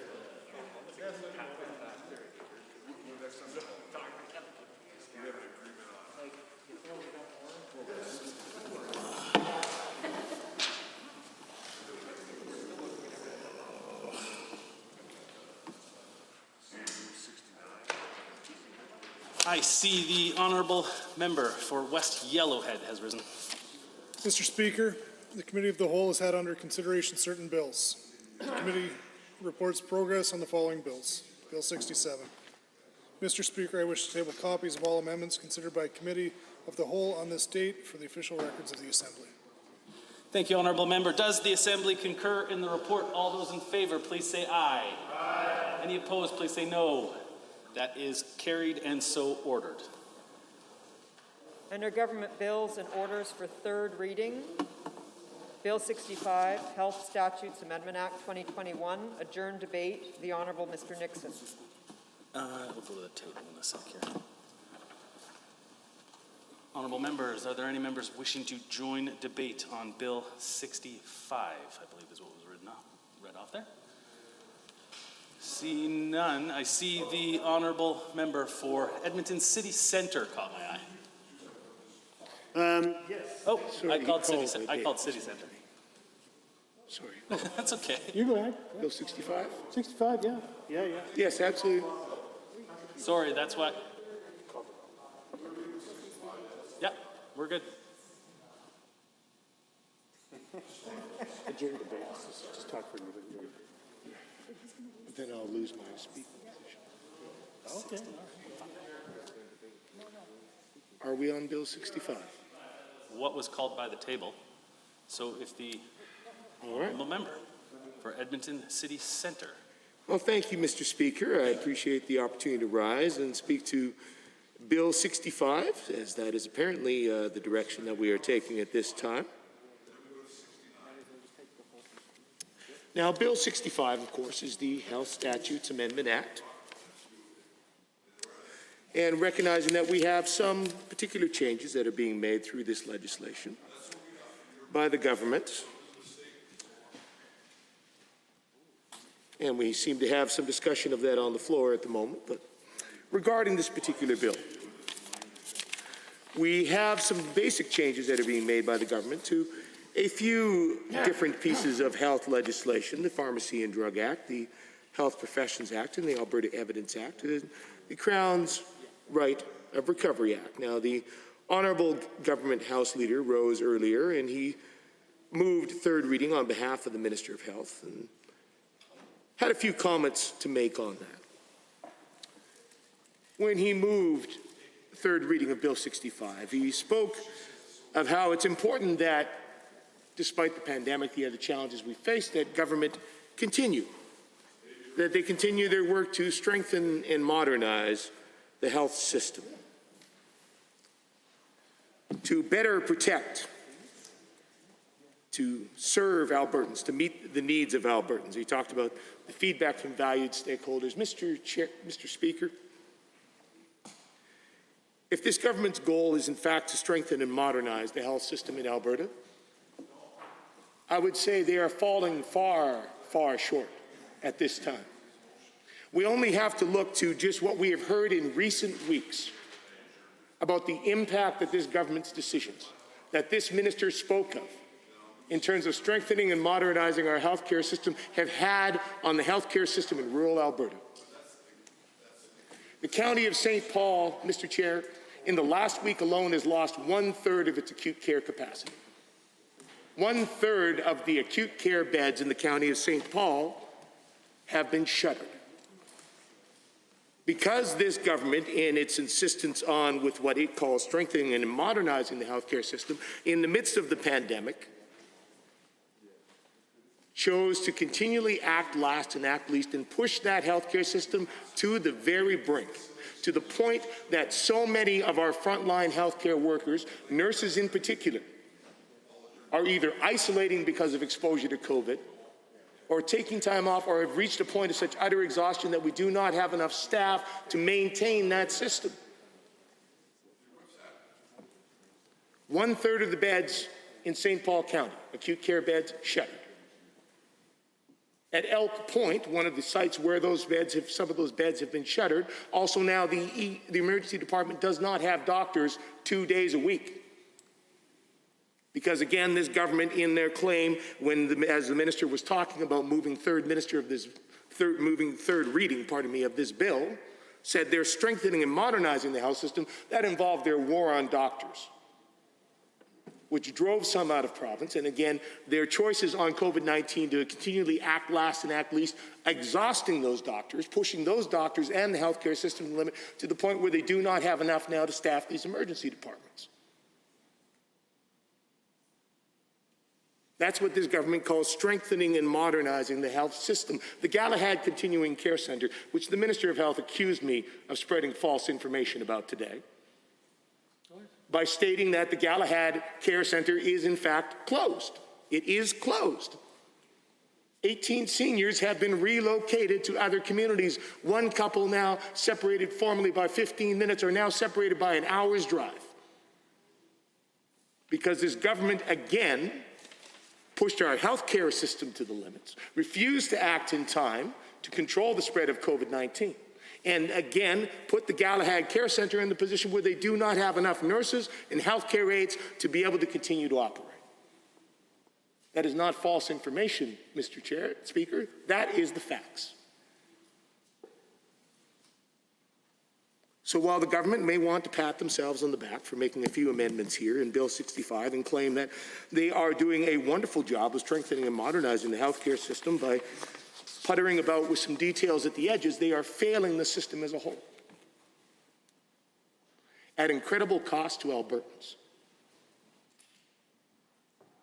and an incredible loss of access to care in rural communities.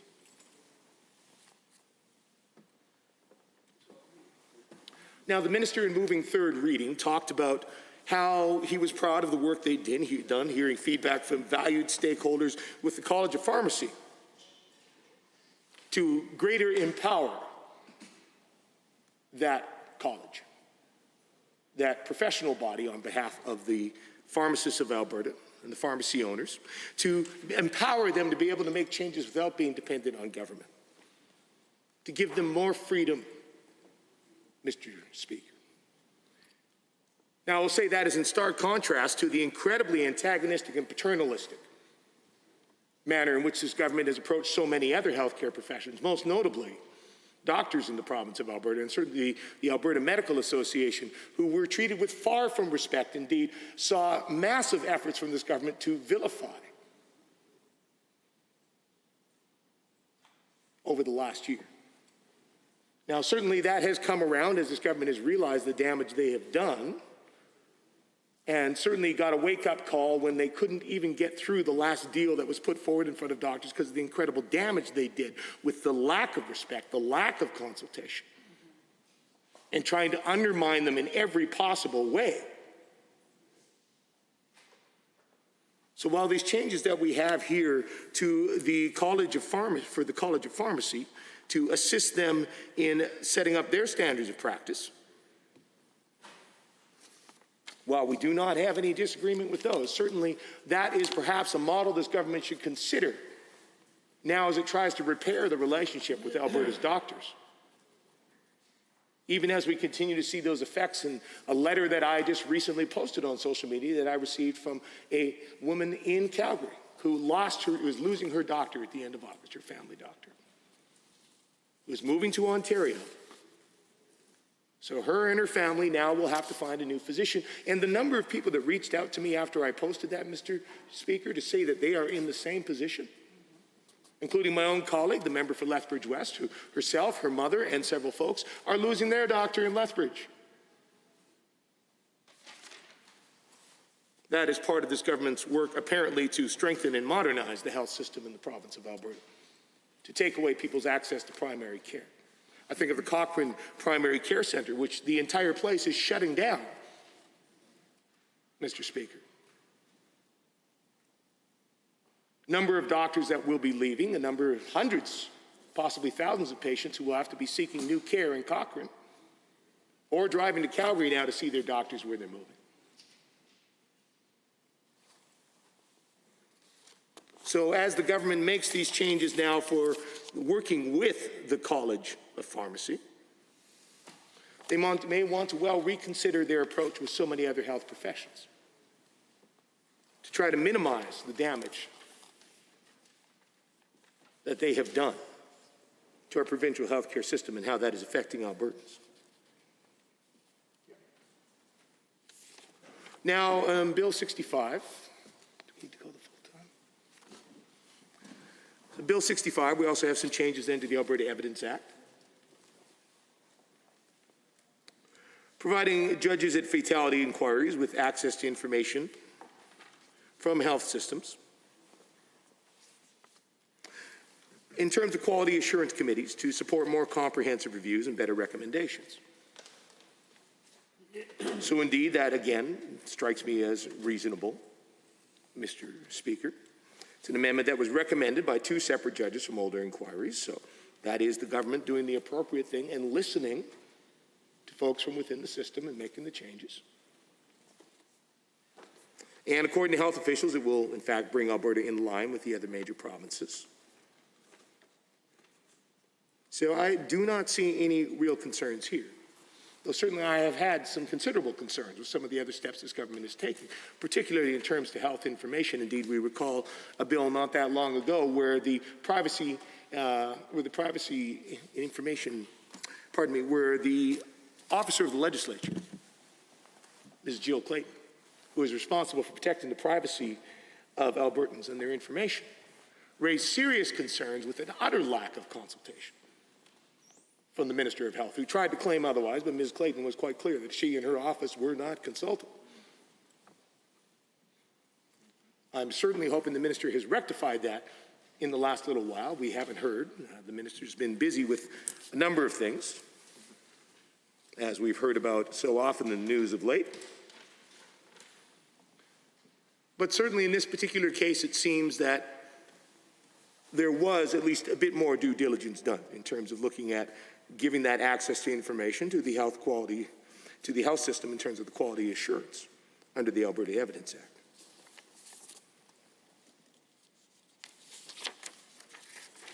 Now, we have some further changes that are being put in place under the Crown's Right of Recovery Act.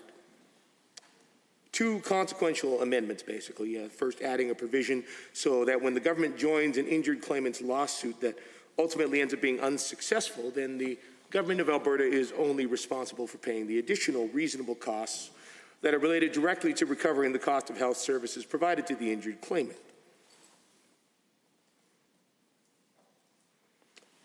Now, I understand that this is the standard approach in both Ontario and British Columbia, and so I do not at this time see serious issues with that particular approach here. Certainly far less damaging than so many of the government's other moves over the last couple of years when it comes to insurance in the province of Alberta. Certainly every single Albertan with car insurance has certainly seen the effects of that, this government's decision to remove the cap on insurance that had been in place and basically allow carte blanche. And so Albertans are paying far more, even at a time when folks in other provinces are in fact seeing rebates and reductions in the midst of COVID-19 when they were driving far less. Albertans are all paying more. Remains to be seen what further steps this government intends to take with auto insurance, but for the time being here in this bill, basically just allowing the government to recover some costs. So in general, I see no issue with that. Secondly, and now this is one that we have talked about at some length. This was one concern that we had raised with this bill, that they are removing the automatic fine that was in place for automobile insurers who fail to submit their annual premiums report to Treasury Board of Finance. Now, we had, I believe, brought forward some amendments to try to correct this and change this and put the system back in a way that would hold insurance companies accountable in the same way that average Albertans are held accountable for duly filing their paperwork on time. And we had lengthy conversation about why the minister felt that he needed to give the Minister of Finance, so the Minister of Health giving the Minister of Finance here, that sole discretion on whether or not a fine should be applied. And certainly we've had great discussion at great length tonight about giving sweeping powers to ministers. And of course, we've got another bill in front of the House, Bill 66, which deals with another situation where this government chose to give itself far too great a sweeping power. And again, ignored a number of amendments that were brought forward by the opposition. And indeed, that led to an awful lot of time and money being burned setting that right. In this particular case, basically, we have yet to hear a clear articulation. Again, we've heard a positing of potential scenarios, but certainly no explanation of a specific situation where this has occurred. And, the minister, as I recall, talked about, while sometimes, there might be a fire, information is destroyed. I believe we are in a day and age, Mr. Speaker, where you would be incredibly hard-pressed to find, I think, an insurance company who does not have their data saved in multiple locations, if not in the cloud. We are long past the days where the only records that exist are the boxes in the basement. So I fail to find that a convincing justification. But as I recall, that's the only one that the minister was really able to provide. I suppose if we had a catastrophic scenario, say some sort of Terminator-esque situation where we had a global power outage, I'm forgetting the term now, is a particular kind of bomb that puts out a magnetic pulse and destroys all electronics within a certain radius, I suppose. Potentially then, we might find that all records could potentially be destroyed. So perhaps such an apocalyptic scenario is what the Minister of Finance has in mind.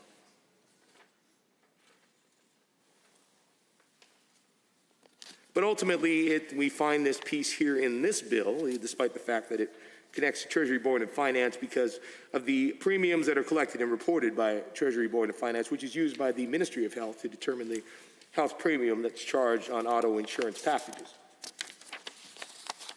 for which, as I noted earlier, all Albertans are currently now paying more. Thank you to this government.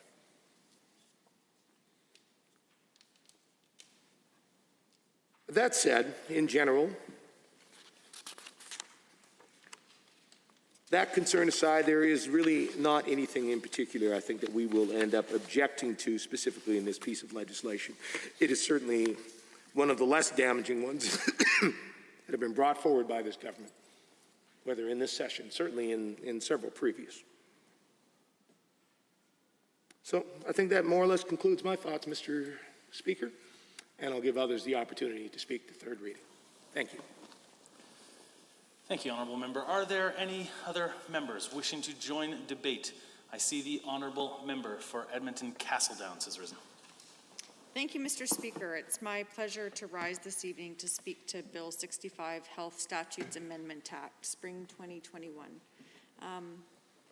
I want to start by acknowledging all of the incredible frontline healthcare workers that are working so diligently to ensure that Albertans are getting the care that they need in the time of a pandemic. And my deepest gratitude goes to those individuals that are tired, that are working and fighting this pandemic to keep us safe and to keep us healthy. And I think that it's it's fitting that we're in the legislature tonight talking about health statutes. We know that this government, unfortunately, hasn't been doing what's necessary to make sure that healthcare in our province is moving forward and that it's actually meeting the needs of Albertans right now in a time when so many Albertans are looking to our healthcare providers for that advice. You know, how to stay safe, how to make sure that we're doing the things that we need to do, like getting vaccinations and those types of things. We're very fortunate that we have a province with some passionate, skilled physicians, nurses. Yet, when you talk to some of them, most of them, they don't feel that they're supported by this government. They feel that they've been attacked, quite frankly. And I think when we're talking about legislation in this House, especially when it relates to health, that those comments need to be brought forward. We're talking about people that take care of us, our front line in our healthcare system, who aren't feeling supported, who are exhausted, who are leaving this province. There's so many people across this province that were already struggling to find a physician. That's a well-known fact that in the province, in the country, trying to find enough healthcare providers has been a challenge. I know when I sat at the table for Seamless Canada as the military liaison for the government, we sat with the provinces and the territories talking about healthcare. And it was a conversation that we were having about how can we get more physicians to go into those areas of the province or the territories where they're underrepresented, where communities are traveling long distances to get health care.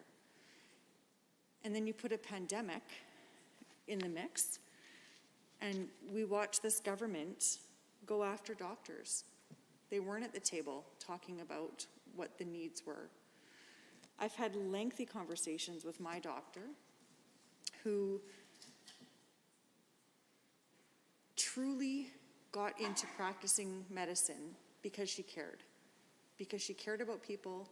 She wanted to make a difference. She took an oath.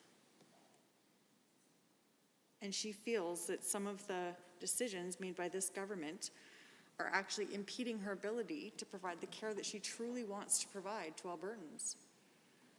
She said she sees students come through her practice who talk about graduating and leaving Alberta. They don't want to stay in this province when they don't feel that ethically they're able to practice the type of medicine that they want to practice. Physicians don't want to have to close down emergency rooms. Physicians don't want to stop being able to provide cesarean sections. But the decisions that this government has made and the lack of support has caused some of these heartbreaking decisions. And we're hearing from doctors, we're hearing from nurses who aren't taking these decisions lightly. So many that have been here practicing in this province, their entire careers are leaving because they feel ethically that they're not able to provide the service of care that they took an oath to provide. They don't feel supported by their government. So when we have pieces of legislation like Bill 65 coming forward, most of this is it's cleaning up things in the legislation, and it makes sense. But what we're not seeing is the support that's so needed to support rural health care. We don't see anything that talks about fixing the fact that they fired 11,000 healthcare workers once the pandemic is over. What we do know is that there's this feeling in the province, based on the decisions, that an American-style healthcare is coming. When we're in a pandemic and all of our resources and supports aren't going to our healthcare system, that's a concern. When we don't have doctors at the table who are part of the decisions about the legislation and the bills that are being brought forward, that's a problem. We know that COVID is here. We know that we need our physicians. We know that Albertans are struggling. The last thing they should be worrying about in a pandemic is, do they have access to health care? Do they have access to a doctor? Mr. Speaker, those are things that in Alberta should be a given. It should be a guarantee that when you need a physician, you can access a doctor. As a mom of 3, my firstborn was a cesarean section. And it is a scary time to know that you have to have a major surgery, and to know that I perhaps wouldn't have been able to access that in my home community with my doctor would have been terrifying.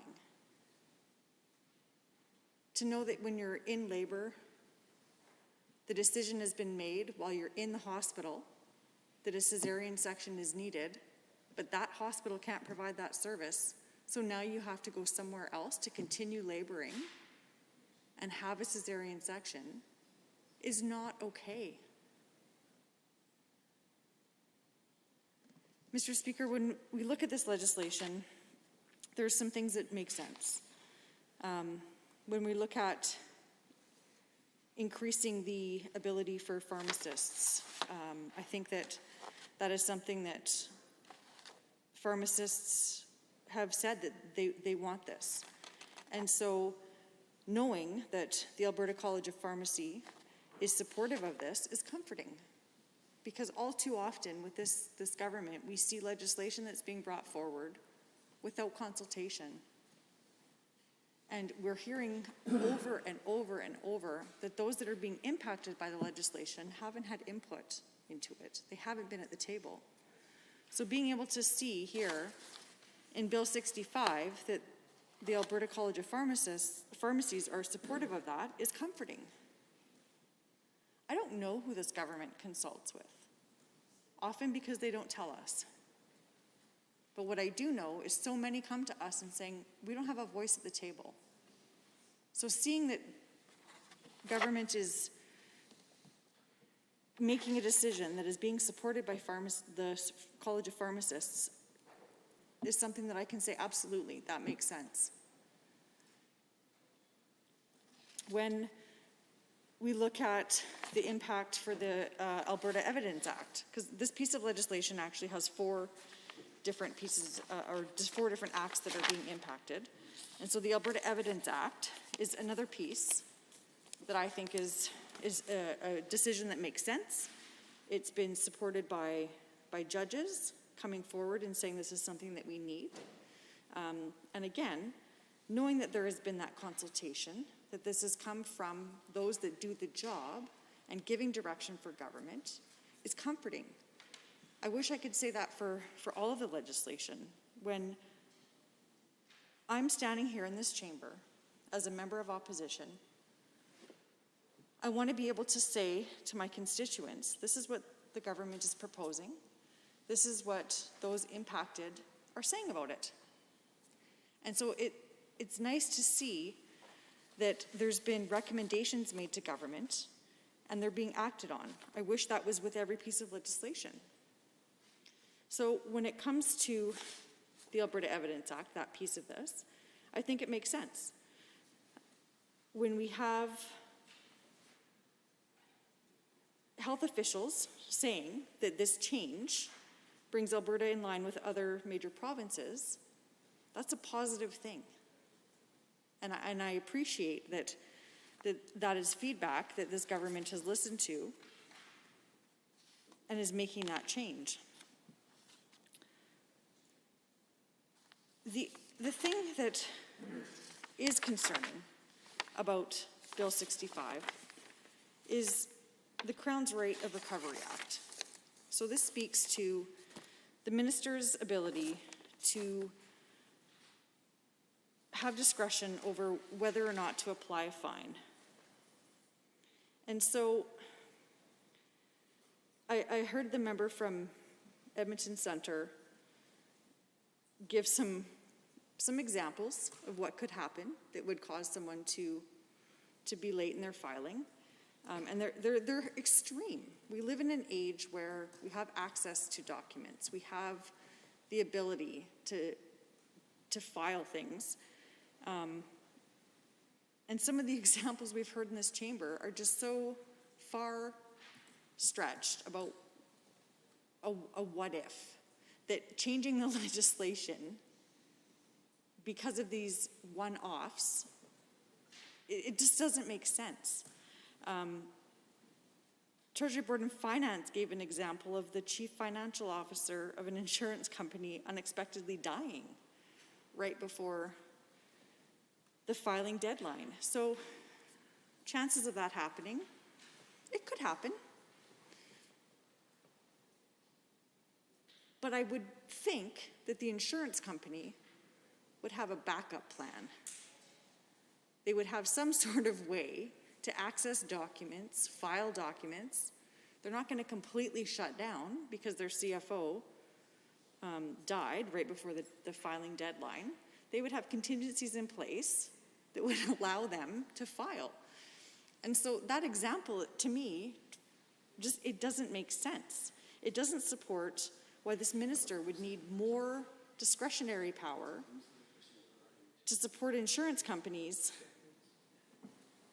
that warrants this drastic change to the Crown's Rate of Recovery Act. I know that when it comes to filing a claim,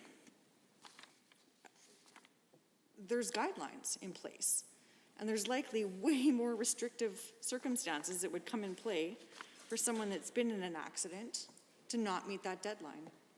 Trauma being one of them. Injury being another.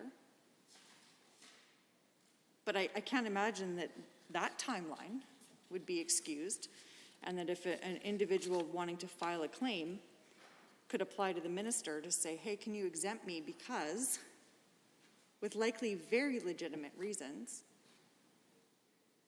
I don't understand why the benefit would be given to the insurance companies when we're already seeing so many decisions that this government has made that favors insurance companies.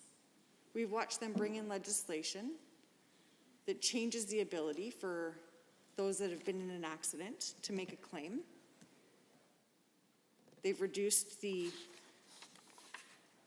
injury, a concussion, to a non-serious injury, which the science shows is absolutely not true. It is a brain injury, and it is significant, and it is serious. And when we asked government who did they speak to make that decision, we didn't hear physicians, we didn't hear neurologists, we didn't hear victims of concussions. Likely, insurance companies. This would benefit insurance companies. So this is a piece of this legislation in the Health Statutes Amendment Act that, again, is favoring insurance companies, not Albertans. Not Albertans that are looking for support from their government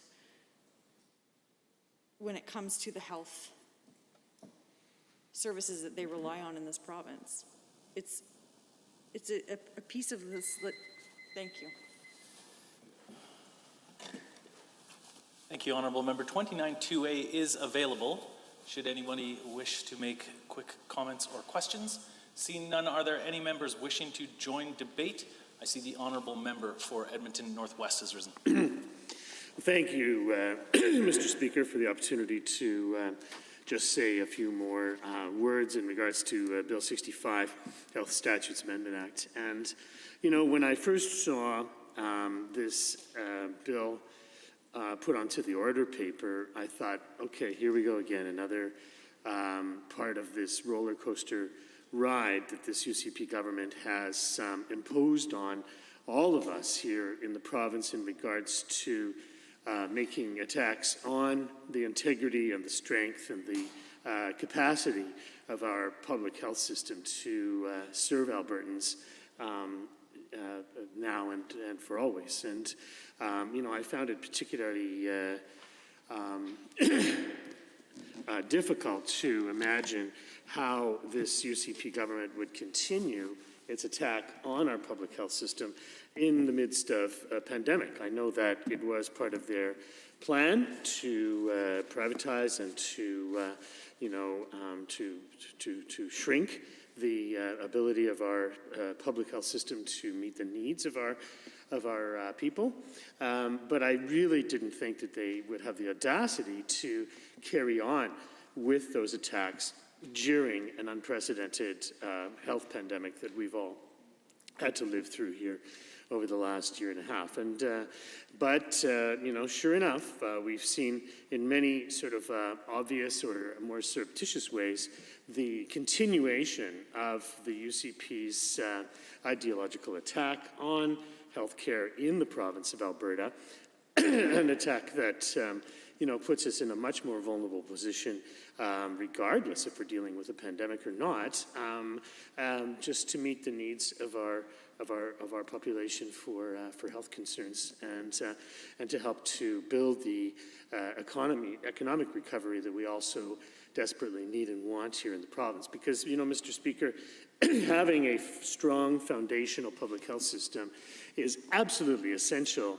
to meet that need we have for economic diversification here in the province of Alberta. It is a way by which you can build a foundational sense of trust and security that allows businesses to choose to start up and to thrive here in the province of Alberta.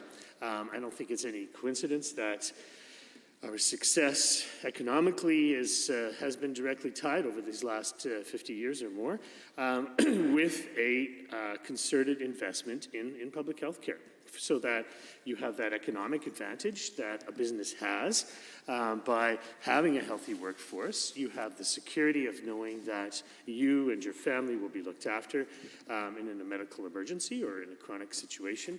And it reduces the expense overall for businesses and for individuals to carry on with their lives and to build their businesses and so forth. We have to look no further than the United States, that spends at least 10 or 11 times more on health care in their country without any discernible better health outcomes. In fact, their life expectancy is considerably lower than Canada's.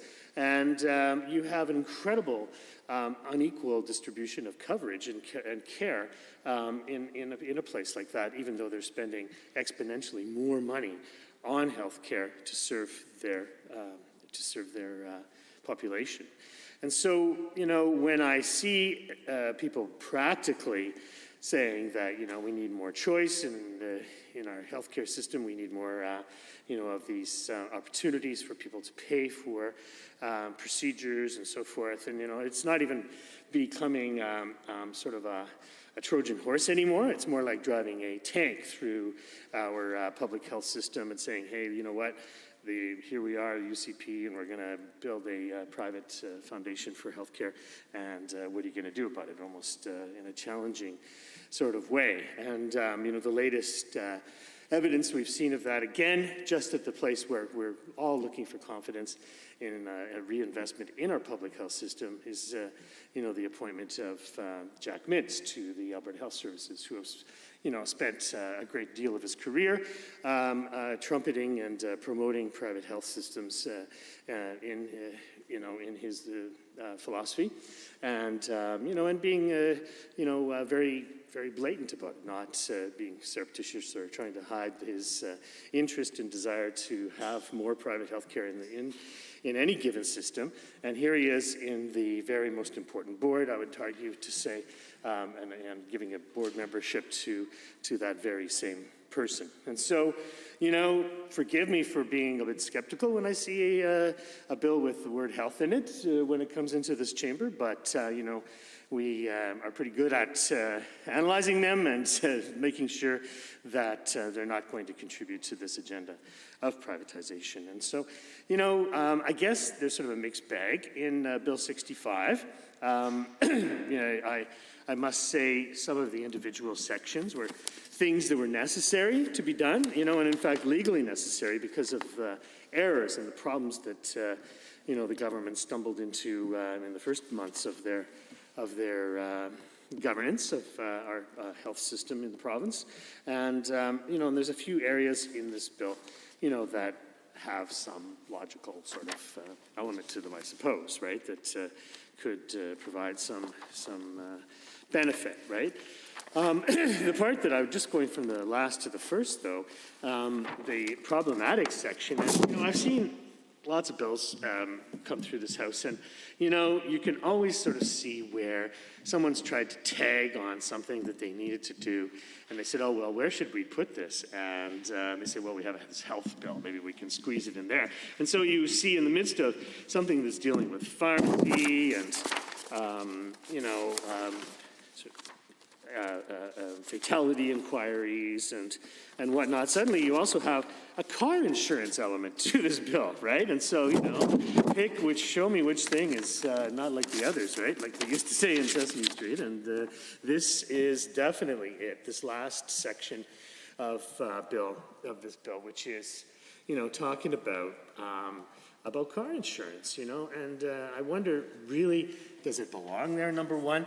And does it undermine, number two, does it undermine the other three things that are practical, reasonable things we probably could have used in the bill, in our health system? And, you know, it almost kind of does, quite frankly, right? And again, we've seen a long sort of history over the last couple of years of this government you know, trying to make life better for car insurance companies, right? And, you know, they've done a heck of a job for them. I mean, I know my car insurance has gone up quite significantly, and I know lots of people have been in this position where they just can't even afford it, quite frankly, anymore, where people, you know, end up with this car insurance bill that is outside of their budget. You know, always when you have like 20% increases, if you don't have a pretty darn good justification to see an increase in a fundamental part of a family's household budget that exceeds the cost of living index, then you know that you better have a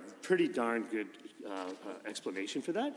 And, you know, the part that makes it even sort of worse, somehow, adding insult to injury, is that, of course, people are not driving as much anymore in the last year and a half with the pandemic, right? I mean, I had to drive here this morning because I thought it was going to rain. I usually ride my bike, but there was hardly any cars on the road at all, quite frankly. And the amount of kilometers that people have been putting on over the last year and a half has been significantly less, right? And so why does the car insurance get such a huge break from this UCP government, allowing them to make a correction in their insurance rates that allows them to make so much more money, you know? And like I say, squeezing lots of people's budgets and even squeezing some people out of their ability to even run a car. And for so many families, having a vehicle is just, it's quite essential, right? Especially outside of densely populated urban areas. And so again, you know, when I suddenly see a health statutes bill that has a car insurance element to it, you know, it makes you just go, what and why and who and where? And it seems to me it's part of a pattern of making, as I say, making life better for car insurance companies and not Alberta families. So that, you know, is moving backwards from the thing that I found to be most critical with Bill 65. You know, other elements of it I think serve some utility in regards to fatality inquiries, you know, the Health Professions Act, allowing pharmacy to expand their scope of practice, providing some veterinarian supports and so forth. And it looks like the College of Pharmacy is on side with that. So, I mean, I don't have no reason to criticize, I suppose. You know, again, when we talk about health professions legislation in general, it can't go uncommented, Mr. Speaker, around just how poorly this UCP government has dealt with labor relations with our health professions around the province here over the last couple of years. I haven't seen anything like it, quite frankly, Mr. Speaker, for a generation or more, where the goodwill and the tables and the places where you can talk and interface in a productive manner for our health professions have just been totally burned up by a very adversarial and cavalier approach by this government. And, we can still see the effects of it, and it's not over yet, quite frankly, because I know, just again, anecdotally, doctors in my world, either in the neighborhood or friends, that, if they're not thinking about moving to a different jurisdiction, there's sure lots of jurisdictions that are trying to get them to move, right? It's like a very competitive environment, Mr. Speaker, experienced health professionals, doctors especially, where if the larger market, that being Canada or even the United States, gets wind of a place where maybe there's unrest or that instability caused by government action or what have you, that they move right in and start recruiting those doctors in those jurisdictions and saying, hey, you want to go somewhere else? We'll give you this, we'll give you that, and we'll make life better for you. Definitely. I've seen it with one family that I know. They just got an offer to go to Hawaii to move their practice as a heart specialist here in Edmonton, and said, hey, you want to come to Hawaii? We'll fly you there, we'll get you a house, we'll get you all fixed up. And it's very tempting, of course, right? The only reason that those recruiters are here is because they got wind that someone's turned things upside down in the health industry in this province. And you can tempt people away when they're feeling like they're not being respected in their jobs. And so, these are the kinds of things that take a long time to build, and they're very easy to destroy. And that's reputation, Mr. Speaker. Reputation and integrity and respect. We're still not past repair. I think that, there's a lot of benefits that we do have. And I know that amongst health professionals, one of the things I hear time and time again is that they like to work in a functioning, well-funded, publicly funded healthcare system, right? Why? Because that when you're signing up, as the honourable member from Castle Down said before, you signed a Hippocratic Oath or some equivalent in any other as a nurse or and so forth.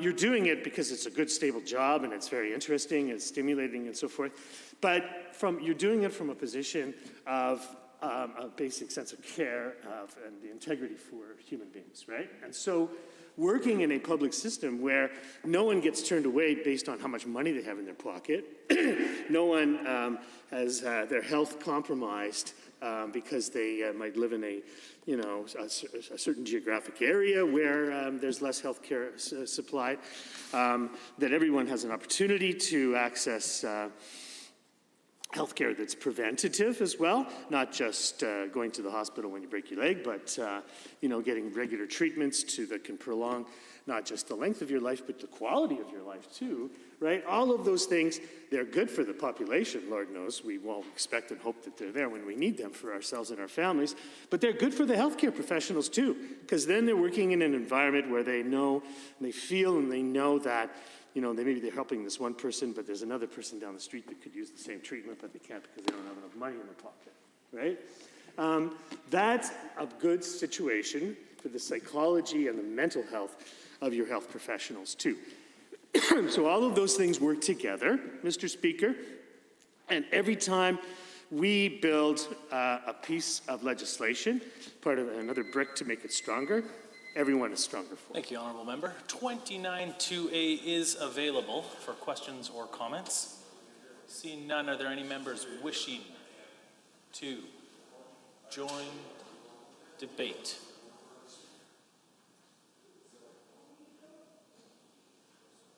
I I see the honourable member for Edmonton West Henday has risen. Well, thank you, Mr. Speaker. It's an honor to rise to Bill 65, Health Statutes Amendment Act. And I've appreciated the debate this evening. I'm thankful to hear comments regarding this, and I also have to agree that, it could have been worse, Mr. Speaker, based on the history and the actions that we've seen from this government. It definitely could have been worse, and I think, again, I agree with the honourable members who have spoken so far this evening that there are instances within this legislation that we can agree with and that may very well have been necessary amendments to the legislation, and so I can appreciate that. I've had some opportunities to speak to Bill 65, specifically to an amendment we had previously brought forward regarding the changes that we've heard discussed this evening when it comes to the changes to the Crown's Right of Recovery Act, specifically around the idea that the Minister of Finance now is giving himself a discretion on when to apply a fine or not apply a fine. And we continue to ask for realistic or real situations where this may have been necessary, and we've heard anecdotes. Unfortunately, no real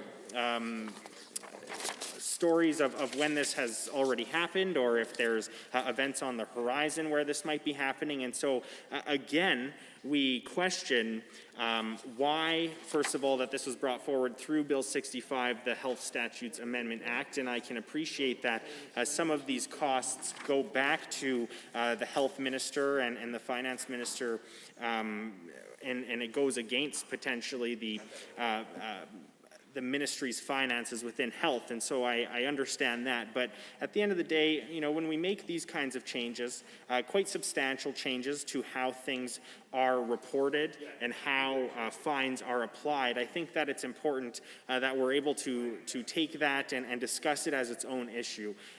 Again, we had brought forward an amendment on that, and I know that we do our best not to speak to things that have already passed or been denied before this House, but the fact is Albertans are rightfully concerned about the track record of this government when it comes to accountability within the insurance file. The previous member spoke to it to some extent.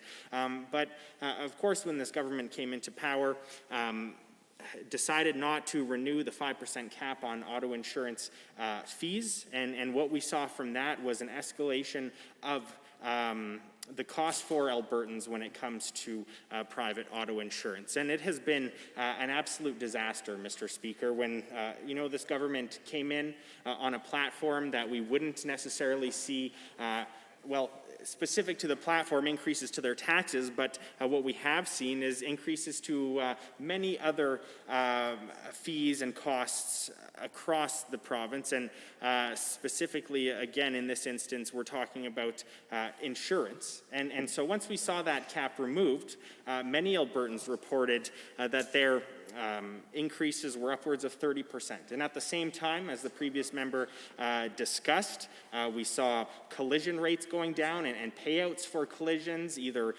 stabilizing or even going down because of the fact that we aren't driving as much as Albertans, rightfully so, doing our best to stay in place and stay healthy and at home through this pandemic. And you may remember, Mr. Speaker, that I believe the end Q4 of 2020, CIBC, in response to Intact Insurance's returns at that time in Q4 2020, said, "Could it get any better than this?" was the headline on that. And we see here, through the changes that are being proposed by the Minister of Finance and the Minister of Health, that indeed it can get better for those insurance companies. Now they don't even necessarily have to pay their fines for being late. And so, again, I have to question in what instances would this be used. I believe the Associate Minister of Red Tape Reduction said, well, maybe there will be a flood at the office, and I can appreciate that, but I hope that in most instances, hopefully all instances, that these incredibly complex institutions and corporations are doing more than keeping those documents in a single place in a box in the basement, Mr. Speaker. The fact is, again, that these are complex institutions and corporations that are in charge of protecting this information, that rightfully so have to, on an annual basis, report to pay the proper amount of taxes, and of course, in this instance, report to the Minister of Finance so that we can understand as a government what it is going to cost our healthcare system and our Treasury Board. And so, again, I question in what instances this government has seen that this might actually be reasonable or necessary. I also question which companies are going to be allowed to not have to pay a fine anymore. When we talk about giving the minister more discretion, we've seen it over and over again that it's not applied to everyone evenly, and it's up to the Minister of Finance or whichever minister it might be affecting in that instance. And that's always a worry for us when we're talking about giving extra powers to ministers. Of course, this is... I really worry, because are we talking about smaller corporations that are not going to have to apply these fines? Are we talking about the large corporations like Intact who aren't going to be applying the fine? And I'm always, again, looking for consistency in legislation, and we do not see that in this instance, and that's very concerning. Again, I would have to say that this could have been worse. I've had opportunities to speak to this already. And the majority of my concerns are specific to the changes that are being proposed around auto insurance. We see some changes that came from the recommendations from a fatality inquiry. And we've seen one of those recommendations only move forward in this legislation regarding the Mental Health Act. And I think that we could have, at the end of the day, potentially done better around that. And when we discuss these issues on other pieces of legislation and other bills, that we said those same things. And we continue to echo our concerns when those changes were originally brought before the House. The fact is, we see instances, and I've spoke to them before, around the fact that the superintendent of auto insurance has had to put fines against insurance companies before for whether they were overcharging Albertans or whatever other reason. And so we need to continue to do our best to hold these companies accountable. The work that they're doing and the insurance industry is so incredibly important to Albertans, and upholding the integrity of that is equally as important. And so with that, Mr. Speaker, I am going to take my seat, but I believe I would like to adjourn debate at this time. Thank you. I believe that is a motion. Having heard the motion by the honourable member for Edmonton West Henday, all those in favor of the motion to adjourn debate, please say aye. Aye. Any opposed, please say no. That is carried. Under Government Bills and Orders for second reading, Bill 69, Miscellaneous Statutes Amendment Act 2021, the Honourable Mr. Nixon. I see the Honourable Government House Leader has risen. Well, thank you, Mr. Speaker. I please rise today to move second reading of Bill 69, the Miscellaneous Statutes Amendment Act 2021. This bill will make minor amendments to a number of acts, which include the Income and Employment and Support Act, the Family Support for Children and Disability Act, the Oil and Gas Conservation Act, the Companies Act, the Alberta Investment Attraction Act, the Commercial Tenancy Protection Act, the Public Trustee Act, the Employment Standard Code, the Restoring Balance in Alberta Workplace Act 2020, the Public Service Employee Relation Act 2018, the Municipal Government Act, the Special Areas Act, the Traffic Safety Act, the Societies Act, the Dangerous Goods Transportation and Handling Act. Mr. Speaker, these amendments are housekeeping in nature, are intended to provide clarity and consistency, and I believe actually have support of the official opposition, certainly in this House, and is the traditional housekeeping bill that we would bring forward inside the chamber, Mr. Speaker.